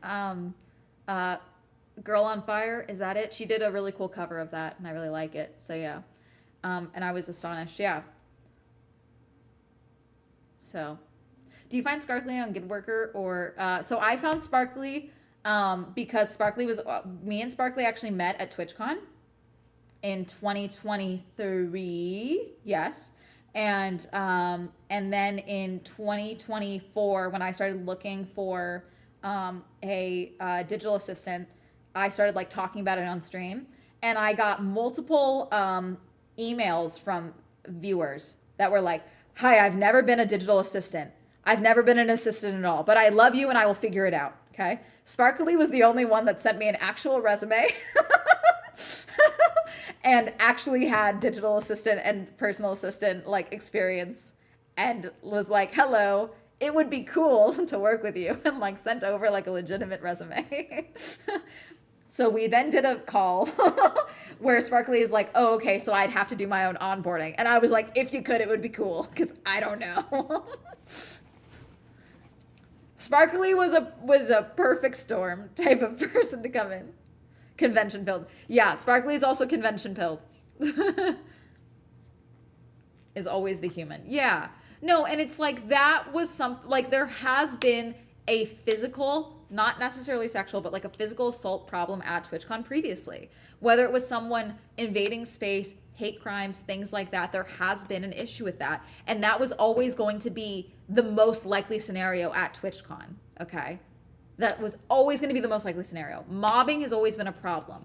Causing a line, a fan being crazy, someone being a hater and deciding I'm going to ruin her day and I'm going to get a viral Twitch clip or kick clip out of it. That was always going to be a possibility, okay? Hell, there was someone in my Twitch chat that we had to be aware of because they escalated so quickly from that we were convinced there was a possibility of them showing up at TwitchCon to confront me or something. In my state of New York, I'll send my resume, LMAO. Trust me, Colleen, my dad, Sparkly, we have all talked about the possibility of me needing security at some point. I don't think I'm there yet. And I don't like to talk about like, oh, I think it'll take like one bad experience for me to like make that decision finally to get a security guard. But it probably will. It'll probably be like one situation where like I can't talk myself out of it, where I'm finally like, I need a security guard, you know?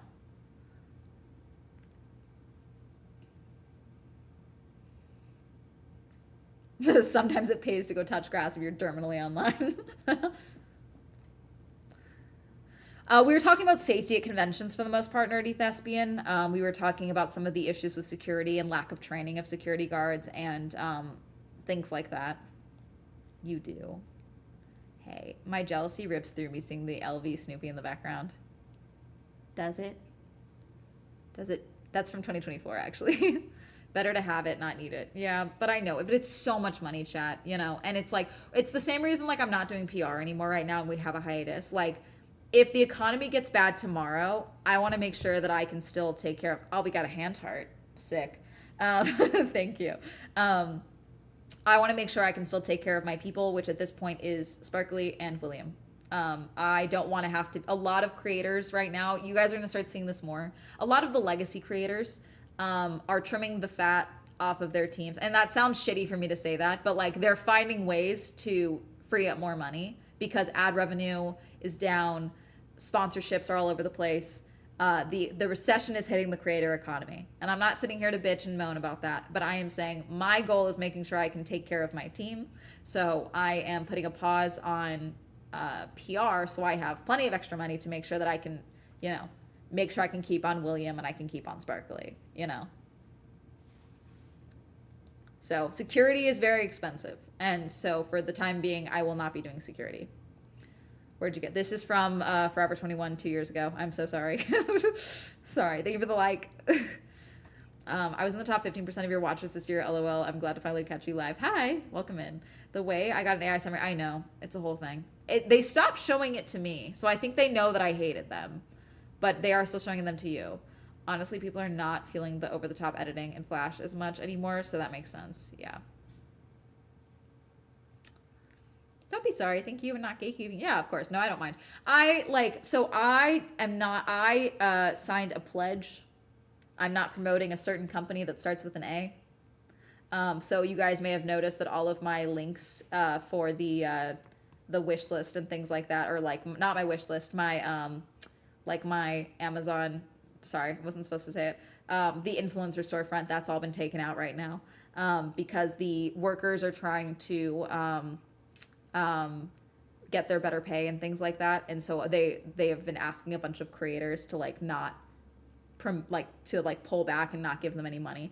So not giving them money, but yeah, that's the thing as well, where it's like, even when I did have it up, I'm very like, if you DM me or something and you're like, hey, I saw you were wearing this mic and it's not like, where is that? Like the other thing that I promote a lot is my push cart. That's one. But like if it's something from like anywhere, I just tell people like I don't need that affiliate money. I probably should be more of a stingy bitch when it comes to affiliate links. Like, oh, go to the link in my bio. But like it sounds like so shitty, you know? I don't want to do that. That's fair. It's a rough economy for everyone. A fursona. Now that would be rude. We couldn't narrow down a single fursona concept.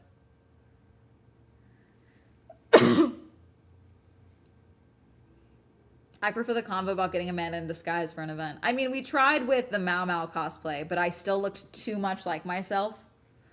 Like, Anarchy can shapeshift. I really can't.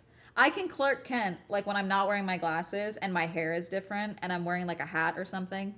Most of the time, you guys can't tell me. I think also when I'm wearing a mask and you guys can't see my nose. I think that helps. Security at the Boston Comic Con I went to, but I was also, like, hard eyes seeing you and McGregor and R2D2. It's so tiring. Everything is affiliate linked. When I see links, I scroll now. Yeah, that's fair. And it's like, it's one of those things where it's like, if I like a product, like I talk about it, whether I can get an affiliate link or not, it is nice to be able to share links because it is like, it can be a nice chunk of money. Like, but usually it's such, even when I am not promoting it, you know, it's like maybe $10 a month for me, if that, you know. I don't try and make it a pillar of my content. I don't think I'd be able to recognize you if I saw you IRL. I have had a lot of people told me, they messaged me later and they were like, I saw you were there and I thought I saw you, but I wasn't used to seeing you in 3D. Like, so many people are used to seeing me on a screen that in person they're like, that's you? I use an app called Go Wish for gift list where I can put in my own URLs. That's cool. We do have a throne. I need to update it. If you guys ever are like, want to gift something to me or to Hermes, I have some things on there for Hermes. If you guys ever feel like it, it's usually for Twitch. A lot of stuff I think are sold out though, but it's like if you guys are ever like, oh, Swole's cool, I'd like to gift her a box set of Oron High School Host Club. like the things like that are on there, you know. Can't recognize Swell when she introduces the Z-axis. A new feature that lets users generate a playlist using prompts. I'm sick of it. Ew.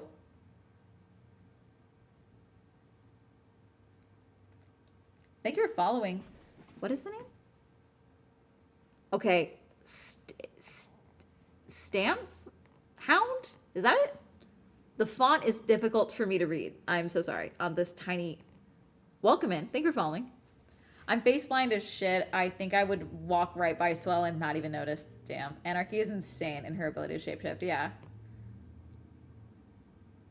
Love watching your video. You're a great person. Thank you. He's a boiler tech. Always busy for years. Now he's on 2 days a week because of tariffs. Damn. Where's your sweater from? This is from Forever 21. Cries and spending hours making character playlists. No, keep doing it. Don't let these companies' AI prompts get you down. Let the human spirit show them. I'm going to take up arms against the AI war. One of my goals for 2026, I would like to contribute to the bursting of the AI bubble. In a perfect world, I want Sam Altman to tweet out that I'm a dumb bitch or something. Like, I think that'd be really funny. Like, I want on my Wikipedia one day to say that Amanda started a war against AI. Like, I think that would be like a really cool legacy for me. OMG Liver Channel, hi. I always wonder about the sustainability of content creation right now if you commit to not selling something. I've set myself up really well. It does contribute things negatively from time to time. I do sponsorships, video ads. Being a YouTube creator gives me a lot more flexibility, Camille. Because I do make a good chunk of money from views, which is good. Diversifying where I make money is good. We have a new merch drop coming in February in a perfect world. We're playing around with it right now. We're trying to we have this really cool idea for the sweatshirt. It's already like the design is done. We're just trying to get it like perfect for its execution, which I'm very excited about. We have a couple of merch items that I'm excited about. But I also acknowledge no one has money, so I don't know how well it'll sell, you know. But it's things like that, you know, like there's things that I want to do. I want to write more. In a perfect world, my goal is to get my book proposal sold. If not, have my definitive answer of I am self-publishing it, like have that answer in 2026. Like there's just a variety of things that I want to do. Diversifying my content and platforms and things like that, like doing Girly Pop Go helps as well, slowly but surely. But yeah. You could take Sam Altman in a fight. I totally could. Thank you for following, Alexander. Like, meta glasses apparently are a game changer for the totally blind. Oh, that's cool.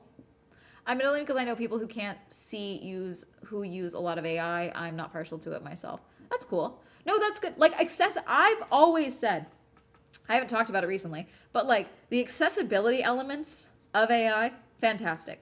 the data analysis and like cancer screenings and things like that. Great. The problem is that's not what they're using it for. You know, like they're not selling us like AI face filters so that, you know, people can understand things who can't see, you know.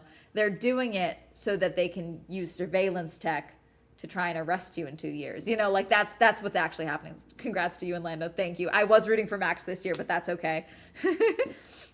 Gen AI is absolute garbage. Yes. Thank you for following, Isabella. Looks very cozy. It is very comfortable. I haven't worn it in so long because of the boycott, but like I owned this already, so I'm like that defeats the purpose of, you know, using things. So, thank you for the heart. Wish AI art was not able to be sold on. No, I need more conventions to take a hard stance on it. Some are, some aren't. So, Crisp, you became the number 5 in the fan club. Thank you. There are a lot of complications of AI I think are amazing applications. If only they would actually focus on that. Yeah. That's a use for AI I'm okay with. I want to join Bong Joon-ho's anti-AI army. It seems like the AI feature is an addition rather than removing the original thing. Yeah. It's getting big in risk and security management, but it is definitely not fleshed out enough yet. No, it's not at all. Like they're selling us a solution to try and convince us we have problems, which is what I've told YouTube directly about their AI stuff.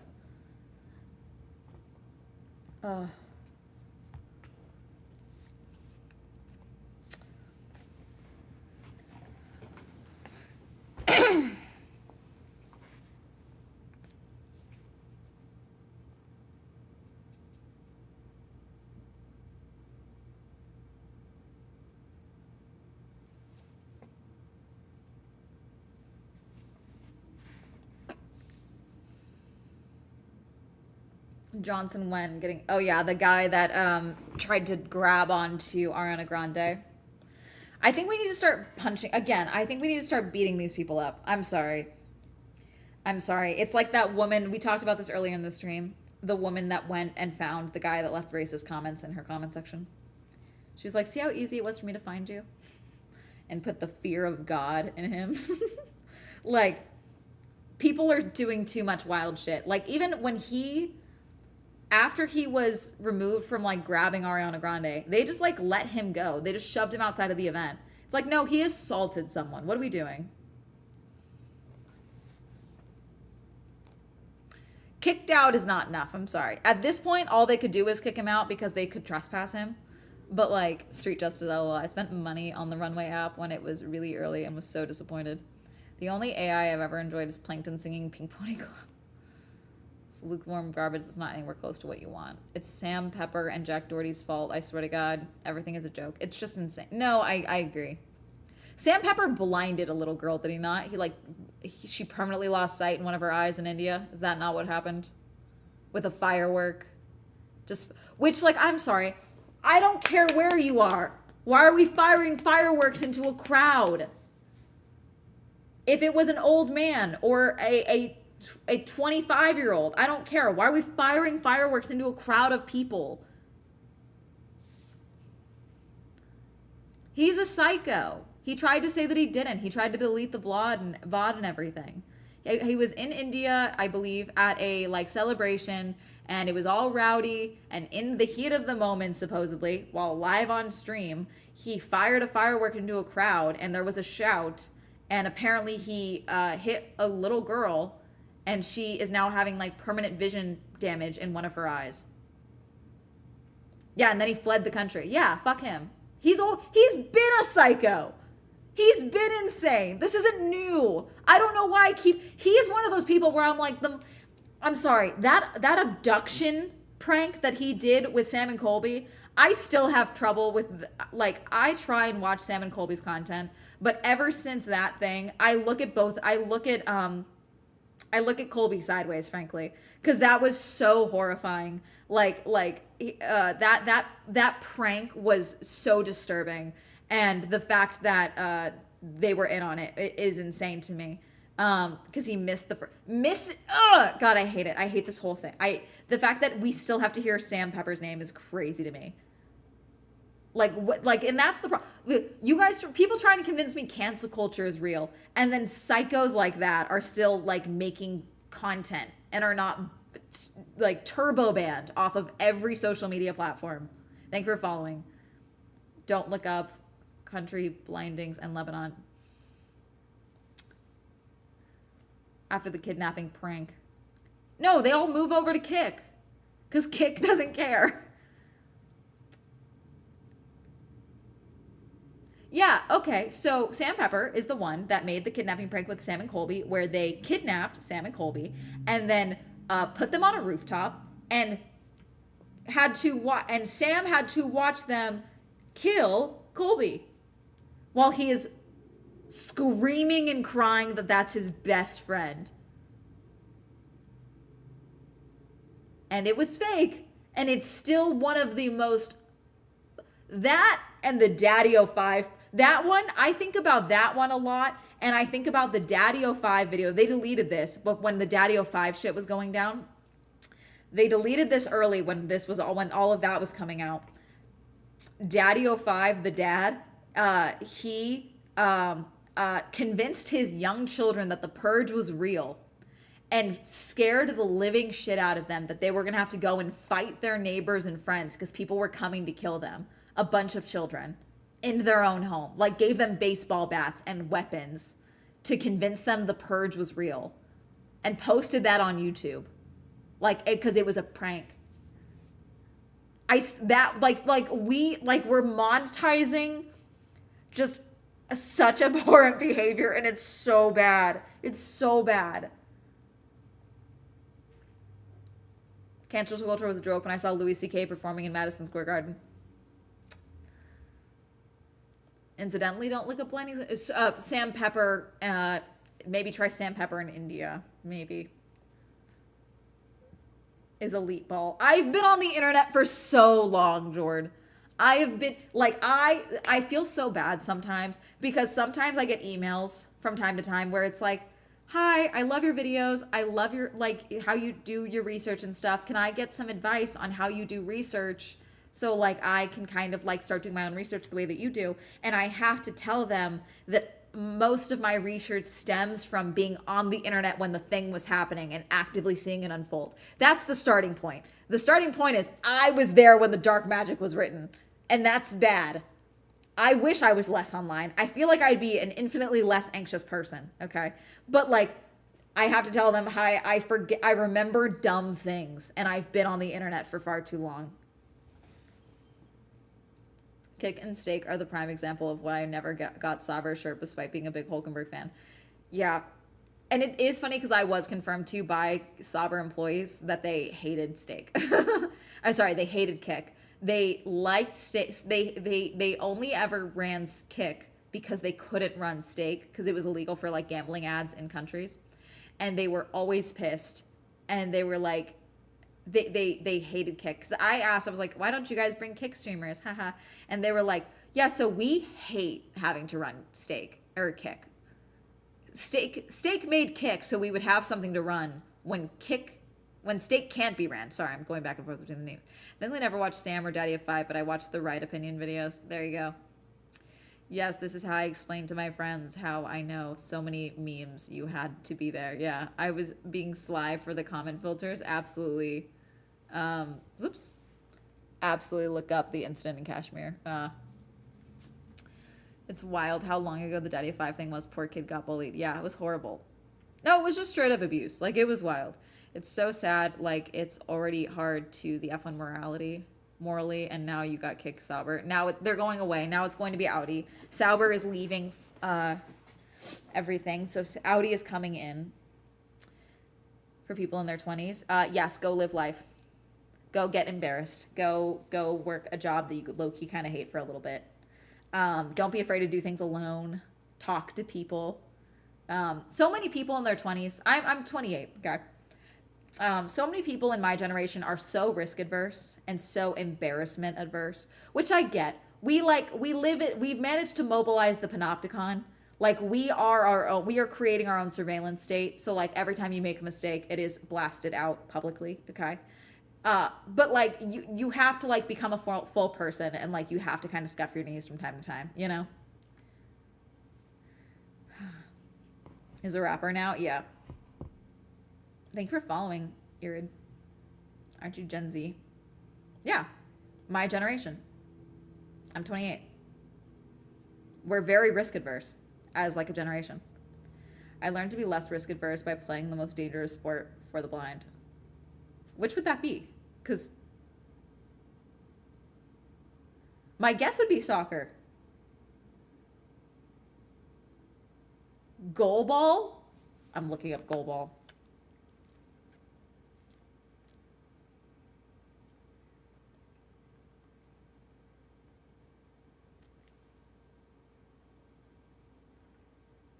Oh, this is so sick. No, I don't want the Google pop-up. Leave me alone.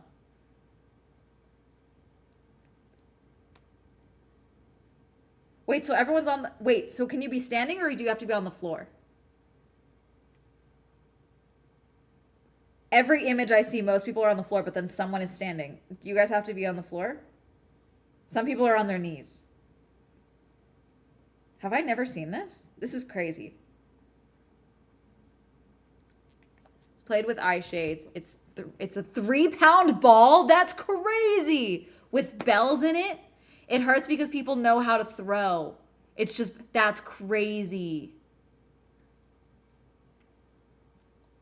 28 is Gen Z, yep. I'm 97. 98 and younger is Gen Z.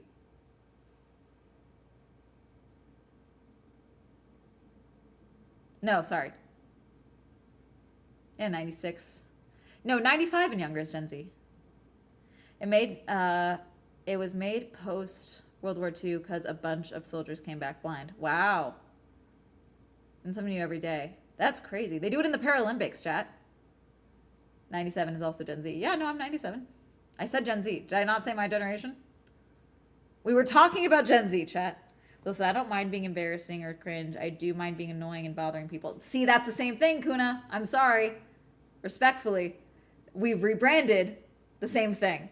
That's exactly like we've contributed being annoying to being embarrassing, you know?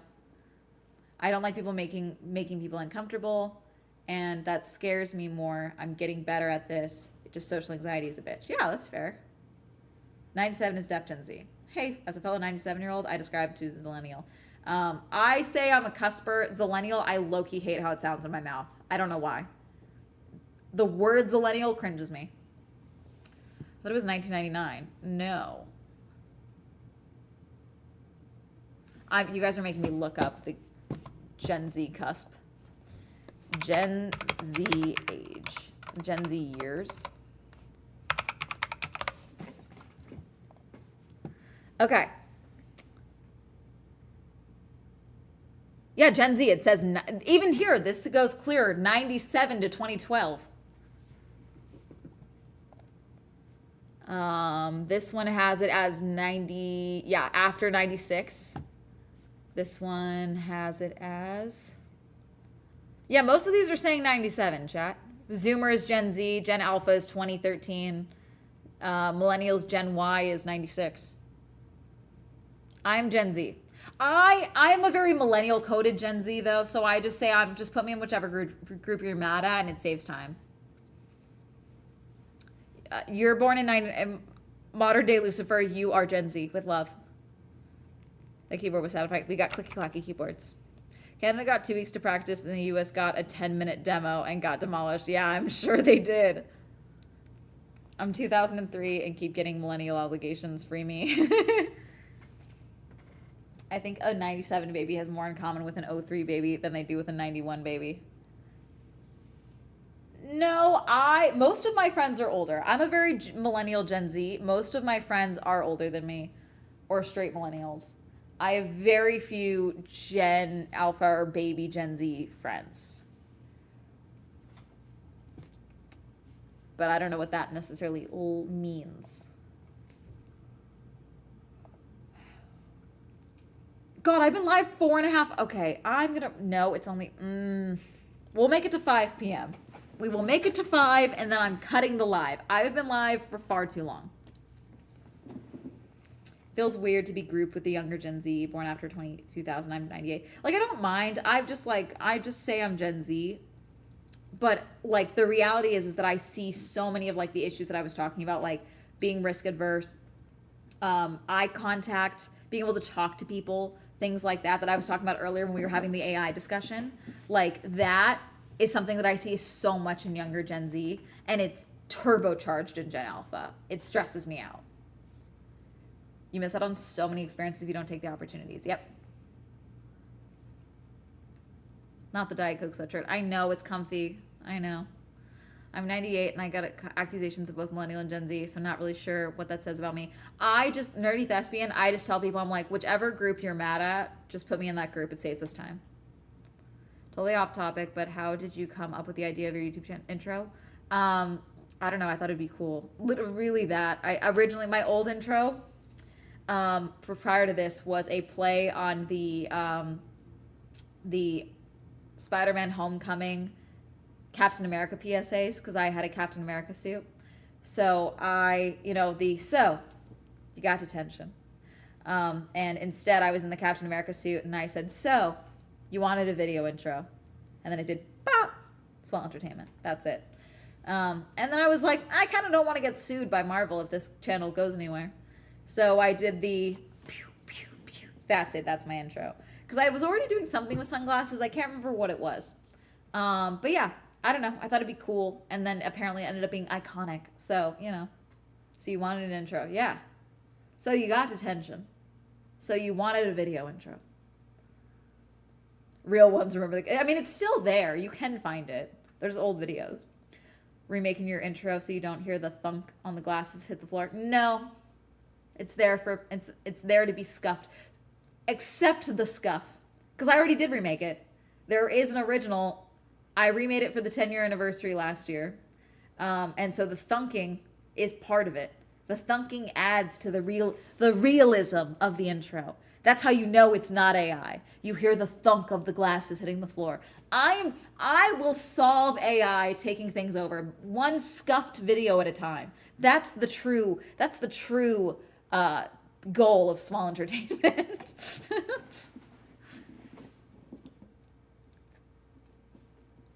Before I commit to law school, I watch your videos from Australia. Cool. I rewatch your videos a lot and always chuckle at the Captain America thing. Was it an Amish thing? What do you mean, was it an Amish thing? Oh, okay, I shall remember when you originally redid it, LOL. Feels very 2013 and I love it. Human-made content. Yeah. Was it? And I'm so curious where you think it was an Amish. Why do you think it? What are you asking if it was an Amish thing? And are you asking me if I'm Amish? With a tote hanging on the knob, LOL. The power of scuff will defeat AI, yes.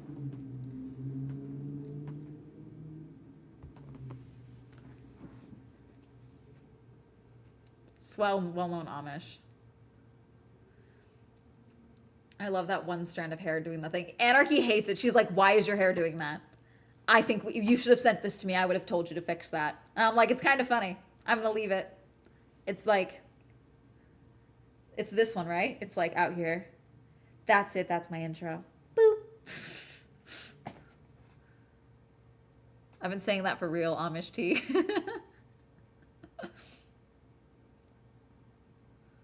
I think I've done many a thing that the Amish would not be approving of. Well, I'm out for the night. It's about 7 where I am. Bye. I'm going to just make it to 5 p.m. It's like 4:50 here. And then I'm going to go make dinner. I got to walk the goblin. I do have to edit tonight as much as I liked our 5-hour-long stream. God. I've just been talking for 5 hours. That's the power of YouTube. See, this is how you guys know I don't script my videos. I just sat here and talked for 5 hours. I did that. This isn't an act. No one's scripting me. I just can do that. You ever see that old dude who's an ex-Amish went crazy on vertical video? No. As someone who grew up Amish country, you would blend in with the Amish. I would, with the lip filler and everything. just got here. Sorry, Aaron, I've been live for 5 hours. Swell TikTok hype, lives hype as hell. Let's go. I don't even follow you on here yet. My phone just knew. Thank you, Dakota. Thank you for following. Girl, trust me, know the power of your app. You were on live for as long as it took me to get home from work and get home. Nice. Thank you, Remlink, for getting the number 3 gifter badge. Got back in time to close out the party. Not quite yet. We're still doing it. Is the dog Amish? No, Hermes is a Ferrari fan. He's not Amish. The queen is live. Hi. Thank you, the Green Witch, for following. I think you said you like the authenticity of editing yourself at one point, but would you ever hire editors? I do have editors. So I have one editor. I have William. William is my editor. I've been working with him since 2021. I do the final edit myself, though. So he does like the bulk of the edit and like chops everything down. And then I do like fine tuning. Sometimes I do more than others for editing and things like that, but normally I add in more B-roll, any plugins, things like that I need to do. But yeah, just William. Girly Pop Go, I do all that editing myself right now because it's not making money for me to pay William or anything like that. Stop with the union alert, Moonrise. Poor puppy is doomed to heartache. Yeah, totally random question, but is there a Polish brand you prefer? I don't. Polish, like nail polish? Sorry, I read that as Polish, and then I realized you're probably mentioning polish, like nail polish. You're one of my top YouTubers in YouTube rap. Thank you. Let's go, William. I love it when he randomly pops into the... He hasn't been popping in lately, but I think that's because I've been talking to him more in videos again. Shucks, I thought it's still here. Union. I didn't even know. Did we have a union alert? I don't think we ever had a union alert, Moonrise. That's a sparkly question. Yes, like nail polish. I use it. This is an Essie polish. It's very chipped. I don't like it that much. I think it's expired, but it's a quick dry. I like a quick dry. There is an OPI blue that I've been obsessed with that I got from a Wicked kit for Halloween. Not Halloween, Christmas last year. There is a union alert.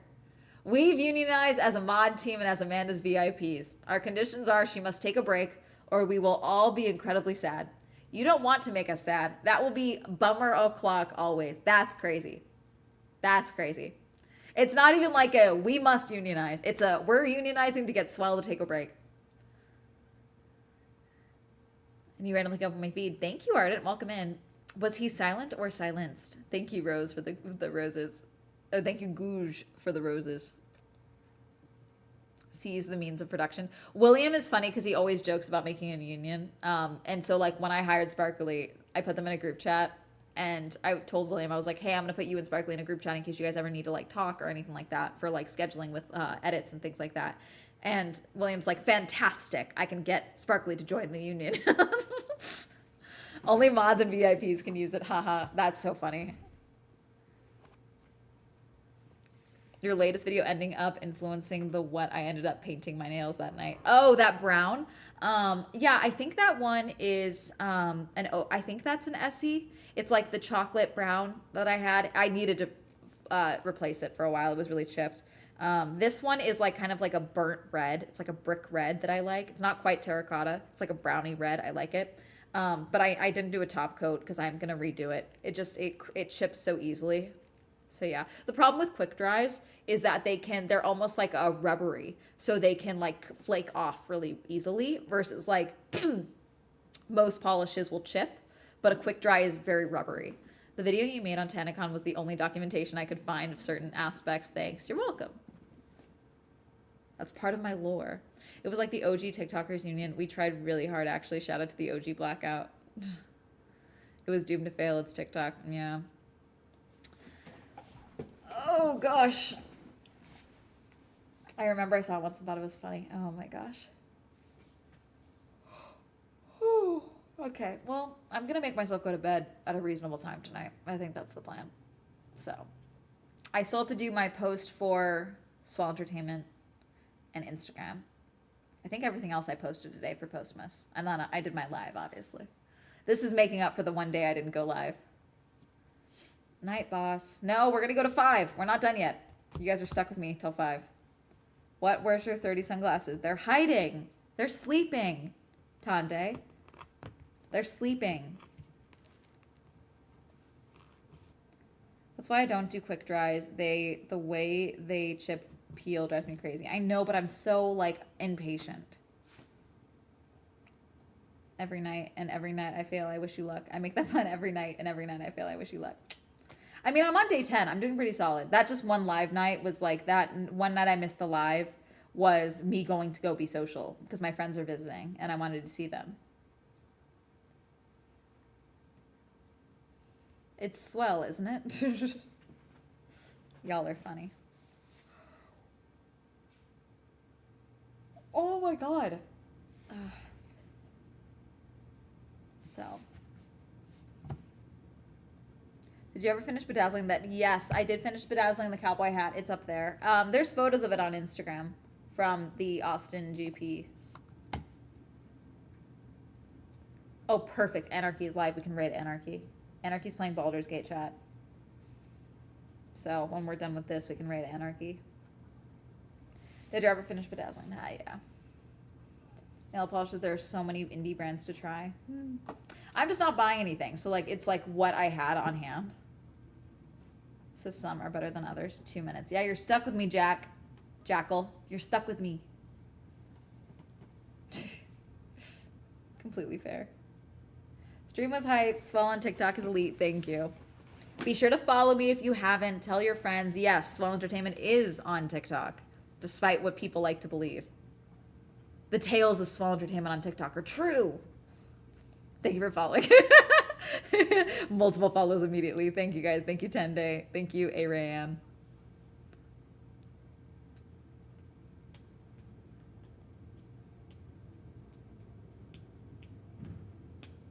Nerdy Thespian, you got the #2 gifter badge. How long have you been on TikTok? Since 2020.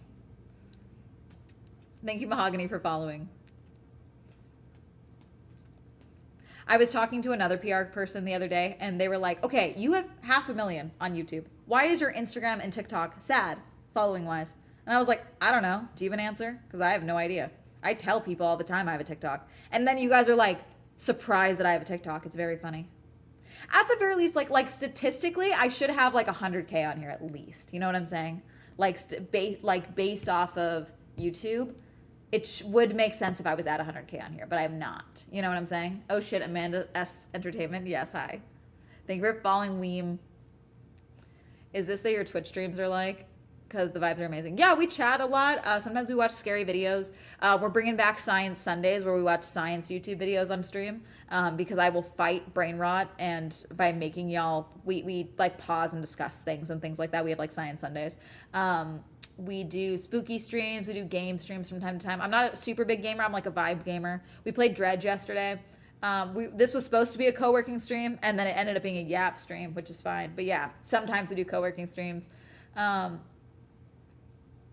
You have to close the app instance because it picture in pictures. Sorry.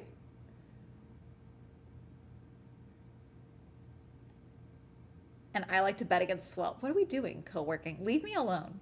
Thank you for following, Caitlin. My Twitch chat is making fun of me for my co-working. OMG, watch Lindsay Nicole, my paleontology girl. Okay, let me write her down. We were watching a lot of nuclear energy videos and like nuclear radiation incidences because I was in a Chernobyl mood for a while. Nicole. Cool. Thank you for following. I saw your new video last night and here you are on TikTok. Hi. Okay, it is 5:01. I have been live for too long. We're just under 5 hours, so I'm going to wrap this up. You were my top careers in YouTube this year, and it turns out I watched 103 of your videos. Oh my God. Did I make 103 videos this year? Thank you for watching. Okay, we are wrapping up the stream. Tell your friends that, yes, Swell Entertainment is, in fact, on TikTok. Tell them to follow me. When is Demon Core mood? We did do a Demon Core video. We did do a Demon Core episode. Alrighty. Bye, guys. Thank you guys for hanging out with me. I'll see you guys soon. Bye. There we go. Okay. Twitch, we're rating Anarchy. Hang on. Twitch, we're rating Anarchy.